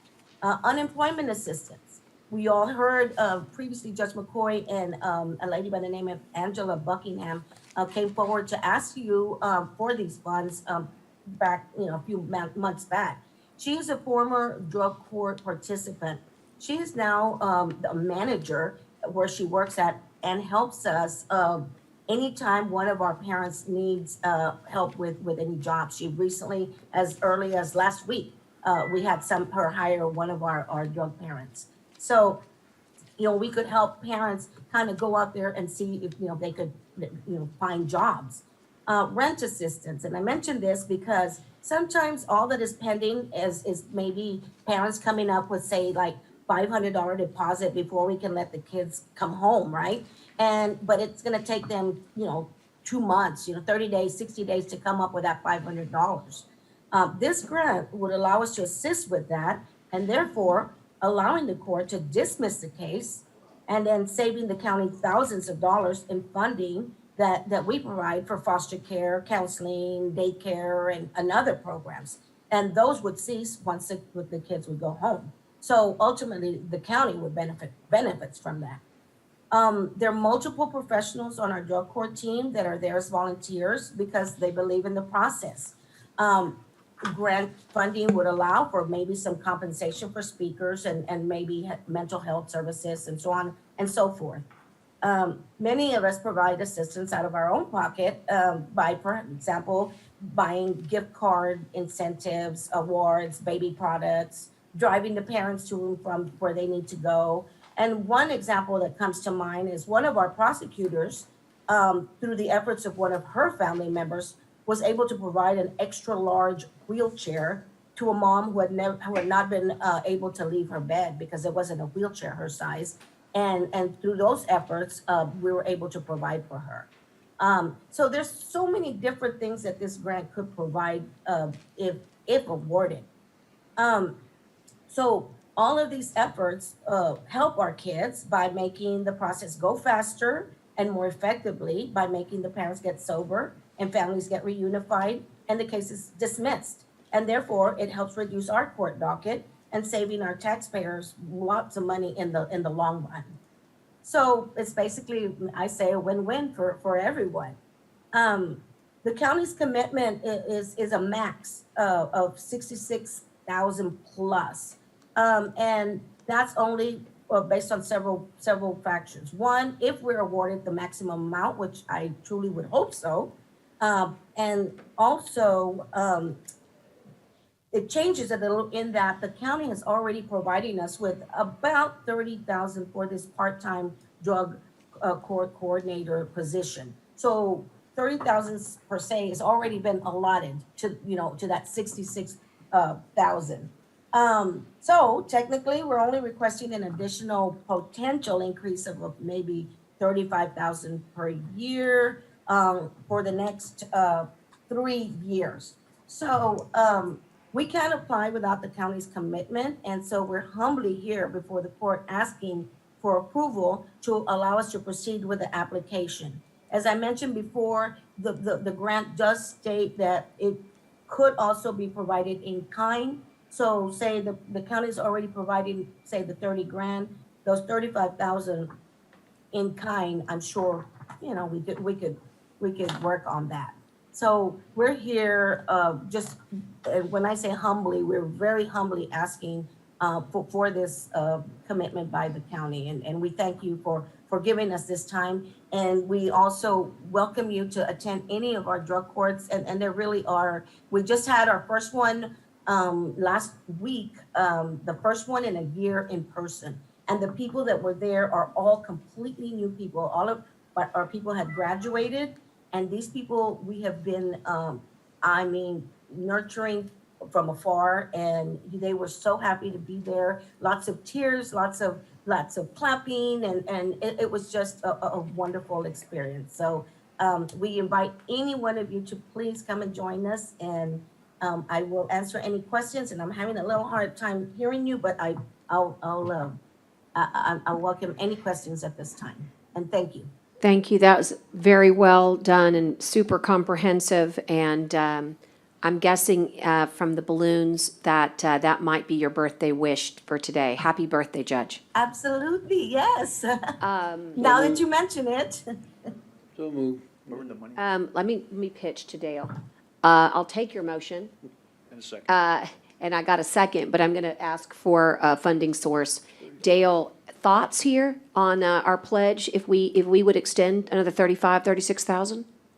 We already are applying some temporary services for this. Will be a grant, so we'll function sub, and we'll work with Maria to see if it is an in-kind services, what we consider it as in-kind. Yeah. And we'll see the best way of doing this, and we'll definitely work with the grants department to try to best do it through an in-kind, which is the best way of doing about it. But we can definitely have some indirect costs and stuff we can add to it. Maria, any thoughts there? Yeah, definitely. So we have kind of a team working on the application. Myself, well, Natalie is really the lead on this one, but we also have like the county attorney's office involved. So there is some, potential for a lot of in-kind match, from Dale's office to our office, to the county attorney, and then of course, the existing staff, Judge Great. McCoy and his staff, since it's run out of his court. Okay. So does that help? It does, and Judge, I'm all for this. If you haven't attended a drug court, you should. I know that sounds kind of like a crazy request, but honestly, it's really the only way to see the effect that this court has on people's lives. Judge, I can't remember, I can't believe you're still sitting there. When did I appoint you originally? 2000 and what? Well, I think it's been 10 years. Yeah, I know. It's crazy to see that you're still I was sitting just there. here for just a little while. And it's very much appreciated. And I have to laugh at that, Judge Canales, because when I talked to Judge Huerta about appointing her, she said, "Yeah, I'll do it for a little while." Yeah. And see how it goes. Right. And the commitment that she has had to that court is astounding, because it's one of the most difficult jobs. I think it's the hardest judicial position It in is. the state of Texas, and for sure Nueces County. And that never meant to be a knock on the other judges, but the caseload there is incredible, and the work that they do is incredible. I appreciate you and Judge McCoy, and I'm all for this, and think we should definitely move forward. And again, I would invite people to go attend one of these drug courts. I'll still, some of those drug courts still kind of haunt me, as well as were amazing to me, the progress that were made. Some of the stories I'll never forget about the heroin addicts that came in and told their story. And to this day, it's amazing how they turned their lives around, and learned a lot about heroin that day that I'll never care to learn about again. But so I'm all for it, Judge. Thank you. And I think I got a second on that too. And reunification is the goal, and we have a lot of success stories. Are there any other questions of the judge? If not, let us vote, and all those in favor signify by saying aye. Aye. Pose same sign. We'll progress then with this application, Maria. And thanks, Judge Huerta. Thank Judge McCoy. We know he's on the bench. And particularly thanks to the staff that's, as I love you when you said the lady in red, but the heroes here. Christina, thank you for your work. And we will pray that we do get this grant. It's so needed in our county. Thanks, Maria. Thanks, Judge. Happy birthday. Thank you so much. Enjoy. Thank you. Thanks. You're Bye-bye. 29, again. She didn't hear me. Okay, so we are going to go back in regular order, because I think people are anticipating that we'll get back to regular order at some point. And I think we left off, believe it or not, item number 1. We never got to item number 1, and that's the Supreme Court orders. And so I don't think we have to dwell on this, Tyner. Just give us the highlights. We've given all commissioners a copy of the Supreme Court orders. Just give us the high points. And I do believe that they are attached They are. To the item.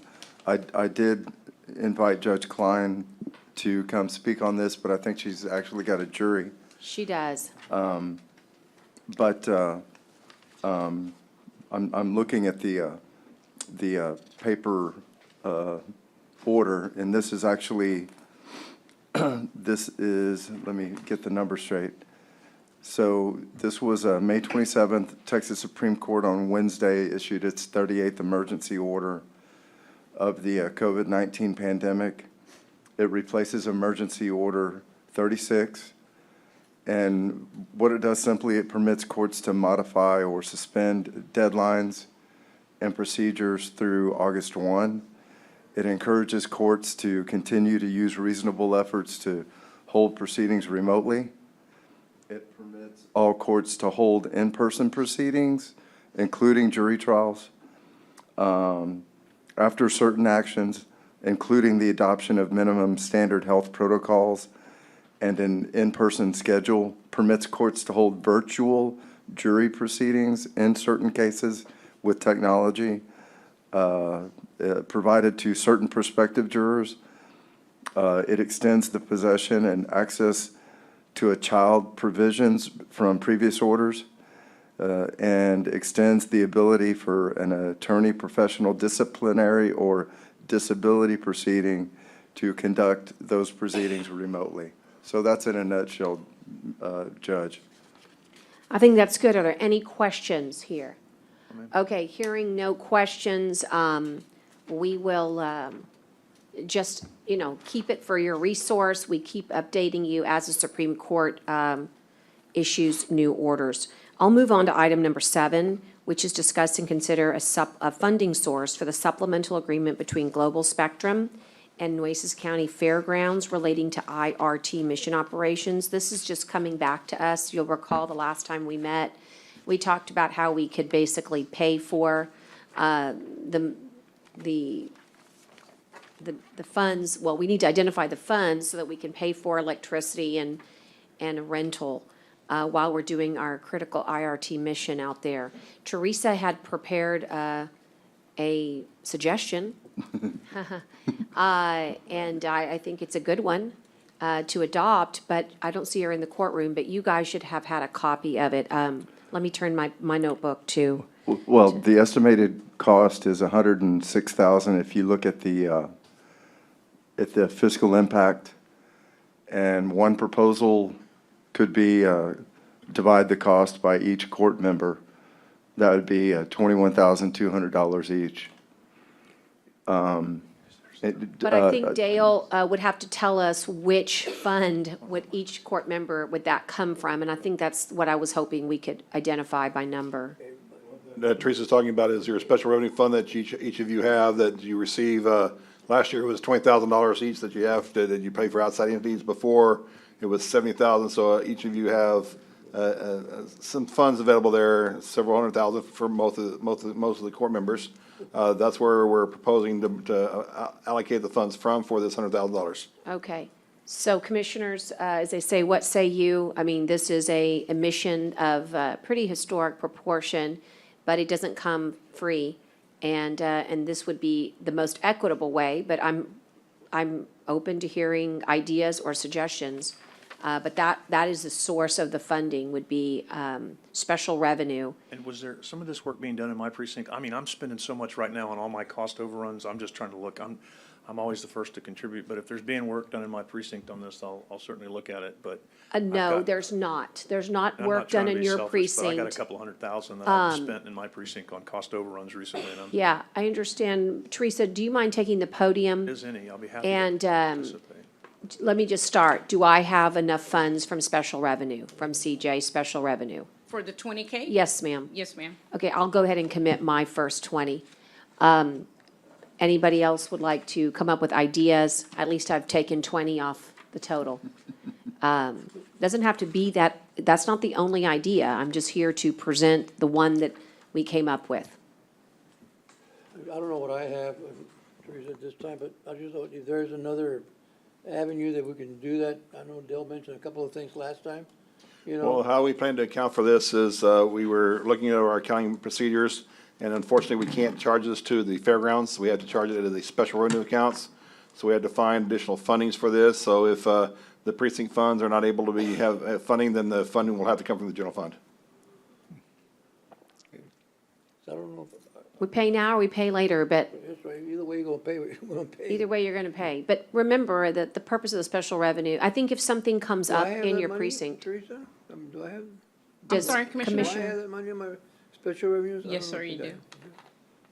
If I have it, I guess I'll use it. Okay, so now you've got Teresa? Then 40. y'all also have like general capital, the 1901, 1901. which is really Well, if all would contribute equally, the four of us that are willing, then we could take the last 20 out of 19, what'd you say, 1901? the individual 1901 project within the precinct. Those are what we use past to contribute from the general fund to each of the precincts for projects within your precincts to do the balances. I believe it was $50,000 previous year. Last year, we That's didn't correct. do anything because of the COs we just recently Correct. issued, so, but, majority have some funds available. I don't know the exact amount for each, but that's something we can definitely work into.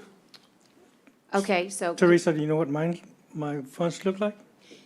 The special revenues, everybody has enough to donate the 20K that's needed, but you also have your general capital, your 1901, which there is excess available as well. I'm in. Okay, I great. thought we cut, with this is in addition to what we already put in the COs, right? Because we put a big chunk in for IRT. You mean on special revenue? No, You mean on what the, we? on the COs, didn't we put in? Yeah, we put in for materials. That's for materials. This is for their housing. This is just to house them. This is for the, for the medical. So it sounds like we have at least 80. Yeah. And what I would do is, just to make it, maybe suggest if someone wants to make a motion, we're not here to force anybody, so maybe do 80 out of special revenue and then the remainder out of general, Dale? Yes. Okay? Would somebody like to make that motion? Second. Okay, motion and a second, and all those in favor signify by saying aye. Aye. Aye, okay, problem solved. Now, those items, we'll make sure we keep a track of the exact cost, so it may not be the full 20,000 that we're talking about, but it's. Understood, by yes, the we know the way, exact that, amount. and if you don't mind, reduce it proportionally. Yes. Okay. All right, the next item up is item number 8, which is to receive a presentation on Hazel Baysmore Dog Park. And I know that we have Ron Wheaton here as well. I thought you were. It was in on that- table. I tabled mine. Yeah, I thought you were gonna, Okay. move to table it, All right, Commissioner. but there was no motion, so I'm sorry. Let's hear the motion. I Motion to table? motion to table. Would you like to do it for June 23rd? That'd be fine. All righty, and you could always change again if you'd like. And Second. I've got Commissioner Modis for the clerk on the second. And all those in favor signify by saying aye. Aye. Aye. Pose same sign. Okay, well then The- I hope you enjoyed your trip to the courthouse. Does- I know you were Judge, waiting. I For apologize. clarification, does that tie into item C on the executive session, or are we still going to get an update on that? I think we're gonna get an update on that. Yeah, I think Cisco has some Yeah, has- backup documents for y'all in closed session. Oh, okay. Yeah, thank All you, right. though. Just wanted to clarify. And then, I don't know if anybody wants to call Ms. Lorenzen. I could skip this and go to number 10 while you all call Ann. Okay, Or we don't have to, but. yeah, we'll do that, Judge. Okay, we're going to skip 9 for just a second. Let's go to item number 10. That's to discuss and consider initiating real property search for alternate county records warehouse site and select the county representative to perform search. So we've, in many ways, skirted around this issue. Talking about it, we like to talk about things that come up, but we've really not formalized this, let's go get this really tackled. And to really help this court make the announcement that it's time to really look for a county records warehouse and one that doesn't leak and one that's appropriate for the digitization process that we're doing. As we digitize, we won't have as many records. So we get a chance to really look. We looked at one on Junior Beck Drive 2 years ago. Unfortunately, it came off the market. We've looked at another one, and it's all been worked through risk management. So we've been working with Timothy Everest on this project, and what I'm looking for is a little bit more of a team building. I'm working on that, and seeing if all the court can be interested in maybe saying, yeah, let's go look for this search. And Well, we've been looking, Judge. In fact, there's one they can go look at. Wait, I was going to ask before we, yeah, that's what I wanted to be careful on but there's because, no formal process, and we need a Right. formal process, and that's what this agenda item, it's to say, we're gonna work through Timothy, we gotta have a point person. right. And that's what I was going And- to say, because I didn't know if we were going to talk, because to me, if we're going to talk specific, we need to do that possibly in executive session because we don't want to give away what we like or think or That's what I was about to say. take away our leverage Yeah, of all this something is or to anything say, like that. would So, we like to formalize a process. process? Yes. And I think the answer from the will, it sounds like we've been wanting to, and like you said, we've kind of been doing it, but let's go ahead and formalize it. So I know it might seem like a formality, but I think it's a good one to say that this court has a desire to conduct a search, that we name Timothy as our point of contact.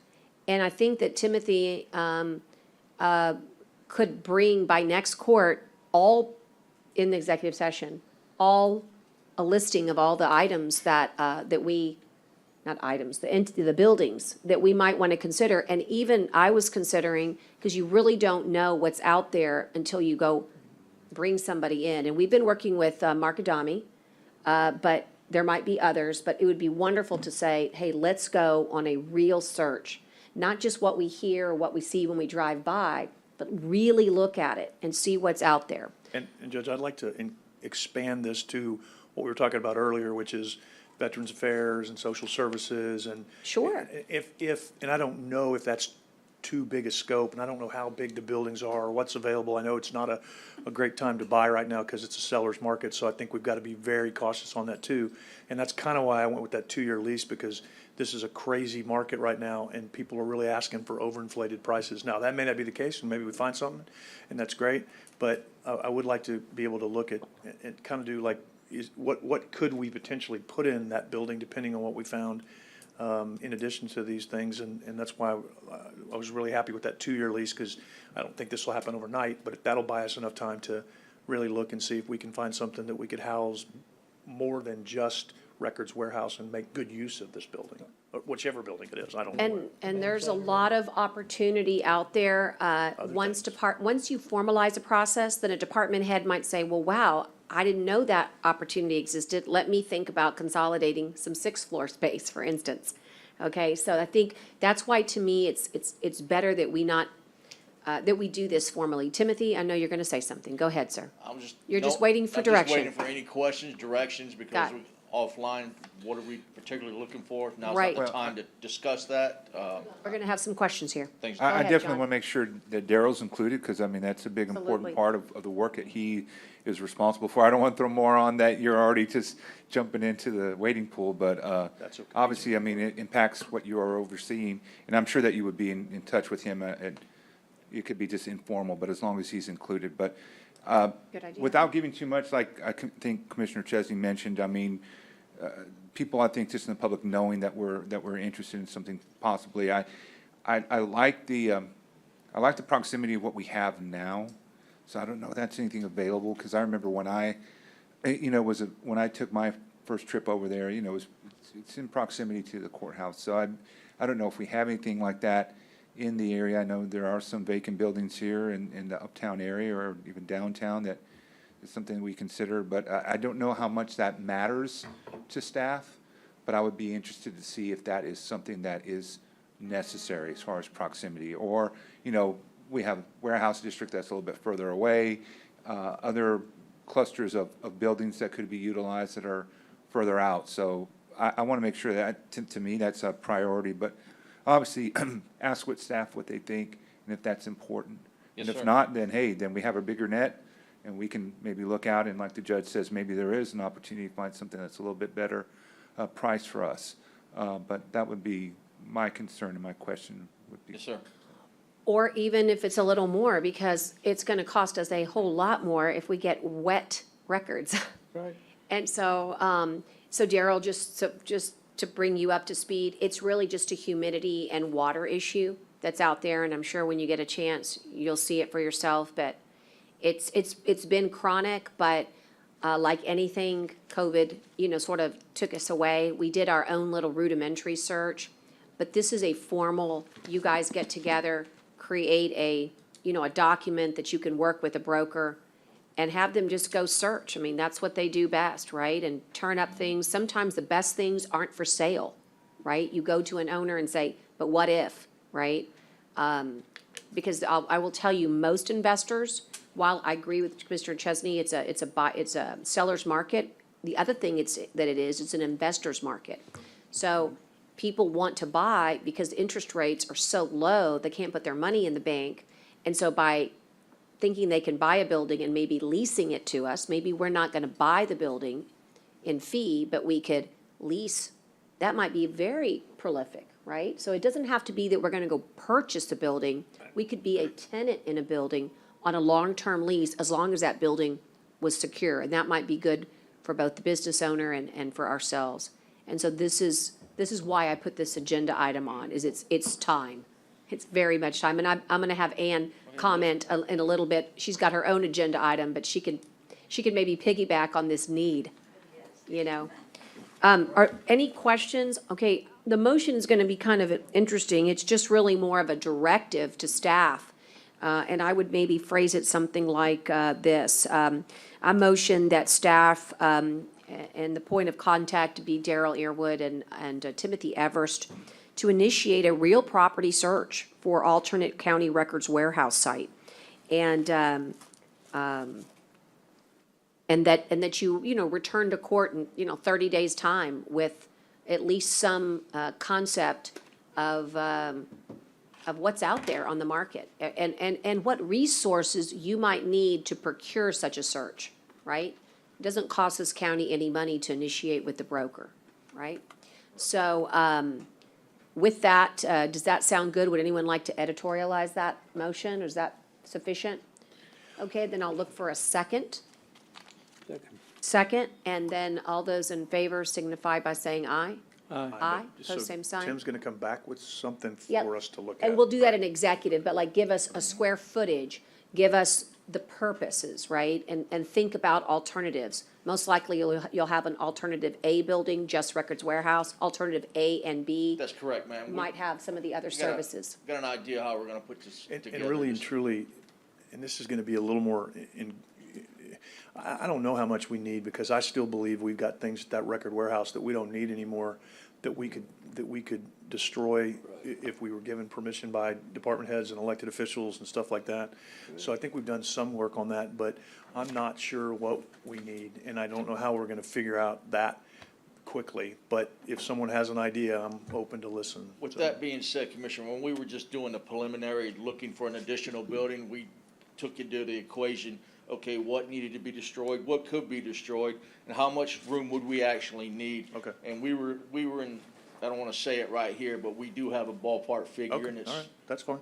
And then look and see Thank you. what it is that those two offices also take as far as space, and it may not work, right? But I at least wanna look, that's all I'm saying. Understood. It may not work for both of them. to Well, you work never know. together, What but- if the best building is right around the corner, right? fair enough. Then in that case, it could work. So I think that's why we need a real formalized search and a real formalized directive. I also want to suggest, food for thought, we are working with CoFile.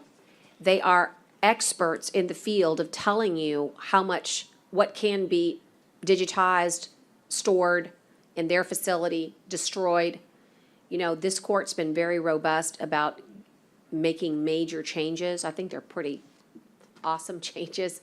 So I feel like CoFile could be a great resource for you, as is our district clerk. And So that's a don't great- forget that. That's a great point, Judge, because, more and more things can be digitalized, and that really bears the question, even if we can't get people to throw it away, then we could digitalize it, and we may need way less space than we even think of, because I know there's certain rules and what has to be done, and Ann's done a great job in her office in taking care of that.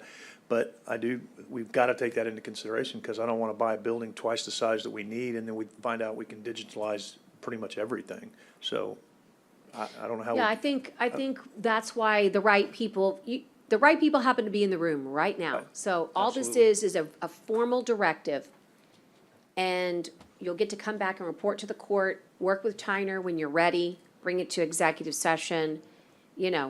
Sometimes, good things happen when you speak them. So let's see what we can go out there and find. Excuse me, Judge. Yes. Would it be beneficial to include Public Works or Engineer Pimentel So, to inspect? right, as they're so it would, because the minute they find a building that they think is suitable, the first thing I'm gonna ask is, what's the condition of the mechanical, electrical, and roof? there? The roof. My only concern is that, let's not give them work until we find the building. But yes, the minute we do, then they will come into play. That is correct, Commissioner. Judge.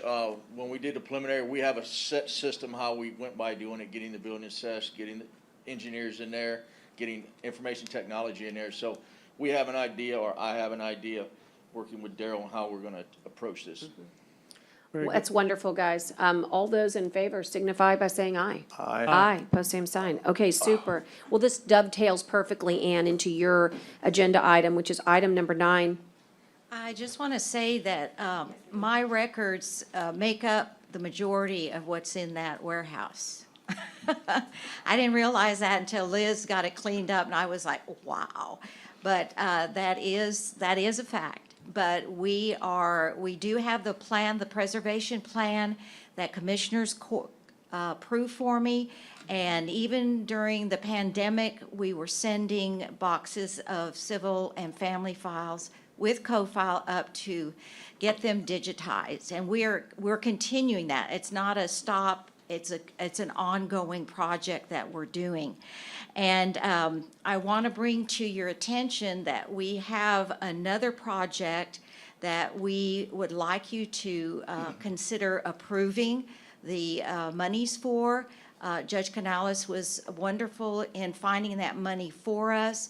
I think she continues to look everywhere for monies for my project, and that is very much appreciated. So what I'm going to bring before you is a project to not only digitize but also do some archiving for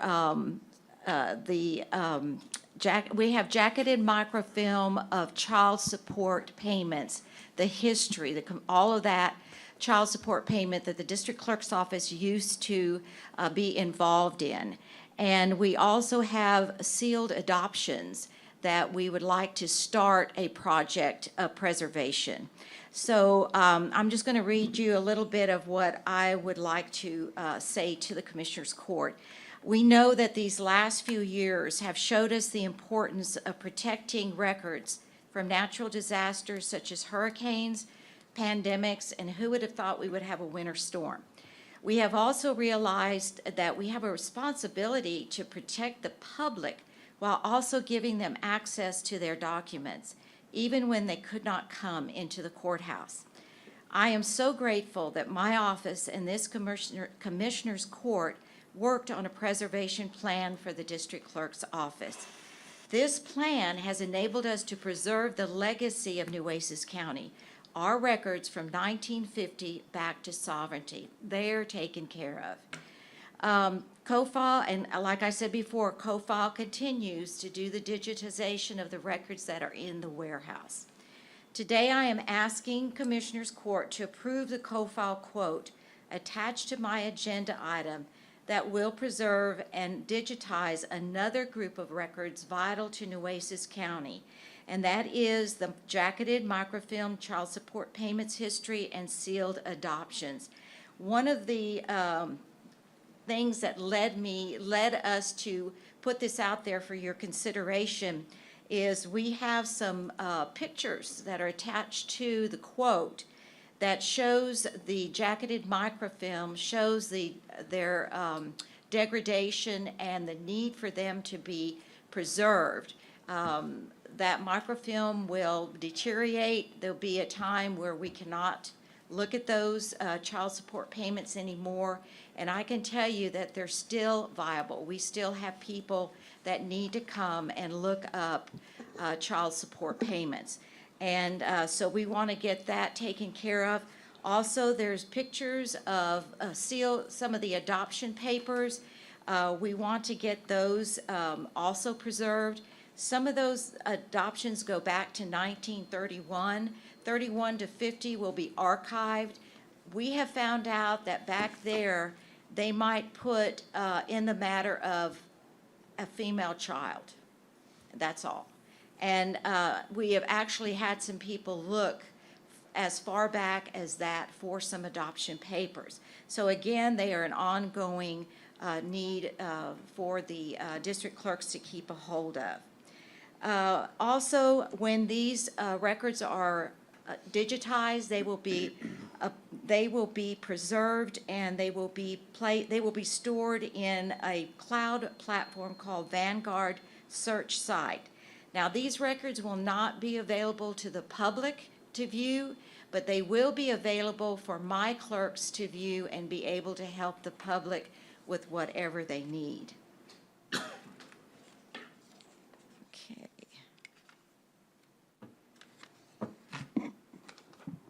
Now, the entire cost of this project is $282,456.76. Now, the entire project for the microfilm will be taken care of by this amount. That's $142,315.60. That will cover all of that. Now, the remaining 20% of that money is going to start our sealed adoption project. This is only a very small amount. I do have a quote from CoFile. I'll be discussing it with the judge later on. But it looks like the rest of that adoption project will cost us about $500,000. But this is a beginning on that. The source funds for this particular project is coming from 2021 COs, so it's already budgeted.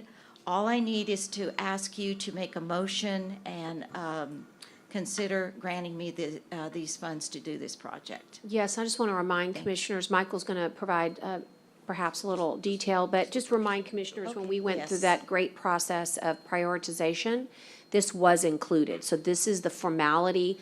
This is actually how you're going to see it. It's kind of exciting, Ann, I'm getting feedback, sorry. It's kind of exciting. If I'm not mistaken, this is the first, well, no, I guess generators were really first, but this is one of the very first projects to be funded by our CO 2021. So it's exciting, and this is how it will work. Even though we've prioritized, as you see, you'll have a department head or an elected come to court, lay it out, and then we'll get a chance to act upon what we said we wanted to do as a priority. So would somebody be so kind as just to say the amount, Michael? I would motion to pass, Judge, Thank whatever you. it says the amount. Okay, just for the record. It's the $282,456.76. Got it. Okay, and I've got a motion to approve. I'll second.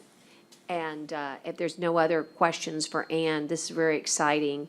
And I hope that we can help continue to fund your next project. All I can tell you is, let's get this ball rolling. Let's come and sit again, figure out where we think we can create new funding. I'm always excited about whether American Relief Plan Act will really fund technology. Yes. And so we're looking hard. Remember, the rules are not yet fully defined. Right. So we get to sometimes advocate for the rule.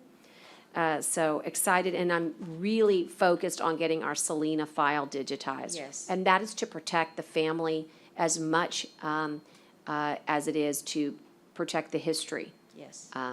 It's just Well, as you know, they continue to be Yes. interested in that story, and 25 years. we have to pull out everything, and they're touching it, and I Yeah. think it'd be easier if it was Yeah, online. I think we need to preserve the record, but it's better in the hands of technology than it is the way we've got it. Right. I just Okay. wanted to state for the record Yes. that Ann did work with our office in purchasing. Thank you. This was procured on a GSA contract. I did check on the contract. It is valid and in force and does cover these particular items. Thank you. That's so important for the record. Thanks, Michael. Well, if there are no other questions for Ann, then all those in favor signify by saying aye. Aye. Aye. Pose same sign. Thank you, and thanks for bringing this forward. Thank you. Okay, so we've already done item number 10 and 11, so we're going to skip to item number 12. And that is, there is a change that the county attorney has worked on with our court administrators, and they want to tell you about it, and it's to our Nueces County investment policy. And we'll let Cisco start off, and then Tyner, you can always blend. Go ahead. Okay. Good afternoon, Commissioners. We made a few changes in the investment policy. The only change really is that the investment, we have an investment committee and an investment officer, and the policy itself was kind of mixing up the two roles, so we clarified the two. Just what we do, what's very important is the investment officer is statutory and has certain abilities or authorities that they have that are by statute. And there was a little bit of confusion when the investment committee was given some of those powers that the investment officer has. So what we've done is we've just clarified that, and I believe you're just receiving a copy of this, but that's really the only change that was made. Now, by statute, the investment policy does have to be reviewed, and it was time to do this already. So In a way, it really was very beneficial. Yes, it had to be reviewed and then brought back to the commissioners. Okay, so would it be fair to say that it's not so much substantive as it really does clarify, and it helps us conduct our meetings in a way that is conforming with the statute? Correct. The language in there was allowing the investment committee to do certain things that the investment officer should have been doing, and that it's our understanding that that is what the investment officer was doing already. Now it's just in writing. That's what I wanted you to say. Okay, are there any questions of Francisco here for this item? By the way, we're gonna have a meeting, so we'll get to put the policy into effect very soon. I mean, we'll get to act upon these new guidelines. Dale? The procedure that the county attorney has identified where the investment officers, which would be the county, the chief accountant of the county attorney's, the treasury's office, and my records management's office would be the ones that actually made the decisions on the investments with my assistance, of course, and then all things would have to be signed by you, Your Honor. Then Yes. this is just making sure it's in writing correctly in the policy, and I've read through it, and I agree with the county attorney saying. That's helpful. Thank you so much. Commissioners, any questions here? I know you've had a chance to look it over. The nice thing is the red line came before the clean copy, so you get a chance to see how the clarifications were done. Everybody good? Still on 12, right? All right, yes, so I'll just take a motion then to approve the changes that were made by the county attorney's office at this time. Okay, I'll make the motion to approve the changes at this time, and I would like for a second. Second. Thank you. And all those in favor signify by saying aye. Aye. Okay, we already did item number 13, and so we're going to move to item number 14, and this is a kind of a leftover in a way from a discussion we had about a month ago, and that's to approve a procurement method. Michael is here. This procurement method would be for the legal counsel to assist with redistricting process in Nueces County. It'll be in the form of an RFQ, and it would authorize, if you make the motion today and it's approved, for the county purchasing agent, that's Michael, to publish a notice and adopt an order delegating the evaluation authority to the selection committee. I'll turn it over to Michael and ask at that point for the motion. Michael? Okay, so it's my understanding that the court has the option, I'm sorry, can you hear me now? Yeah, much better. Okay, I'm a little taller than some people. Is my understanding that the court had the option to hire directly a professional service person to do this task, but the court had asked that we look into some other method for how that person would be selected, and that would allow the county attorney's office to participate in the process. Historically, the county attorney is not listed as a voting member of the selection committee, and as you'll notice on the selection committee that's attached here, it includes the purchasing agent, the Commissioners Court Administration Manager, Government and Legislative Affairs, Commissioner Precinct 3, and the county judge or her designee. This process, just to let y'all know, if you authorize me today, I'll need to get someone to provide a list of scope of duties so that we can put out this RFQ. That process will then be advertised for a minimum of 2 weeks. And then we'll come back to the court for an award after the evaluation committee meets, and we'll make that recommendation back to the court. And then we'll come back again to execute the contract. And that whole process is about 60 days. So just kind of set your expectations on how long this will take to get someone hired. It always does, for whatever reason. If we use this process. Right, it always takes time. So that's why we wanted to make sure that we did not waste more time. And, okay, so I'm going to make the motion that we approve Michael to publish this notice, the purchasing agent, to publish notice and adopt the order consistent with the procurement method of RFQ. So moved. Thank you, so moved. I'll take a second. Second? Second. And all those in favor signify by saying aye. Aye. Aye. Okay. Thank you. We're going to move on to, we did item number 15. I'm just kind of going over this, so whoever's watching at home does understand we can count. We just keep advancing items earlier. The next one's important. It's discuss and consider approval of a facility sales agreement with AEP Texas. This is relating to our courthouse generator project, and then also we'll need to have a motion regarding the facility sales agreement. We kind of did this already, Cisco, but then now these are the real agreements. Is that correct? Yeah, and we're still waiting, Judge, on AEP, I believe. Is that correct, Cisco? Your Honor, these items are not ready. We have sent the items to AEP. AEP sent them back to us, and we sent them to LAN and to Public Works to review. Got it. So legally, they look okay. However, they do need to be reviewed by LAN and Public Works. May I make a suggestion that we go ahead and approve these subject to, yes, our program manager consenting and the county attorney, giving us the go-ahead? And Run Your that by Honor, me.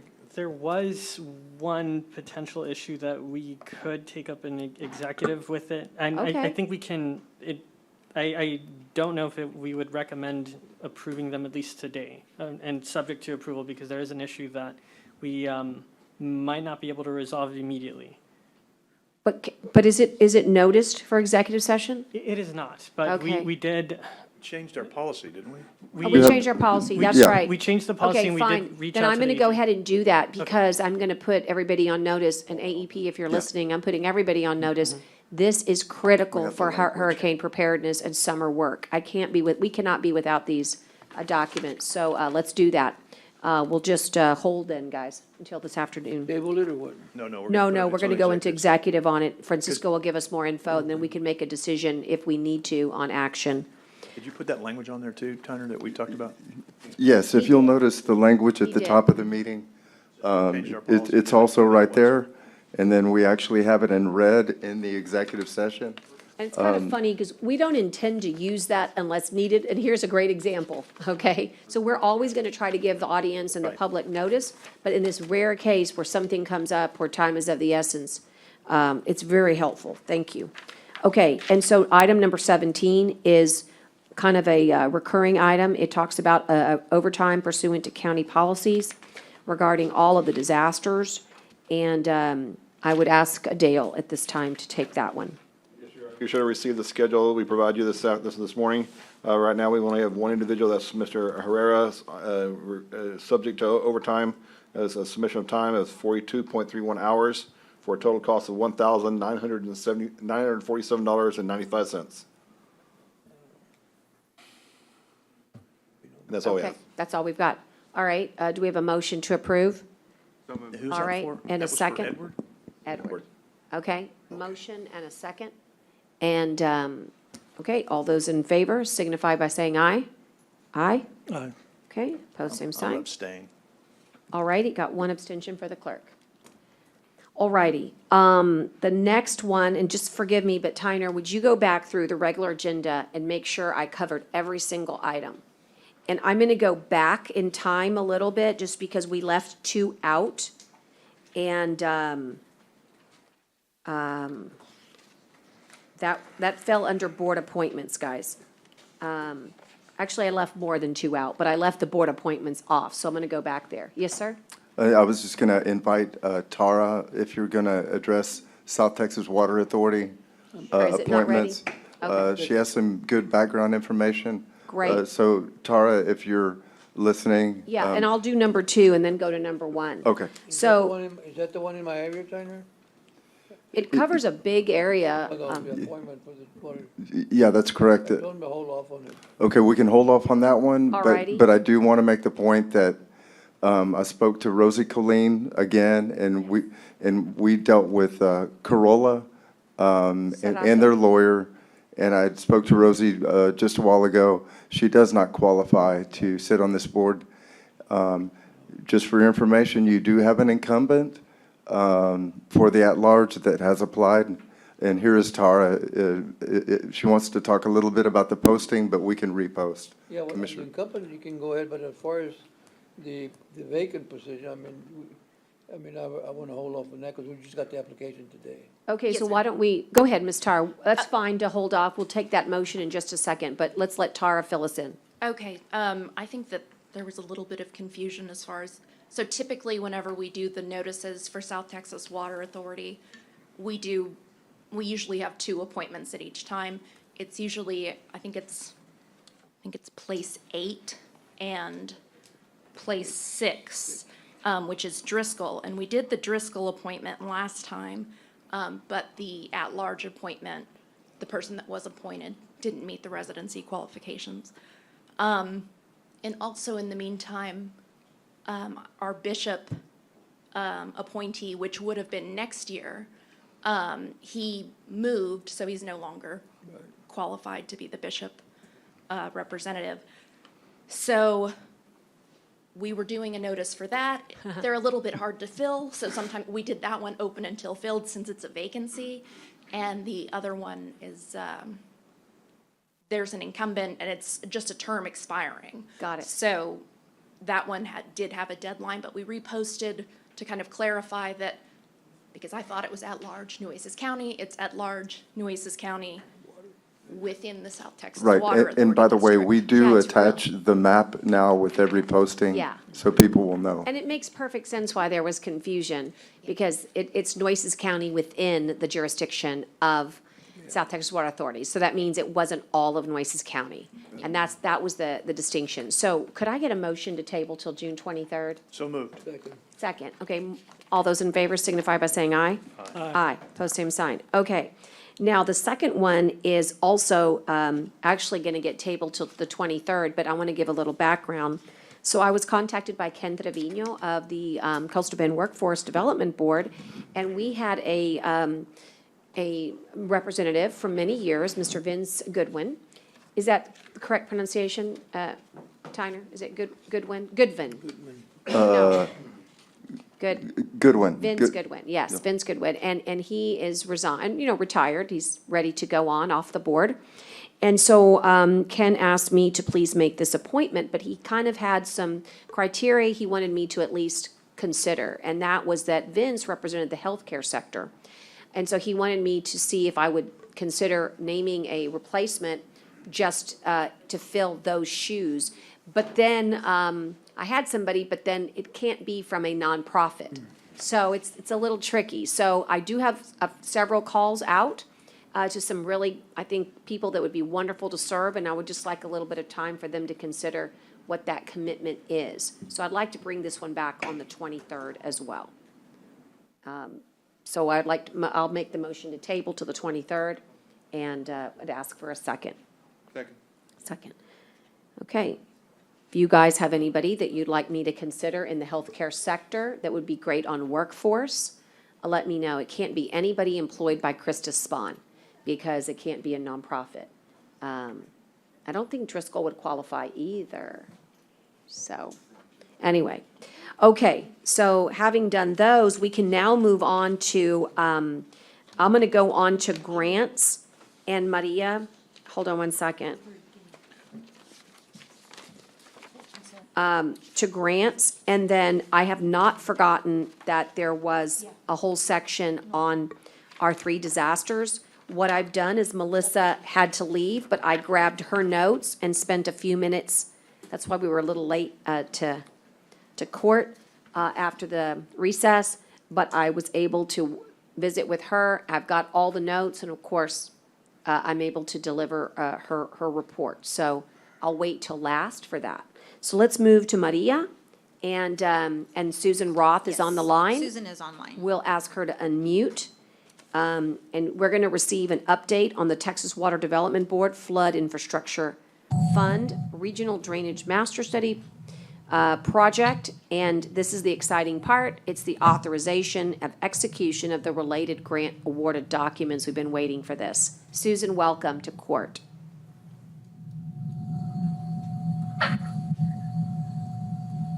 Oh, welcome, Judge and Commissioners. I so appreciate the opportunity to come and visit with y'all today. I have some very exciting news. It's official now as far as the grant funding has been approved by the Texas Water Development Board, by their board, for the Regional Drainage Master Plan Study for the Tri-County area, headed up by, of course, led by Nueces County, but it also includes Jim Wells and Clayburgh counties. And we received a little over $2.1 million in grant Actually, to be exact, 2,137,500 in grant funding. And what's wonderful and excellent about this, just working with Texas Water Development Board, their leadership and staff, just so excited that we initially, when we submitted our grant application, we had our budget was much smaller. Our overall budget now is 2.7 million. Originally, it was 2.25 million. So it's gone down, or I should say, the budget has changed, but what's nice is the amount of cash and in-kind service that's been required for this grant application, that has not changed. And what's changed is Water Development Board has awarded us an additional $450,000 in grant funding. And that's wonderful because with this study, we're going to be also incorporating City of Driscoll and also Nueces County Drainage District Number 2, their scope of work items as well into this overall planning study for the region. So, and at this point, all we're doing is we're waiting for the final letter to read that we will receive from Texas Water Development Board. I visited with staff at Water Development Board. We should probably receive it probably late this week or early next week. They said it's in the process of going out, and then we can officially kick off I want to say the advertising for posting the RFQs for the engineering design teams and being able to really move forward with the project. Yeah, really exciting, Susan. Susan, one of the things I've been doing is bombarding your email, but I really do appreciate it. The next step is going to be to issue those requests for qualifications. But they're going to be subject to all the language that the grant gives us. But the nice thing is that unfortunately, the rains have given us way too much information. But I've been sending all information as I receive it to you because I know it's going to be super helpful to our master drainage study planners. So I would ask all commissioners in your precincts, when you see chronic flooding and you can document it, just as long as you have good documentation as to where it is, when it occurred, how many days after the rain it occurred, it's really going to be a great data to give to Susan. So I just thank you for letting me do that. I also want to point out to the court that Susan has been participating. You might just want to mention it on our behalf in Nueces County and all the flood regional meetings that have been transpiring and going on. Would you just touch on that real quick, like Susan?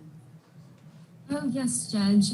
Yes, I appreciate the opportunity to represent you all at a number of different meetings. There's the Regional Flood Planning Group meeting for the Nueces Basin. That's, I want to say, kind of falls under Texas Water Development Board. Those monthly meetings I've been attending on y'all's behalf. And I've also been in touch with Christy Shaw, who's the consultant from HDR for the region, just to at least give her a heads up about our upcoming study. She and I are going to work closely together. In fact, Judge, just to kind of follow up, I know you had a question about the timing of the flood infrastructure funding and the next cycle of when that might be available. Finally heard back from Water Development Board yesterday. It turns out that actually the funding itself, it did not, I want to say, make the cut, so to speak, during this legislative session. It will come about again during 2023, the next legislative session. And so what's going to be great about the timing of our projects, our regional study will be 18 months. By the time we're wrapping up our study, of course, what's going to be key, we need to make sure and have the different strategies that we've identified, projects, mitigation projects identified in the regional study. We need to have those, of course, included in this regional flood plan for the Nueces Basin. And then in turn, we will then be eligible for funding that will probably be available in 2023. And so, thank you, Susan, for that. Finally, I want to mention that, of course, our people have been living chronically with these terrible floods for years, and so they're looking for immediate relief for For you and I, that we want to go after the big bucks again in 2023, it's exciting. But for the folks that are having to live with it right now, one of the things that we're hoping is that through the modeling, as we go along, we can work with our political jurisdictions to identify any small mitigation that would make a big impact, because we do have American Relief Plan Act funds. We know that water infrastructure is something that is qualified as eligible. And so we're going to ask that extra task of you and the team that we hire eventually, that as we go along the 18 months and as we model that which we can do, that's not, obviously, we want to make sure the study guides us. But that which we can identify, that's the obvious, that we be able to use our dollars to make a major difference in people's lives, because as they say to us, they need help now. And I completely agree, Judge. Yes, and we will continue to look for, I want to say, funding opportunities for some of these immediate needs, like you're mentioning.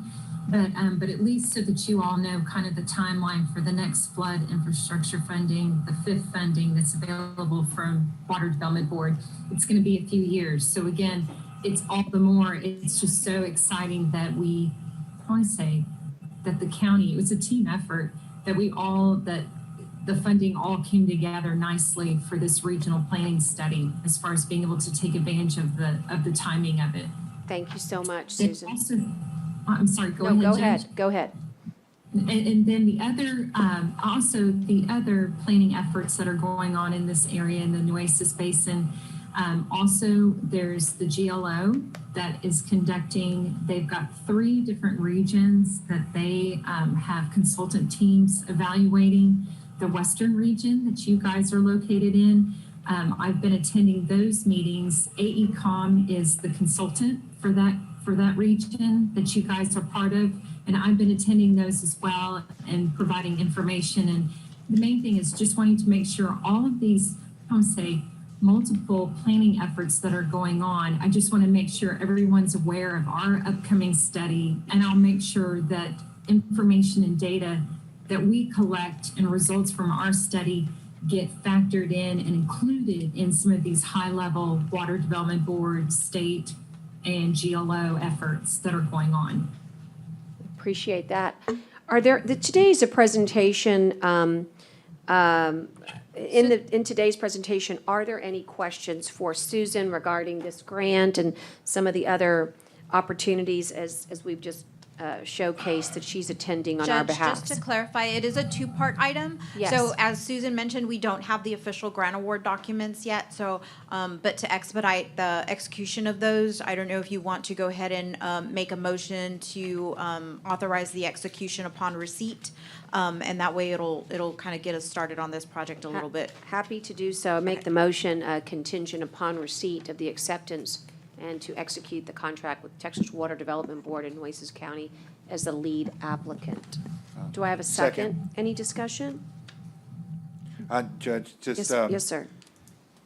I know been sending photos to Melissa Munguia, and hopefully I get to Susan, just of all the flooding that we've had, and I know all the commissioners have experienced it recently in the last month, 6 weeks.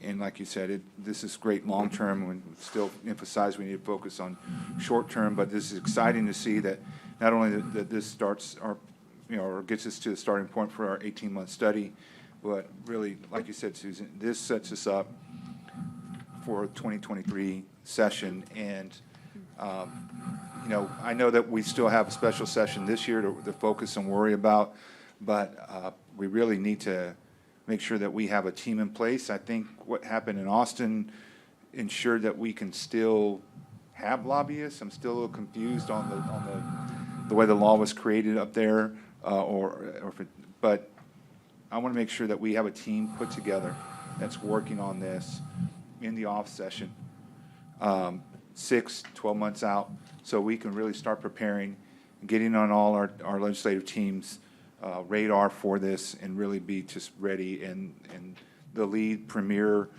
region in the state to be able to ask for this funding, because we're ready for it. I mean, I know it's kind of the obvious, but I want to make sure that we do that because this is just such a great opportunity for us to make that happen. And I think of, Fiesta Ranch and all these other areas in Banquete and Robstown that have been hit so hard, and that's just the areas that I'm really familiar with. But this, I think, I think I mentioned it earlier in the week during one of our workshop sessions was I saw a photo on Facebook like Monday night or Tuesday night, and it showed flooding. I think it was in the Bishop area, one of the low-lying bridges out there, and it was flooded. And there hadn't been any rain in over a week, right? A week and a half, and because of all that downstream water. And so I'm obviously supporting this, but I hope that we do get all that worked out so that we can be ready to hit the ground running, like I said, 6 months, 12 months before the next session, so we can have this in play and ready to go. Yeah, and just remember, we're leveraging additional dollars. So within our grant is the $550,000 grant to Drainage District Number 2, and a real special emphasis on the city of Driscoll. But what's exciting is we're also leveraging their grants. DD2 got other grants from Texas Water Development Board, different categories, but they included monitors that we're going to be utilizing in our master drainage study, as well as a hazard mitigation alarm system for flooding. So all good things happen, and thank you, Commissioner, for mentioning it, because I know they're going to come on the 23rd, but we would not be here if it had not been for a year and a half plus worth of work with Susan, our legislative consultant team, plus the senators and and our chairman of representatives. I mean, it just takes so much effort, and it looks like it comes to court and, like somehow you applied and you got it and you sign a document. That is very far from the truth. And our preparation and all that hard work paid off. And it pays off 20 times the salary of our subject matter experts. In Susan's case, I also want to remind the court and the public that we're going to be able to use the dollars that we paid her as part of our in-kind match. So she gets to say she actually paid for herself. So bravo all the way around. Maria, thank you for bringing it to court today, and to your team. And again, I've got a motion and a second. All those in favor, and again, remember, this is subject to, but it'll get the ball rolling, as Maria said. Please signify by saying aye. Aye. Aye. Pose same sign. Okay, great. And then, Maria, do you have one more? You do. Item number 3. Yes, so earlier this year, Nueces County received what's called ERAP. It's Emergency Rental Assistance Program. We received approximately $1,078,956.70. 10% of that can be used for administrative services. And this is, again, to provide emergency rental assistance for residents affected by COVID. These would be residents outside of the city of Corpus Christi. The city of Corpus Christi received a $9.8 million grant award. In discussions with the city, it was going to be a little more cost-effective for both the city and the county to collaborate on this particular program, not only, for cost efficiency, but also to prevent duplication of benefits. So the city just executed a contract, thankfully, with Haggerty Consulting. That contract was executed on May 25th. Haggerty Consulting, as you know, is already under contract with Nueces County. I guess what we're going to be asking for today is just to authorize myself or a designee from the county to work with the city on possibly an interlocal agreement, just to kind of agree to work together on this program to make it a little bit more cost efficient. There is a software program that Haggerty will be launching specifically for the city, just because, obviously they have such a larger allocation in their population. And they're gonna have a lot more interest in this program, say, than Nueces County would. And then we would also do a work authorization under our current contract with Haggerty, for them to help us administer this program. It would be run out of social services, but as you know, Rebecca is short-staffed and, just pulled in all different directions. And this is a large sum of money. And again, there's certain checks and balances that need to be in place that just kind of, our social services department is too small, to have those in place right now. This money is from the Treasury, so it does come with a lot more stringent guidelines and reporting requirements. So we do want to work with the city to make sure that we, manage this program and manage it well. And let me just highlight here, so it makes more sense to combine the 9 and the 1 to make it 10 million. You put one company in charge, we both working with the same company. We use the same software platform, and here's the kicker. I'm hoping we can petition, and our office is working on this, to get some sort of an extension, but we've got to spend the money by the end of September. And, I'm sorry, we have to spend 65% of the money in September. So we want to do a massive all-call. If you are a business, you don't have to just be a tenant, you can be a landlord. If you are having issues with your rent, we have dollars to help you, lots of them. But we've got to get going, and forgive me, but we've been waiting on the city for 6 months. We were ready to go at the beginning of the year. So we've waited patiently, but it does make more sense for us to combine efforts. Otherwise, we would be wasting money, in my opinion. So wait, So- this is for the emergency Wrap, rental ERAP. assistant funds. Yes. And we're both going to be administering them, and we're doing it together? Right. Yes. I'm trying to get the. Yes, so Haggerty will, the software platform that they're creating would be kind of a portal for both City of Corpus Christi residents as well as residents outside in Nueces County. And then it just kind of helps kind of divvy out that work, and then when it comes to billing, they would bill Nueces County for those residents. Basically, we're paying, the rent or, How much is in there? How much? We're about to give $1 million we have plus $1 million. away. And they have 9 million. And again, what this item is all about, it's meant to send a message. It's meant to send the message two ways. One, it'd be a directive from the court to tell our very overworked county attorney's office, we really need you as fast as possible to get an interlocal with the city so that we can work together. And we've done this on many programs throughout COVID, so it shouldn't be too strange. And then, once we do that, Haggerty, they want to start work July 1. And so they won't be able to do this unless our schedules are so different. Right. This agenda item will then signal to the city, oh, okay, the city and the county want to work together.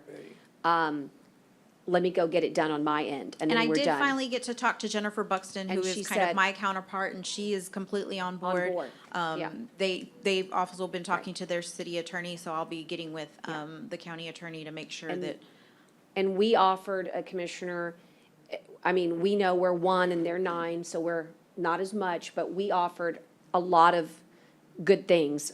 For instance, a place to go. So right now, they want to conduct this rental all-call, online only, like a call center. And that sounds interesting and good, but it's not as good as having boots on the ground.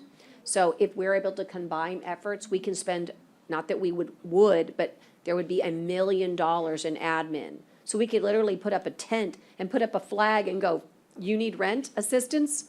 Come here to see if you qualify. Because this call center thing is not the greatest all the time. So the question that I have is these funds, and I'm sorry, remind me, they came ERAP. from? The Treasury. From the Treasury, and there's 10 million between the city having 9 and we have 1. Correct. How much of that 10, and I don't know if you're just using an example, is going towards administrative costs? 10%. 10%. So $1 million total. So our portion would be 100,000. Do we feel like that's, I know it's probably allowable, but do we feel like that's appropriate, or is there a way to cut that administrative cost down to where we give more to the people and less to the administrative Oh, side? definitely. So it's proportionate to how much money is spent. So if we spend 500,000 instead of the whole million, then their contract would be 50,000. No. So What I'm it's, saying is, do you think the 10% is in other words, to me, maybe I'm wrong, but to me, 10% seems a little high for administrative costs, maybe it should be like 3% or 4%. I'm trying to figure out where Yeah, we're well- getting to 10, because 10 sounds high to me, because that's $1 million of the 10 million going to administrative, and to me, I want more money in people's pockets. Yeah, but we if don't get to make possible. the rules. That's the thing. This is a Department of Treasury thing, but. I thought it was up to 10%. I didn't It's think- up to 10%. It doesn't have to be yes. 10. It No. doesn't have to be. Again, it can Right. be proportionate upon, how much money is given out. Quite honestly, Rebecca is in support of this. I know she couldn't be here today. But she just does not have the staff. And normally, that's kind of what we try to do. I know with other grants, you're allowed 10%. We try to keep, we either do 5% ourselves in-house, and normally that can be done. But with this particular program, it's just, Hey, it's too. And let me just give you an burdensome example. for- Travis County started 4 months ahead of us. They haven't been able to hit the 65% threshold yet. Okay, so I doubt, what I'm saying to you is that Haggerty, by the grace of God, we chose the same company that the city did. They are experts in ERAP. And so, this is why we think that we can save money, but it's up to 10%, but it's whatever we use, right? No, right, I get it, but I'm just trying to say, I would like to know, and maybe you said it and I missed it and I apologize, but I would like to know how they're spending that 10%, because I don't understand, and I'm saying this honestly, I'm saying this because I don't understand, there's no like passive aggressiveness in this. I don't understand how they can spend $1 million to spend 10. That doesn't make sense to me, and so, but maybe if someone showed me, here's exactly what I'm spending it on, I could get my arms around that, but I'm uncomfortable just saying, okay, Haggerty, you get 10% of the 10 million without knowing exactly where those dollars are going, and maybe I've missed it, and I apologize if I did, because I want to give more, and I know everybody up here does, I want to give more, you included, want to give more to the people who need the assistance, not to the people Right. being the consultant. So that's all I'm saying, is I just want to see a breakdown before we. Yeah, just- and we have I have that the- in I our have the work cities. authorization, Okay. and we have the That's what I just cities wanna as see. well. And I have the cities as well, and I can share that with you. And trust Where me, it's it's going, I all mean- based on an hourly basis, so it's like any of our contracts. You award it on an up to as to whatever the contract allows, whatever the programs are. It's the same, by the way, for any of our grants administrations, up to 5, 6, 7%. The Treasury just deemed 10% here, but just to kind of give you a flavor until we can bring it back, it's things like, they're gonna set up a call center, right? And this call center is, there's a lot of people that will be working on it, but in order to administer it, do the compliance, my experience with Haggerty on everything is that they're beyond conservative. In And that's fact, all, if it's yeah. just, that would be. So they're just show actually me a one of call. the They few are. consultants that they won't send you an invoice and say, hey, we spent X amount of hours. They actually have timesheets Yeah. that are signed by each employee, so And yeah, that's because they're very- principal headed up FEMA. Right, but once they send the invoice, I gotta pay it. I wanna see it before they send me the invoice, Right. is all I'm saying, because Yeah, I they're- can't refute an invoice if we've given, I'm just Right. saying, could they provide, this is what we estimate, it's gonna, Yeah. it's gonna cost, and here's the breakdown, and here's where we're gonna spend your We money. have it.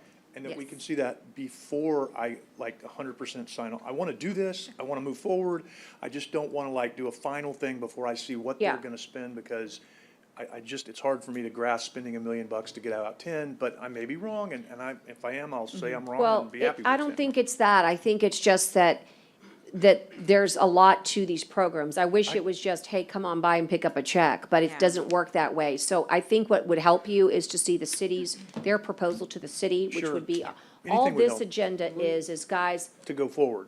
just get the Final- county right. attorney to start working with the Right. city, because we have until July software, but we've already hired Haggerty for this process, so. Right, and I'm okay, all I'm saying is before. Yeah. Are we targeting the rent, the people that need rent Yes. money? Or do Yes. we- So if they were or the affected- landlords too? Both. The landlords can as well. So it's for both? Both. Yes. Landlords and, because I asked Rebecca that one time, and she said something about, it might be for the land, she wasn't sure about the landlords.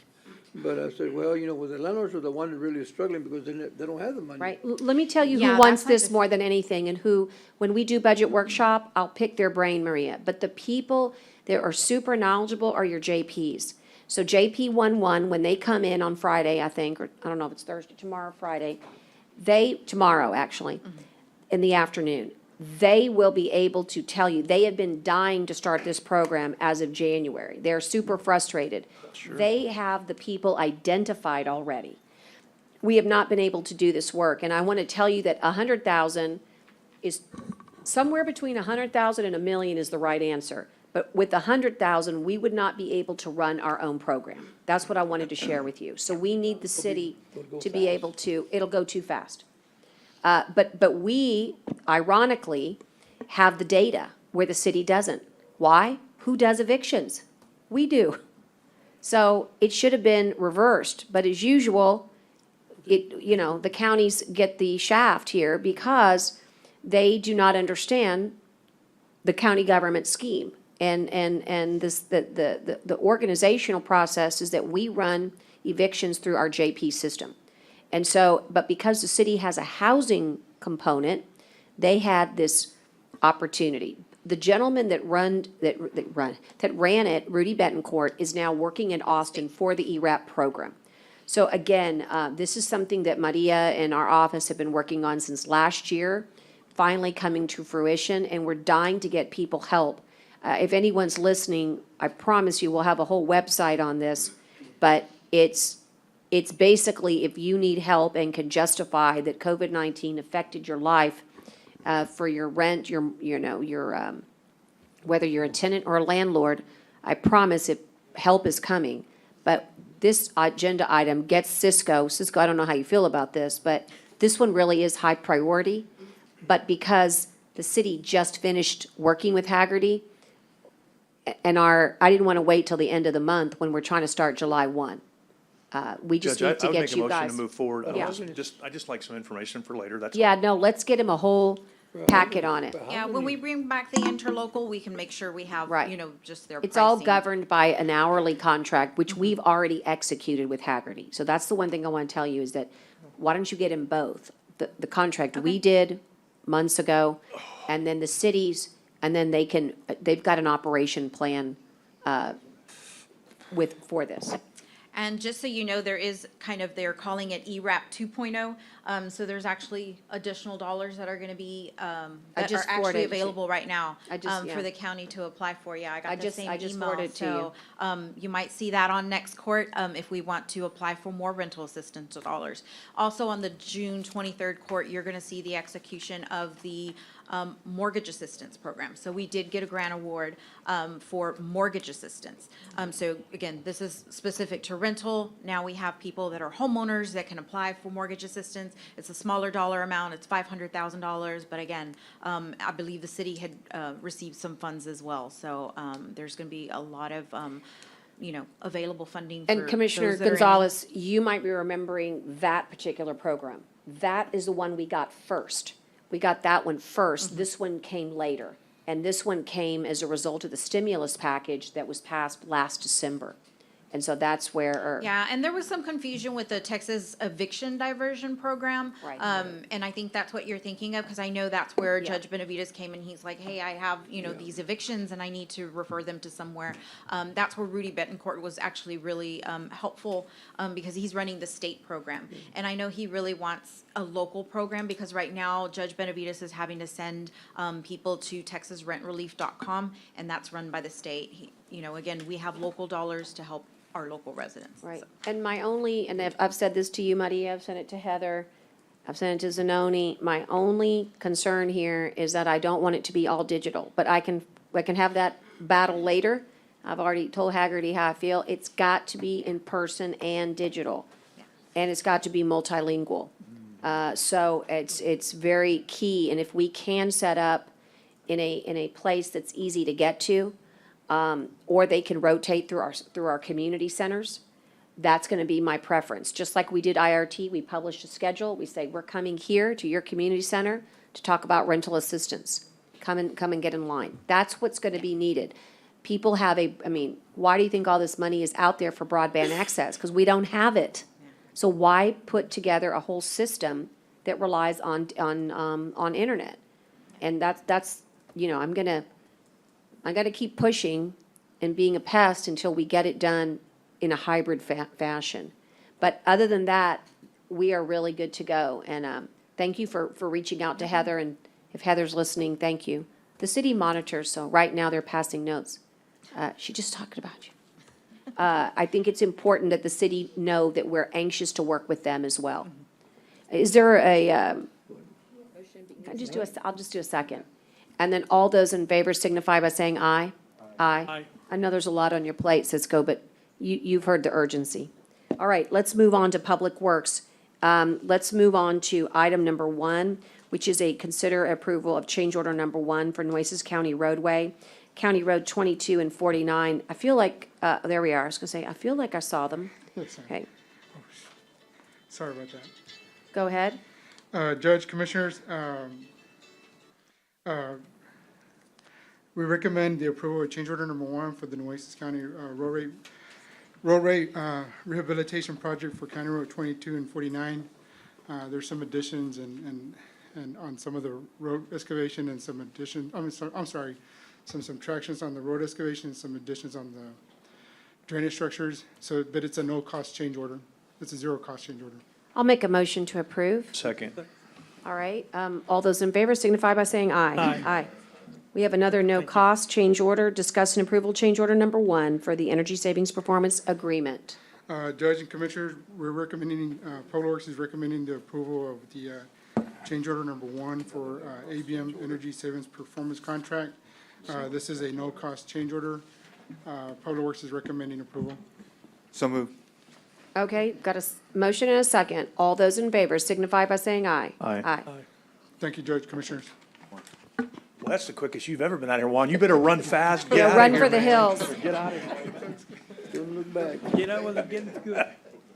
Run and run fast. Don't look back. Don't look back. Okay, and so we'll move on to purchasing at this time and ask Michael to talk about something kind of historic, which is a 55 fleet vehicle lease from Enterprise Fleet Management, Inc. Right, so the staff, this is the continuation, year number 2 of the enterprise fleet replacements. And as part of our original plan that we rolled out last year, our intention is to try to get the entire fleet turned over in a course of 5 to 6 years. And historically, the county would only have funds available to outright purchase somewhere between 15 to 24 vehicles in any one year. And under this lease program, we're able to more than double that amount. And so we're able to affect a lot of departments. I'm going to go ahead and hand out a little sheet so y'all can kind of know where the cars are coming, where they're going to be going. So long, man, God. Hey, they're gonna use the card that fits here. Michael, before you get started, and maybe it's in here, and I know we've had presentations on this before, but on lease agreements like for Thank you. private citizens, it's usually Thank you. a limit on mileage. Do we have that applies to these vehicles, or? No, we do not have a mileage restriction on this agreement. Good, okay. Right. Okay. Okay, and this is, source of funds on this has already been, Yes, this is budgeted fleet replacements coming out of general fund monies. And what you'll see in the schedule is expected delivery timeframe, which is that third column. Since, I don't know if you might be aware, there's a truck shortage going on across the country. And so we have some long lead times we're looking at for a lot of these items. But we've got some estimated dates provided to us by Enterprise. So we're expecting the vehicles that get approved today to arrive in the fall, as early as in the fall, and also in the spring. And we may have some that extend into the summer for some of the larger trucks. And let's see here.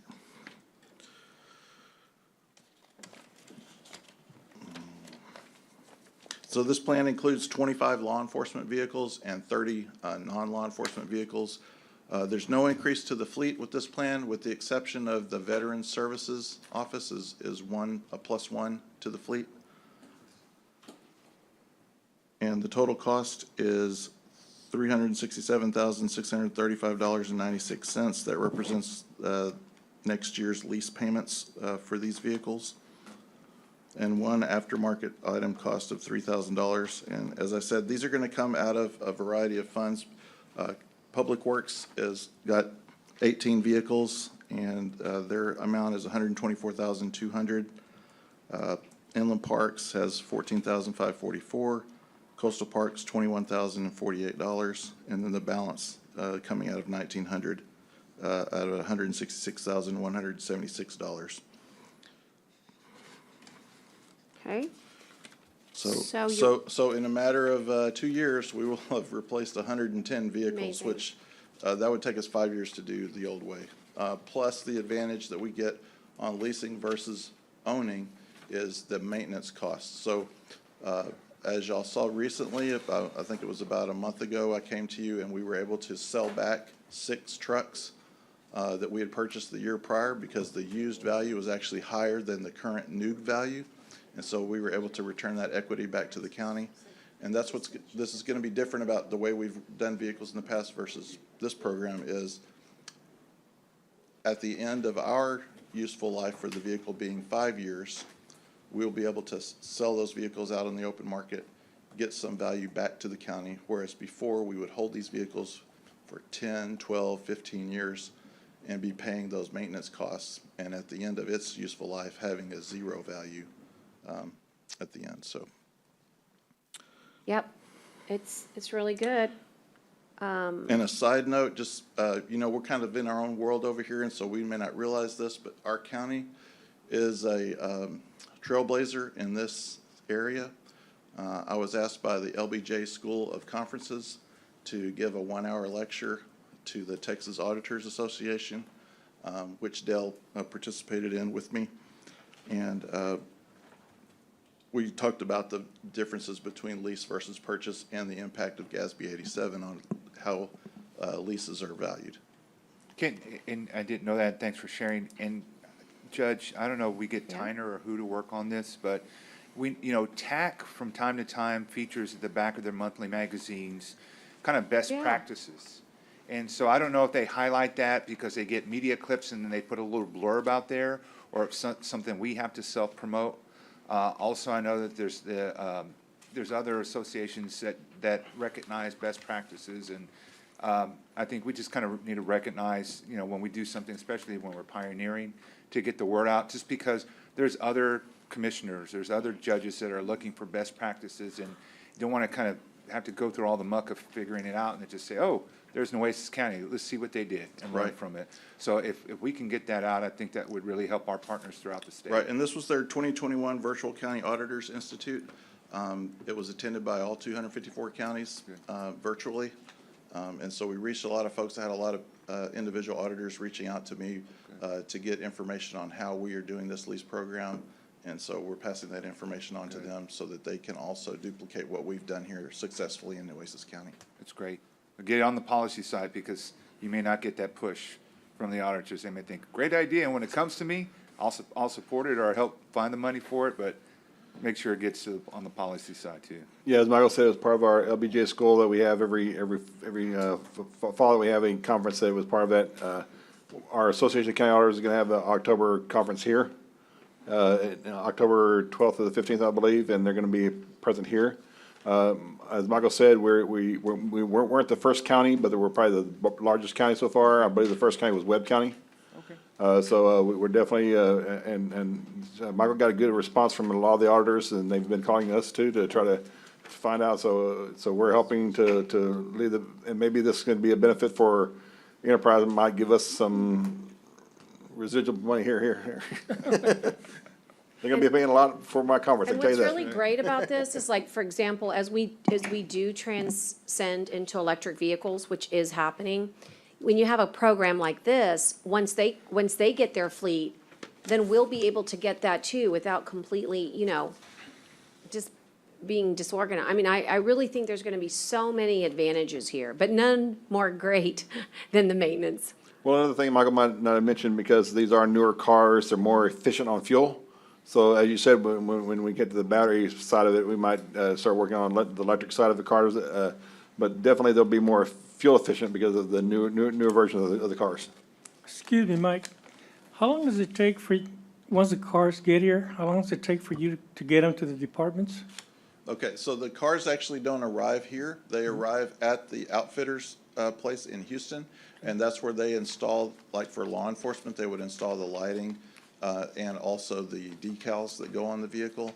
Then when they arrive here, We also have to install the radio and the computer, and so that process takes varying amounts of time depending on what the volume is at the individual outfitter, and also when we get in line. The biggest time that it takes for us is to get the radio installs, because we're working through Daily Wells, who also services the city, and they have a much larger fleet than us. And so, but they work very well with us to get us scheduled in when they can, and what we try to do is give advance notice to the departments when we expect their vehicles to arrive. And so this is the first time I've ever given this information, which is on here, which shows an expected date. That expected date is the expected date that Enterprise will deliver the vehicle to the outfitter. So we still have some more time after that, and generally I want to say it can be anywhere from 4 to 8 weeks, sometimes 10 weeks, depending on the amount of vehicles that they're processing at any one time. And is Daily Wells the only vendor that we can use to install the? For the radios, yes. And that's the radios that we utilize with the city's communication under Metrocom. We're obligated. And they actually gave us. Thank you. We were able to finance through them, so we could afford to make all these upgrades. And in addition, they also worked on the towers. The gentleman, if you want more information, that was here this morning, Peter Collins, helped us negotiate that. But when we came in 2.5 years ago, our estimated cost was like $12 million. And that wound up, Michael, being like cut to like, what, six? 6 or 7. Six or seven. So Daily Wells was really able to upgrade those P25s for us. Right. Hey, Mike, on the split, on the new vehicle, the lease ones, is there a way we can get the law enforcement cars out before anybody else's cars out? I mean, especially those that travel all the time, they're on patrol.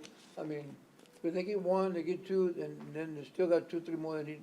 I think to me, that's probably, we need to prioritize this thing here. I think they should probably be working, trying to get those cars on law enforcement first. Those that take car home, but, I mean, I just think that we need to start looking at that to see how fast can we get the people in law enforcement cars out as soon as possible. Sure. As always, that's not lost on me. We're very supportive of what Sheriff is doing, what the constables are doing, and we want to make sure we get the cars to them as quick as possible. Yeah. Well, just kind of, right now I just want, maybe we can work on it a little harder, but I think that, I know they get one or two, and then they have to wait another 6 months to get another one. I mean, if we get 33 cars, but I mean, I don't know, 33 maybe. Yeah, so like I said, on this particular set of vehicles, we're doing 25 law enforcement vehicles. We've never done that number before, so it's more than double what we've ever done before. 25 and 10, somebody else, I guess. All right. And so a lot of it will depend on the specific model that they have asked for, whether it's a truck or a police SUV, Sure. and when the manufacturer is able to deliver those to us. And whether it's let's just say that I got a public works truck on the same day that I got a law enforcement truck. The processes that is going to be done to each of those vehicles is different. So just because I'm working on public works doesn't mean we're losing any time on the law enforcement. So they're going to continue to follow their path through different service providers. They don't require near as much equipment as them. So it's not as though there's a law enforcement vehicle waiting in line behind a public work vehicle or behind another department's vehicle. Okay, I just want to make sure. Sure. And I recommend approval. Is there a motion? Motion, and I'll second. And any further discussion or questions for Michael? Okay, hearing none. All those in favor signify by saying aye. Aye. Congratulations to you and to Dale's office, who've worked very hard on getting this accomplished today. And I'd be remiss if I didn't mention a thank you to Romeo Ramirez. Absolutely. Who did a lot of the number crunching. There's a much larger spreadsheet. I only showed you guys a portion of what's involved to make that happen. Understood. Okay, we're going to move on to the auditor. And Dale, you've got a financial report that was given to us yesterday, and then a couple of change orders, however you want to take it. The monthly financial report first. We'll go to page 4 and 5, which shows you our balances for the fiscal year for February 25th, which is our 28th, excuse me, which is the 5th month in, so that we're talking 42% of the year removed and 58% of the year remaining. So as you see, our fund balances are at $69 million at the point. The key things that we want to see is on next page that we want to look at is going to page 10. And this is where it's going to get interesting, where we talk about our group health insurance. We've seen some very large expenses in the last few months. Right now, we only have a $25,000 fund balance in our group health. I know I'm working with the judge and Commissioner Matas and others on the insurance side of it to try to find how we're going to do this. We're working with the new money that we got coming in, that we've received, the $35 million, to try to recover lost revenue that might be able to recover some of the funds here. But we are seeing a significant reduction of this balances, so we want to make sure this is going to be brought to you before long on a budget issue, but we're definitely working on these issues as quickly and as properly as we can. The one item I want to really show you is on page 16. And if you look at the very top, you'll see the general fund revenue, and the one I want to show you is for February, the tax collections. The current tax collections, we're at 92.8% of the collections for the current tax property. For a pandemic that we're in, that's very promising. We're very, very high on that. Now it does look like for the year of 77%, but most of our other fees and fines come in monthly, so that's not a concern. The one I wanted was of great importance is our current taxes. The ones that is kind of alarming is under the investment income. Our investment income is significantly lower because right now I believe I think we're earning about a 0.1% interest, where in the years before we're at 2, 3, or 4% interest. So that's where we're seeing a large reduction of some of our revenue, and that's one of the items that we will be talking about lost revenue when we bring up the balances. But you compare the last year to this year, we're very good on taxes, but you see the other ones are all negatives on fees of office, on fines, and on licenses, and that's where we're going to definitely be looking into to try to recover some of those balances for our lost revenue. If we start going to page 23 and forward, we show you where any possible department is currently overextended at the period of time. I know we've got some budget change orders coming, but let's go through the process. On page 29 is the first department that's showing the balances, and we brought Daryl in the right time because his considered over budget at the moment, but we got change orders to manage this. I believe there might even be some on this one here. Yes, we do have some on the upcoming list. The next page is going to be page 39. And that's legal aid. The legal aid is always going to be at this time because we have to pay the rent all at one time. So that's why it shows you a balances where we're overextended. The next one is on page 59. We have both our emergency services as well as our emergency management, both are currently a little bit over, but we know our emergency services, because of the pandemic, other events we had for the flooding events and other areas, that this was a possibility of what this happening. So we're definitely looking into those particular matters. Now, the one important thing I want to show you is on page 63. As I mentioned, where we have 58% of the fiscal year remaining. But as you look at the general fund total balance of the funds still available, we're at 67.5%. So we're at 9% difference, which is very, very promising. As we get ready to start our budgeting discussion, my staff and I have already done the estimated actuals for where we expect our balance to end, and we definitely still expect to have a income that have a return of funds, so our increases in fund balance should be continuing, and if all the balances handle that we put in. If we go to page 83, we show you our debt service. Our capital projects where we have, and this is where the last page we always show you that we have the funds on our what's remaining of our funds balances of the particular COs. We have not included the 21 at the moment. That should be coming up soon. But as we saw, we almost have the 2004-2007 completed. We still have about 4.4 million of the 2015 CO. We have about 11.1 million of 2016. And now these are our funds available, but these are probably already encumbered, but we got 26.3 of the tax notes and 3.6 million of the general fund. So that just show you where our current balances are for the year. Our P cards on page 87 shows that for this particular month, we were a little bit lower on our normal process. Normally, we're about $340,000 in credit card expenses. This particular month, we're only $255. And maybe we should already show you that we have a reduction of some of our repairs, because as Michael said, we've already issued several cars out, and some of these cars are now has a already maintenance in there, so we don't have to put a P card on for maintenance. So that's a promising event. The last page of the report shows you for the 5-month period ending, and this is on page 147. The last page of the report shows you for February 28th of 2021. For the current fiscal year, we have expended $1.66 million in credit card expenses for this particular time. I'd be glad to answer any question you might have, but that's the financial report for February 28th, 2021. Okay, thank you. There's a lot to digest there, but I'll ask for any questions or comments at this time, and only mine is just to echo that obviously the self-insured fund has taken a big hit with COVID-19. Fees and fines have as well. The only promising piece is, as Dale mentioned, that the American Relief Plan Act really specifically talks about government services and lost revenues. This is where we're aiming.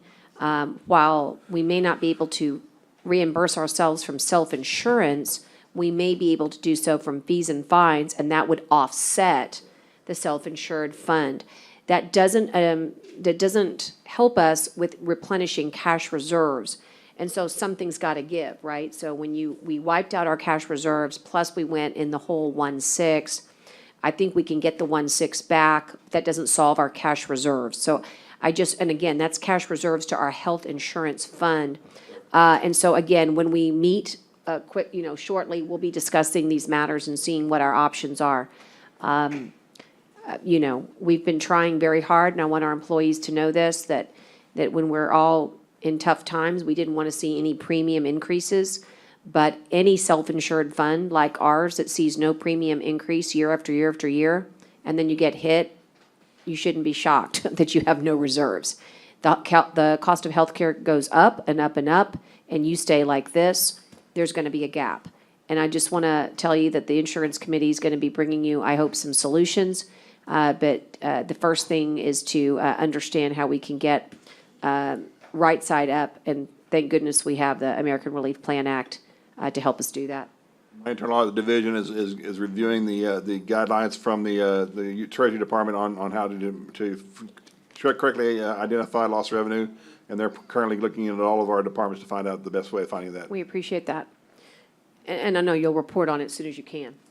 The only positive is while we're earning nothing in the bank, we're going to earn at least more because we do have both the $50 million and the $35 million. And so our investment portfolio should increase just because we have so much more liquidity. But again, we're just dismal investment rates. Don't expect some exciting number. And I agree, the investment should be turning around now that we're getting back into more of a realistic market area. We should see some balances coming up, but as we saw when we did our $50 million, we were at the lowest possible rate of our issuing costs. So that's something we need to consider. And the $50 million is a proceeds that the interest on invested on that would have to go tied with that. But yes, we're trying to do the best we can. Motion to approve, Judge. Thank you so much. Motion, and I'll second. All those in favor signify by saying aye. Aye?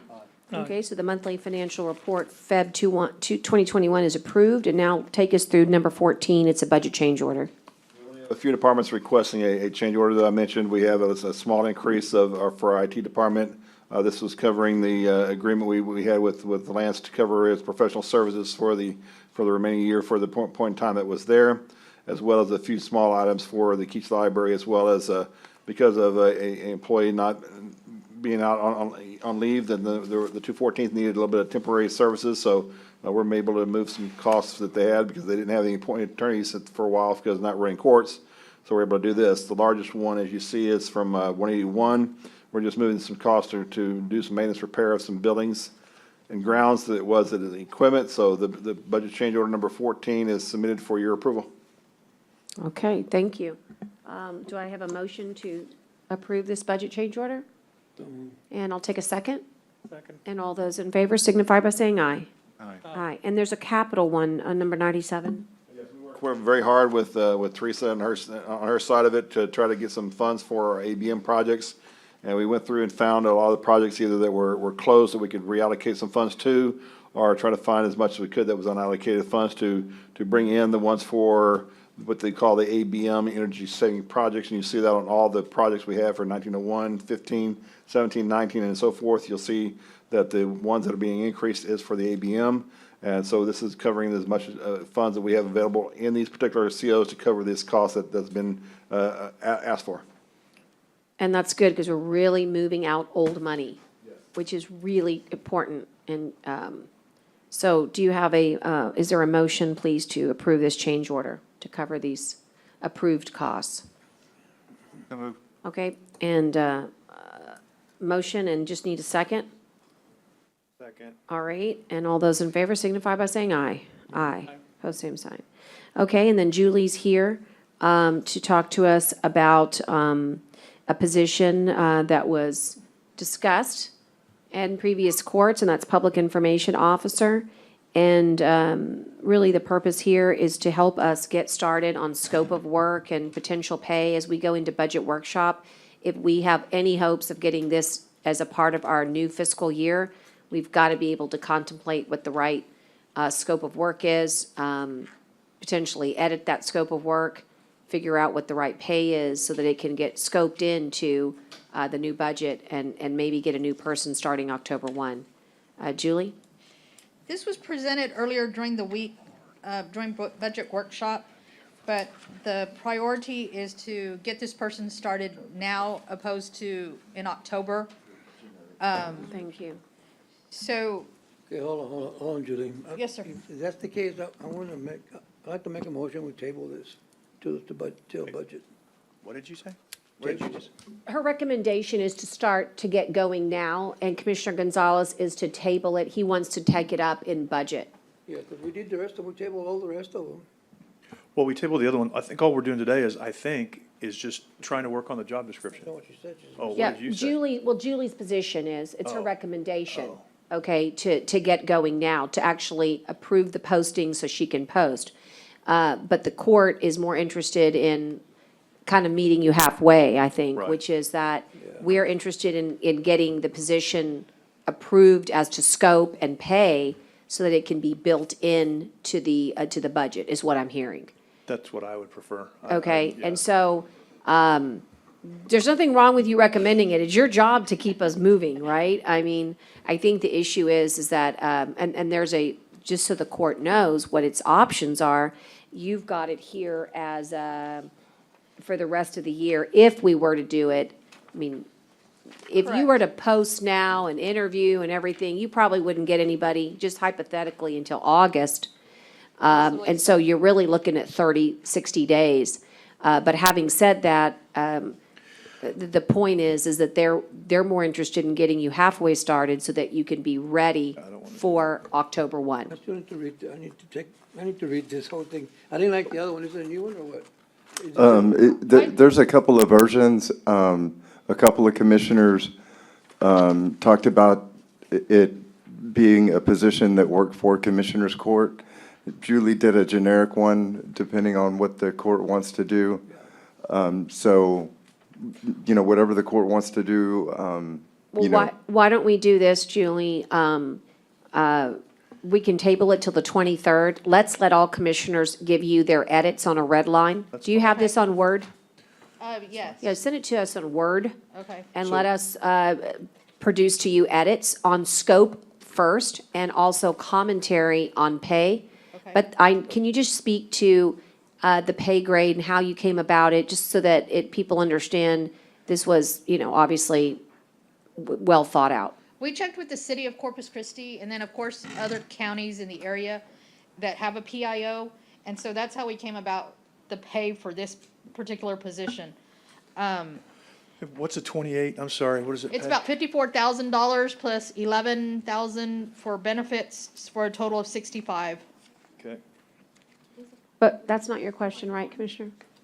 Was that your question? I was just wondering what the 28 was, yes. what Yeah, the I couldn't 28, remember. Julie. Yeah, and The that's, pay she group told me. 28 is $54,000. Okay, got it. Got it, yes, Just ma'am. double checking. I'm good. And in the job description that was attached to the agenda, several of the locations in there, it had reports to the county judge. I talked to Tyner about that, and we wanted to make it more generic so it could not report, but do work for the entire commissioner's court. So, and for the entire county. So we made it more of a generic position. And also, we included social media, which was a big issue, right? I think that's in page 2 up top. You had asked about that, Commissioner, and I looked it over, and it does have emails, social media posts, talking points, other written materials. It's pretty comprehensive. We also compared it to the city of Corpus Christi's descriptions as well.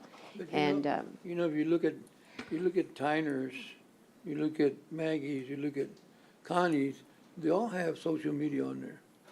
So who's really the PIO here? I mean, they all have social media, they all have, the liaison with the media, so, I mean, do we really need this PIO? I mean, if everybody else got the same kind of job descriptions, Well, this public information officer is gonna be the go-to person, of course, for the public, in the event of any disasters or any. I thought that Tyner was doing that. okay, so Tyner hasn't done that since he took office over here, so that's old news. I think he's still doing it, but that's not part of his, that hasn't No, been part Tyner of does his not do job. that. A distribution list, but Yeah. I don't create the media. I don't Right. go on press Facebook. I don't releases, do ribbon Instagram, cuttings. YouTube. Yeah, and Connie does something totally different, but to help everybody meant- out, Julie, it would be helpful by next court to try to get a compare and contrast going so that people can understand what it is that she does versus, but the problem is that we use these words and they're just so generalized. They are. And that's not fair because the answer to your question is, do we need PIO? It's Julie's job to help manage all the employees. But yes, every urban county, and we are an urban county, we're one of the big dogs in the state of Texas. We are so far behind, it frightens me. And there's definitely in the communications realm, and we've done a little bit of work to catch up. We made a big move by bringing Connie in to court administration. Now we're tackling our website and all that goes with communications on that, including all our hyperlinks to other political jurisdictions, which is a really big deal. What Maggie does is when we're in EOC, she's the designated rep. She also assists in all of the communications so that I can't forward, right, because of Open Meetings Act. So she has that designation to allow us to do commissioner, right? When there's something to say. The PIO will literally be sitting at a desk and all day long, they'll be working on media. And that is because every single thing we do and say needs to be broadcast, from animal care and their works to the vaccinations we're having at the courthouse, blood drives, emergency management, awareness months. Just take a look at what we did today and how we could be highlighting better, from nice things that happen from kids that are number 5 in the nation to the lady cats. We just do a thumbnail of it. We do the best we can, and that's like when there's no crisis. And when there's 4 or 5 crises, it gets complex. But there's Instagram now, Commissioner, and that's very popular and very important. And there's Twitter, which we should be on every single day, technically. And then there's people who are experts that, quite frankly, keep up with the Joneses for the next great social media platform because it's constantly changing. Just our YouTube channels are really important. So I think that we're just so different today in the world of technology that to not have a PIO, and by the way, the reason that the county has to go over to the city all the time is because we don't have all of the great technology. And we should never have to abdicate like that again. I agree with you, Judge. I'm just saying that when you look at people's job descriptions, it's the same. I mean, they all have the same Well, wording. it's like asking a senior, it's like asking Julie to describe a senior clerk in Kara's office versus Ann's office. It may both say, do you have one that says senior clerk? I'm just, okay. So it's like saying that's senior clerk and that senior clerk, but what she does for the county clerk is so different than what she does over here. And I'm not saying that it's Julie's fault. I'm just saying we'll do our best to get even more detailed, Julie. But just know that it does sound general when you say social media, but this is a heck of a job description. It's 3 pages long. Right. You know? Well, and I was just gonna say, look, I think we need a PIO. I think we've got these words all over the place, and I don't think it's really, no offense, I didn't know Connie had PIO in her job description. That's news to me if she does. She doesn't. Well, it's I don't- more, I it's don't more think she website has- related. She does. That was just an Okay, assumption. okay, so, yeah, and I was like, that's news to me too. Poor so I- Connie, look at her face. Yeah, so, Sorry, Connie. there's, and I appreciate the time, I think there's things like, for example, me personally don't think the person needs to have a master's degree to have this position. And there's some other things in here, but since we're gonna table it to the 23rd, I do support the concept of having one. I think it would be nice to see what other counties do that are size, so if you could provide us that for the next meeting. I know the city has, quite frankly, I wouldn't even use the city as an example, because I think they have a ridiculous amount of them, but Right. I know that they have a lot. So that doesn't mean I think we need to be anywhere near the city, and I don't mean that negatively toward the city, they're a bigger operation. But I think if they've got as many as someone has said they've had, then that's too many. But I do think we need to have one that works, for the court, that, can help the court and other elected officials, get their message out if they want to, and we've got to figure out how to do that. I mean, it shouldn't, it should be a coordinated effort, but it still should have, the other elected officials should have input too if they want to, and that's why if you make it a little more broad, that would be something that I think this is a step in the right direction. I think that sounds like a fair pay scale to me. I know, and I appreciate the judge being willing to table this till later too, because I know I said during the discussions, hey, I think we ought to go ahead and do it, before budget, and then I went, oh, I shouldn't have said that, because that's totally against what I always say on everything else.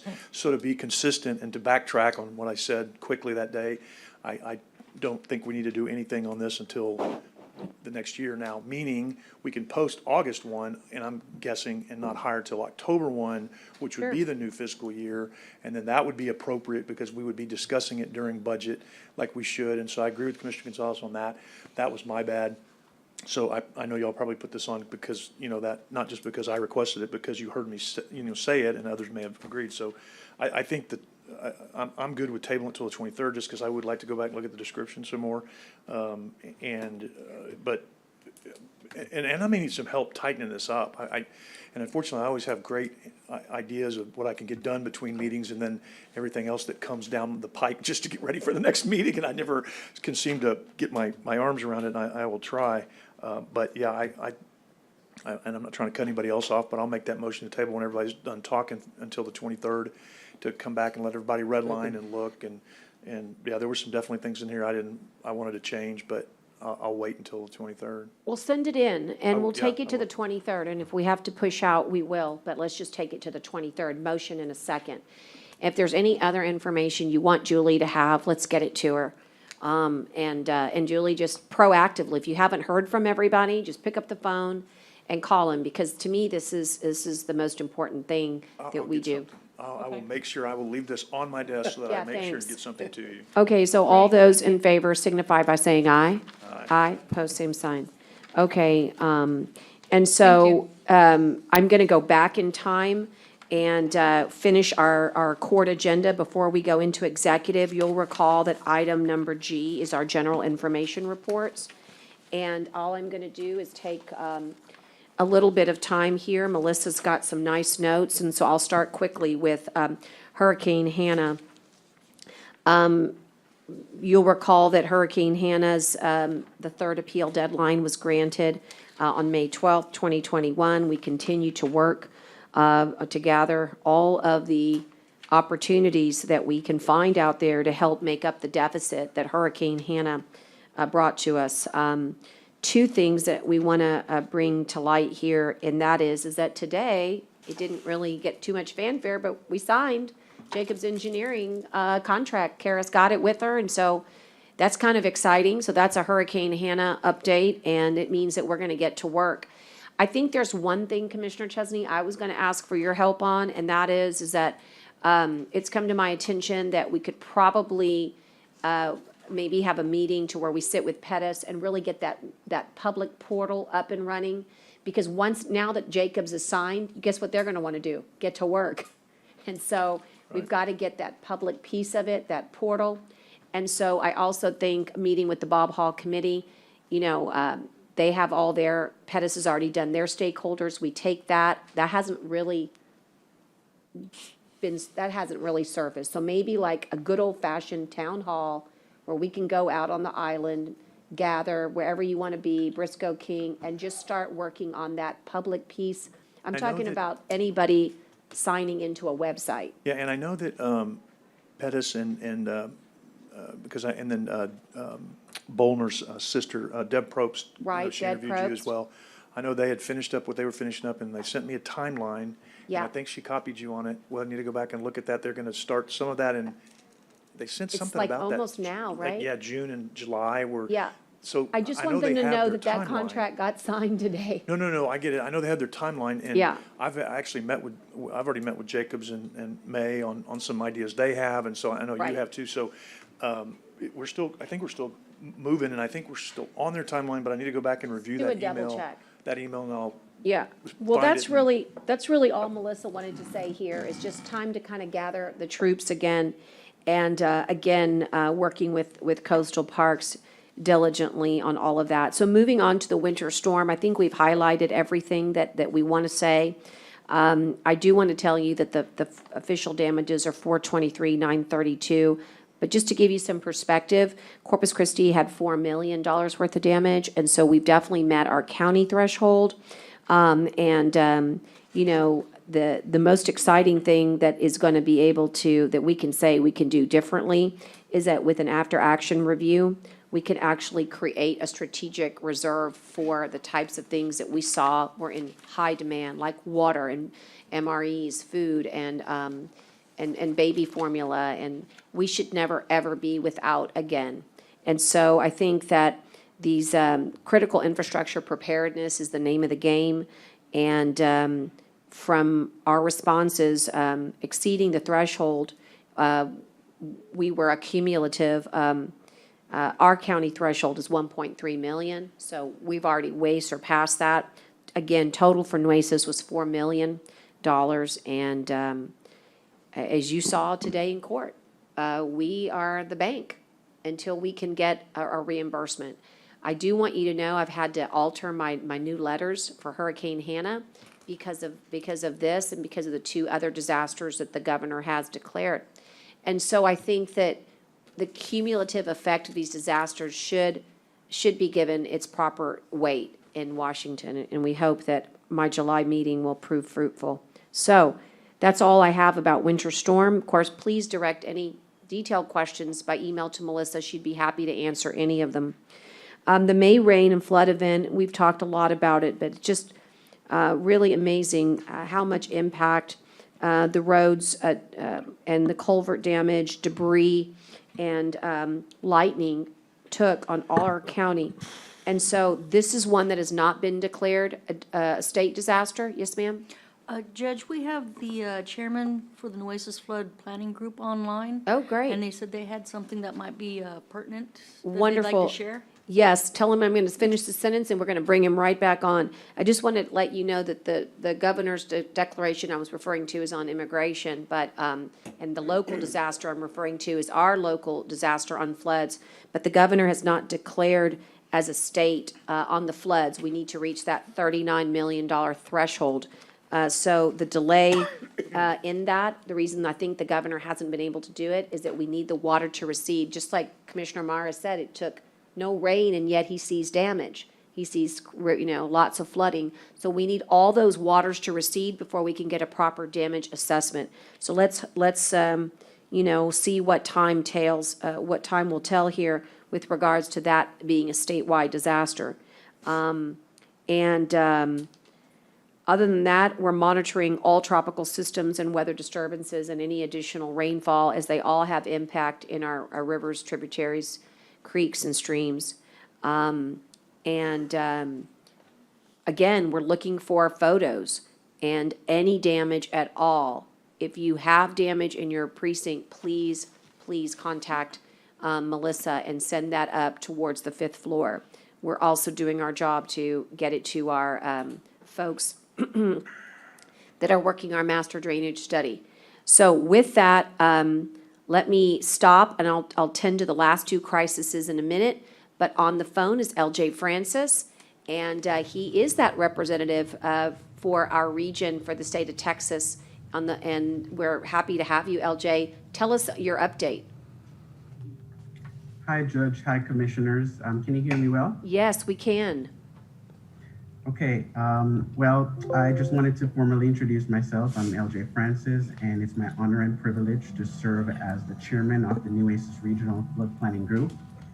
In 2019, the Texas legislature initiated the very first statewide flood planning efforts with the passage of Senate Bill 8.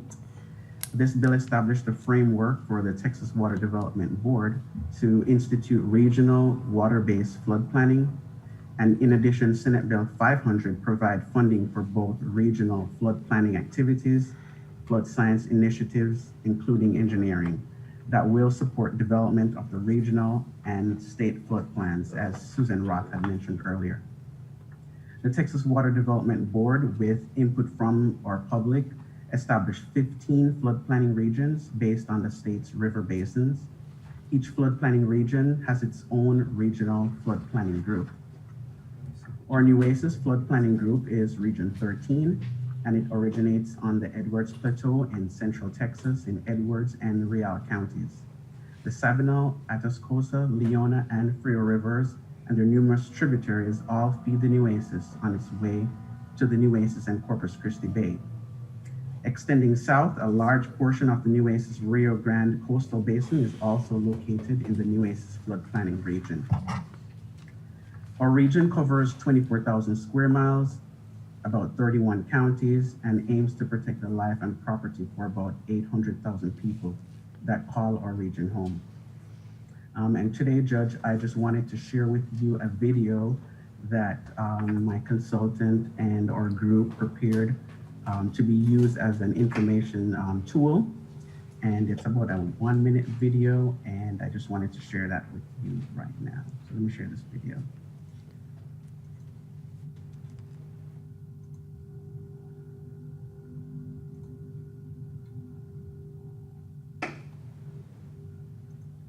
Do we need to have him, we're going to give you power to share your screen?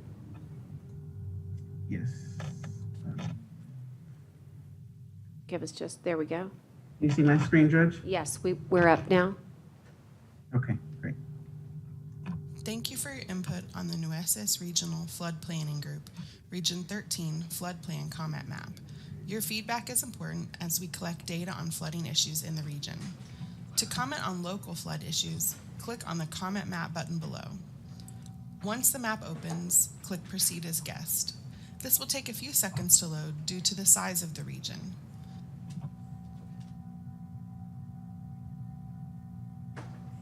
To submit a comment, click Submit Comment on the right side in green. You should see a comment form with a prompt to indicate a location for your comment. A location can be provided by clicking on the map at the spot where you would like to leave your comment.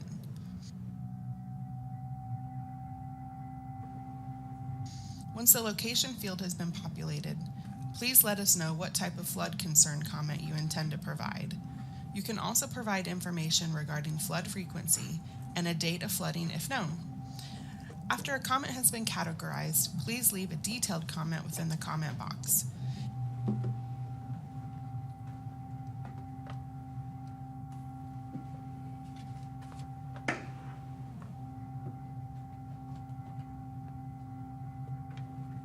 If you have photos of flooding, you can attach them below. If you would like for the study team to contact you regarding your comment, please fill out your contact information. Any contact information provided will be kept private. Once your comment is completed, click Report It. Doing so will send the comment to the study team.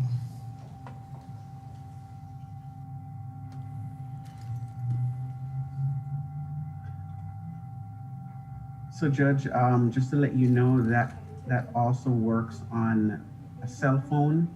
So if you happen to be driving or any of our residents are driving around, they could just snap that photo and it uploads right from their phone. Yeah, that's terrific, and that's a great tool for our commissioners.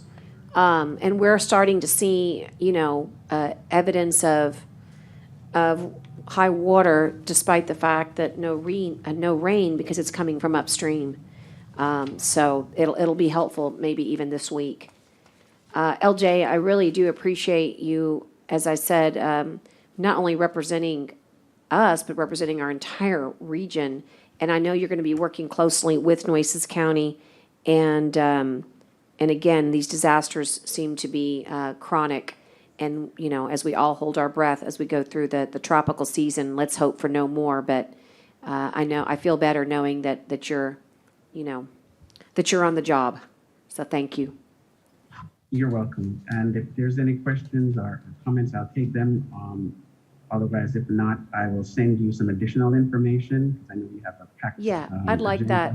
I'd like that. Share your contact and information with Tyner. He'll get it to everybody in the court. Thank you. Okay. Thank you very much. Thank you so much. So, Commissioners, just to button up the next crisis, it's the border crisis 2021. The governor declared a disaster on June 5th. He's holding a meeting on border crisis in Del Rio tomorrow. And although I would have loved to have been there to ask important questions, we are going to designate Melissa Munguia, and her team is going to attend for us. And they will help define our roles and responsibility as the governor and Tatum declares them. We'll be contracting with BCFS to attend, and, we'll just await further instructions. In the role of emergency management, we're here to serve. So we'll see what Tatum and the governor asks of us, if anything, but we certainly stand ready and prepared. Finally, the COVID-19 vaccination. COVID is not over. We continue to monitor statistics. We continue to provide FEMA as is required, our health equity reports. We're doing back-to-school vaccinations. COVID vaccine boosters will be due very soon. We have some exciting opportunities. There'll be a vaccination clinic on June 11th here at this courthouse. We're going to be at the RTA has helped us through their transfer stations. We'll be there tomorrow. We're open every day at La Palmera from 9 to 8 with all 3 vaccines, Moderna, Pfizer, and J&J. We're also at the Antonio E. Garcia Arts and Education Center. We're also at the Goodwill Clearance Store. There's just opportunities that are constantly presenting itself. I think yesterday we committed to helping the Juneteenth celebration. Look, the reason is that it's not going to be good for everybody until we get as many people vaccinated as possible. And so our quest continues. Dr. Hellerstadt spoke with all local public health directors yesterday, and I had the opportunity to roundtable with Annette, and she said that our duties and our goals have not diminished. They're just different. So we're preparing for the future. I know this sounds awful, but we're preparing for the next virus.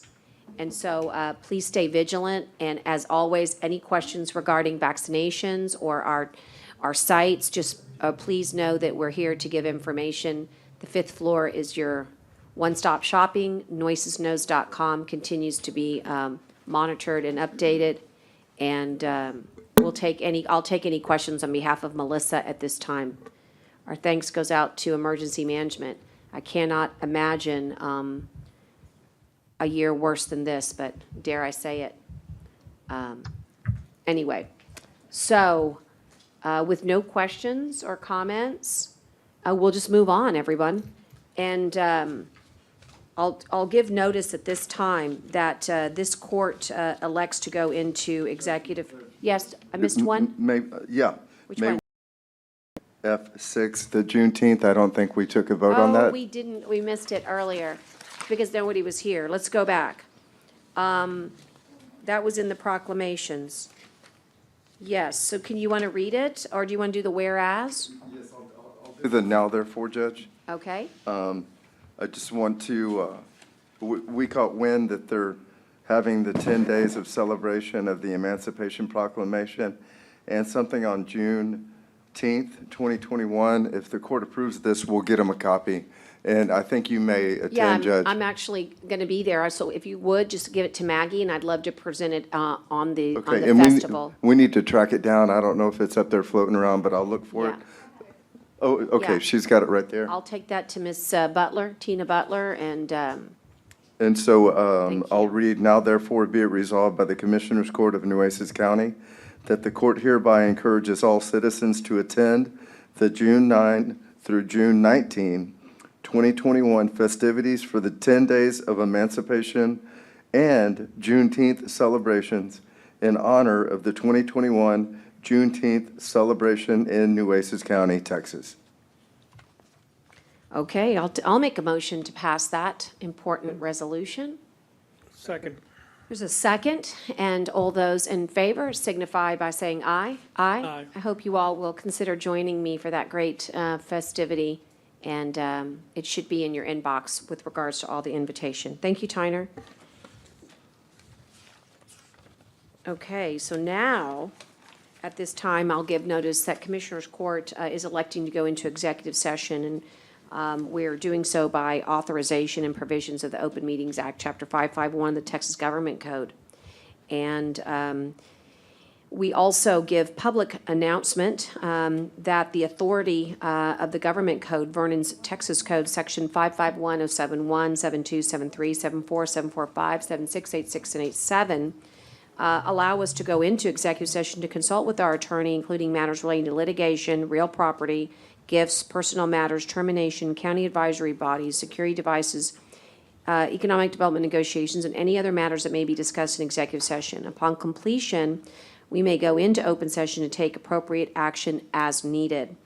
And so the time for the clerk is 4:33 p.m. And Connie, I'm going to gavel us out. We're off the record. If you would lower the mics to 0. Okay, great. We're back on the record. It's 5:54 p.m.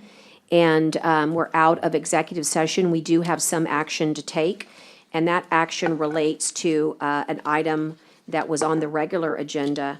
And it was, give me a second here. No, it was it's AEP, guys. Here, 16, sorry. Yeah, item number 16, and I think there's a motion to table this item. Is that correct, Commissioners? 16. Okay, and how about a second? Second. Okay, and all those in favor signify by saying aye. Aye. Post same sign. Oh, by the way, that's a table to June 23rd in hopes that we can complete that at that time. And then, having no further action to take, I'll ask Commissioners to read any adjournments in memory of. Judge, I have a few for Commissioner Chesney. He had to leave.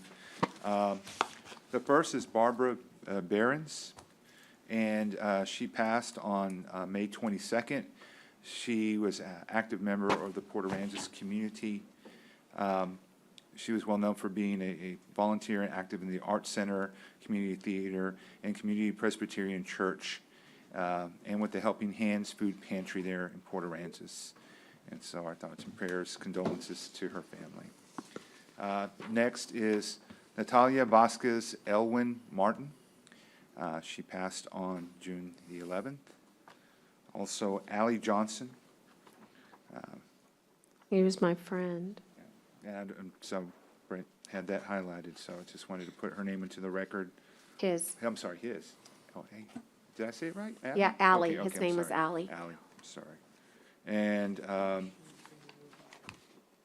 knew Dick, but I didn't realize he had passed, but McCracken. Dick McCracken. Yeah, that's who I was going to read too. Oh, okay, I'm Yeah, sorry. Well, maybe you can no share more, worries. Judge. Yeah. I know Brent just wanted to make sure a lot of names were put into record. And also, I think Commissioner Chesney had shared this before, but he wanted to read.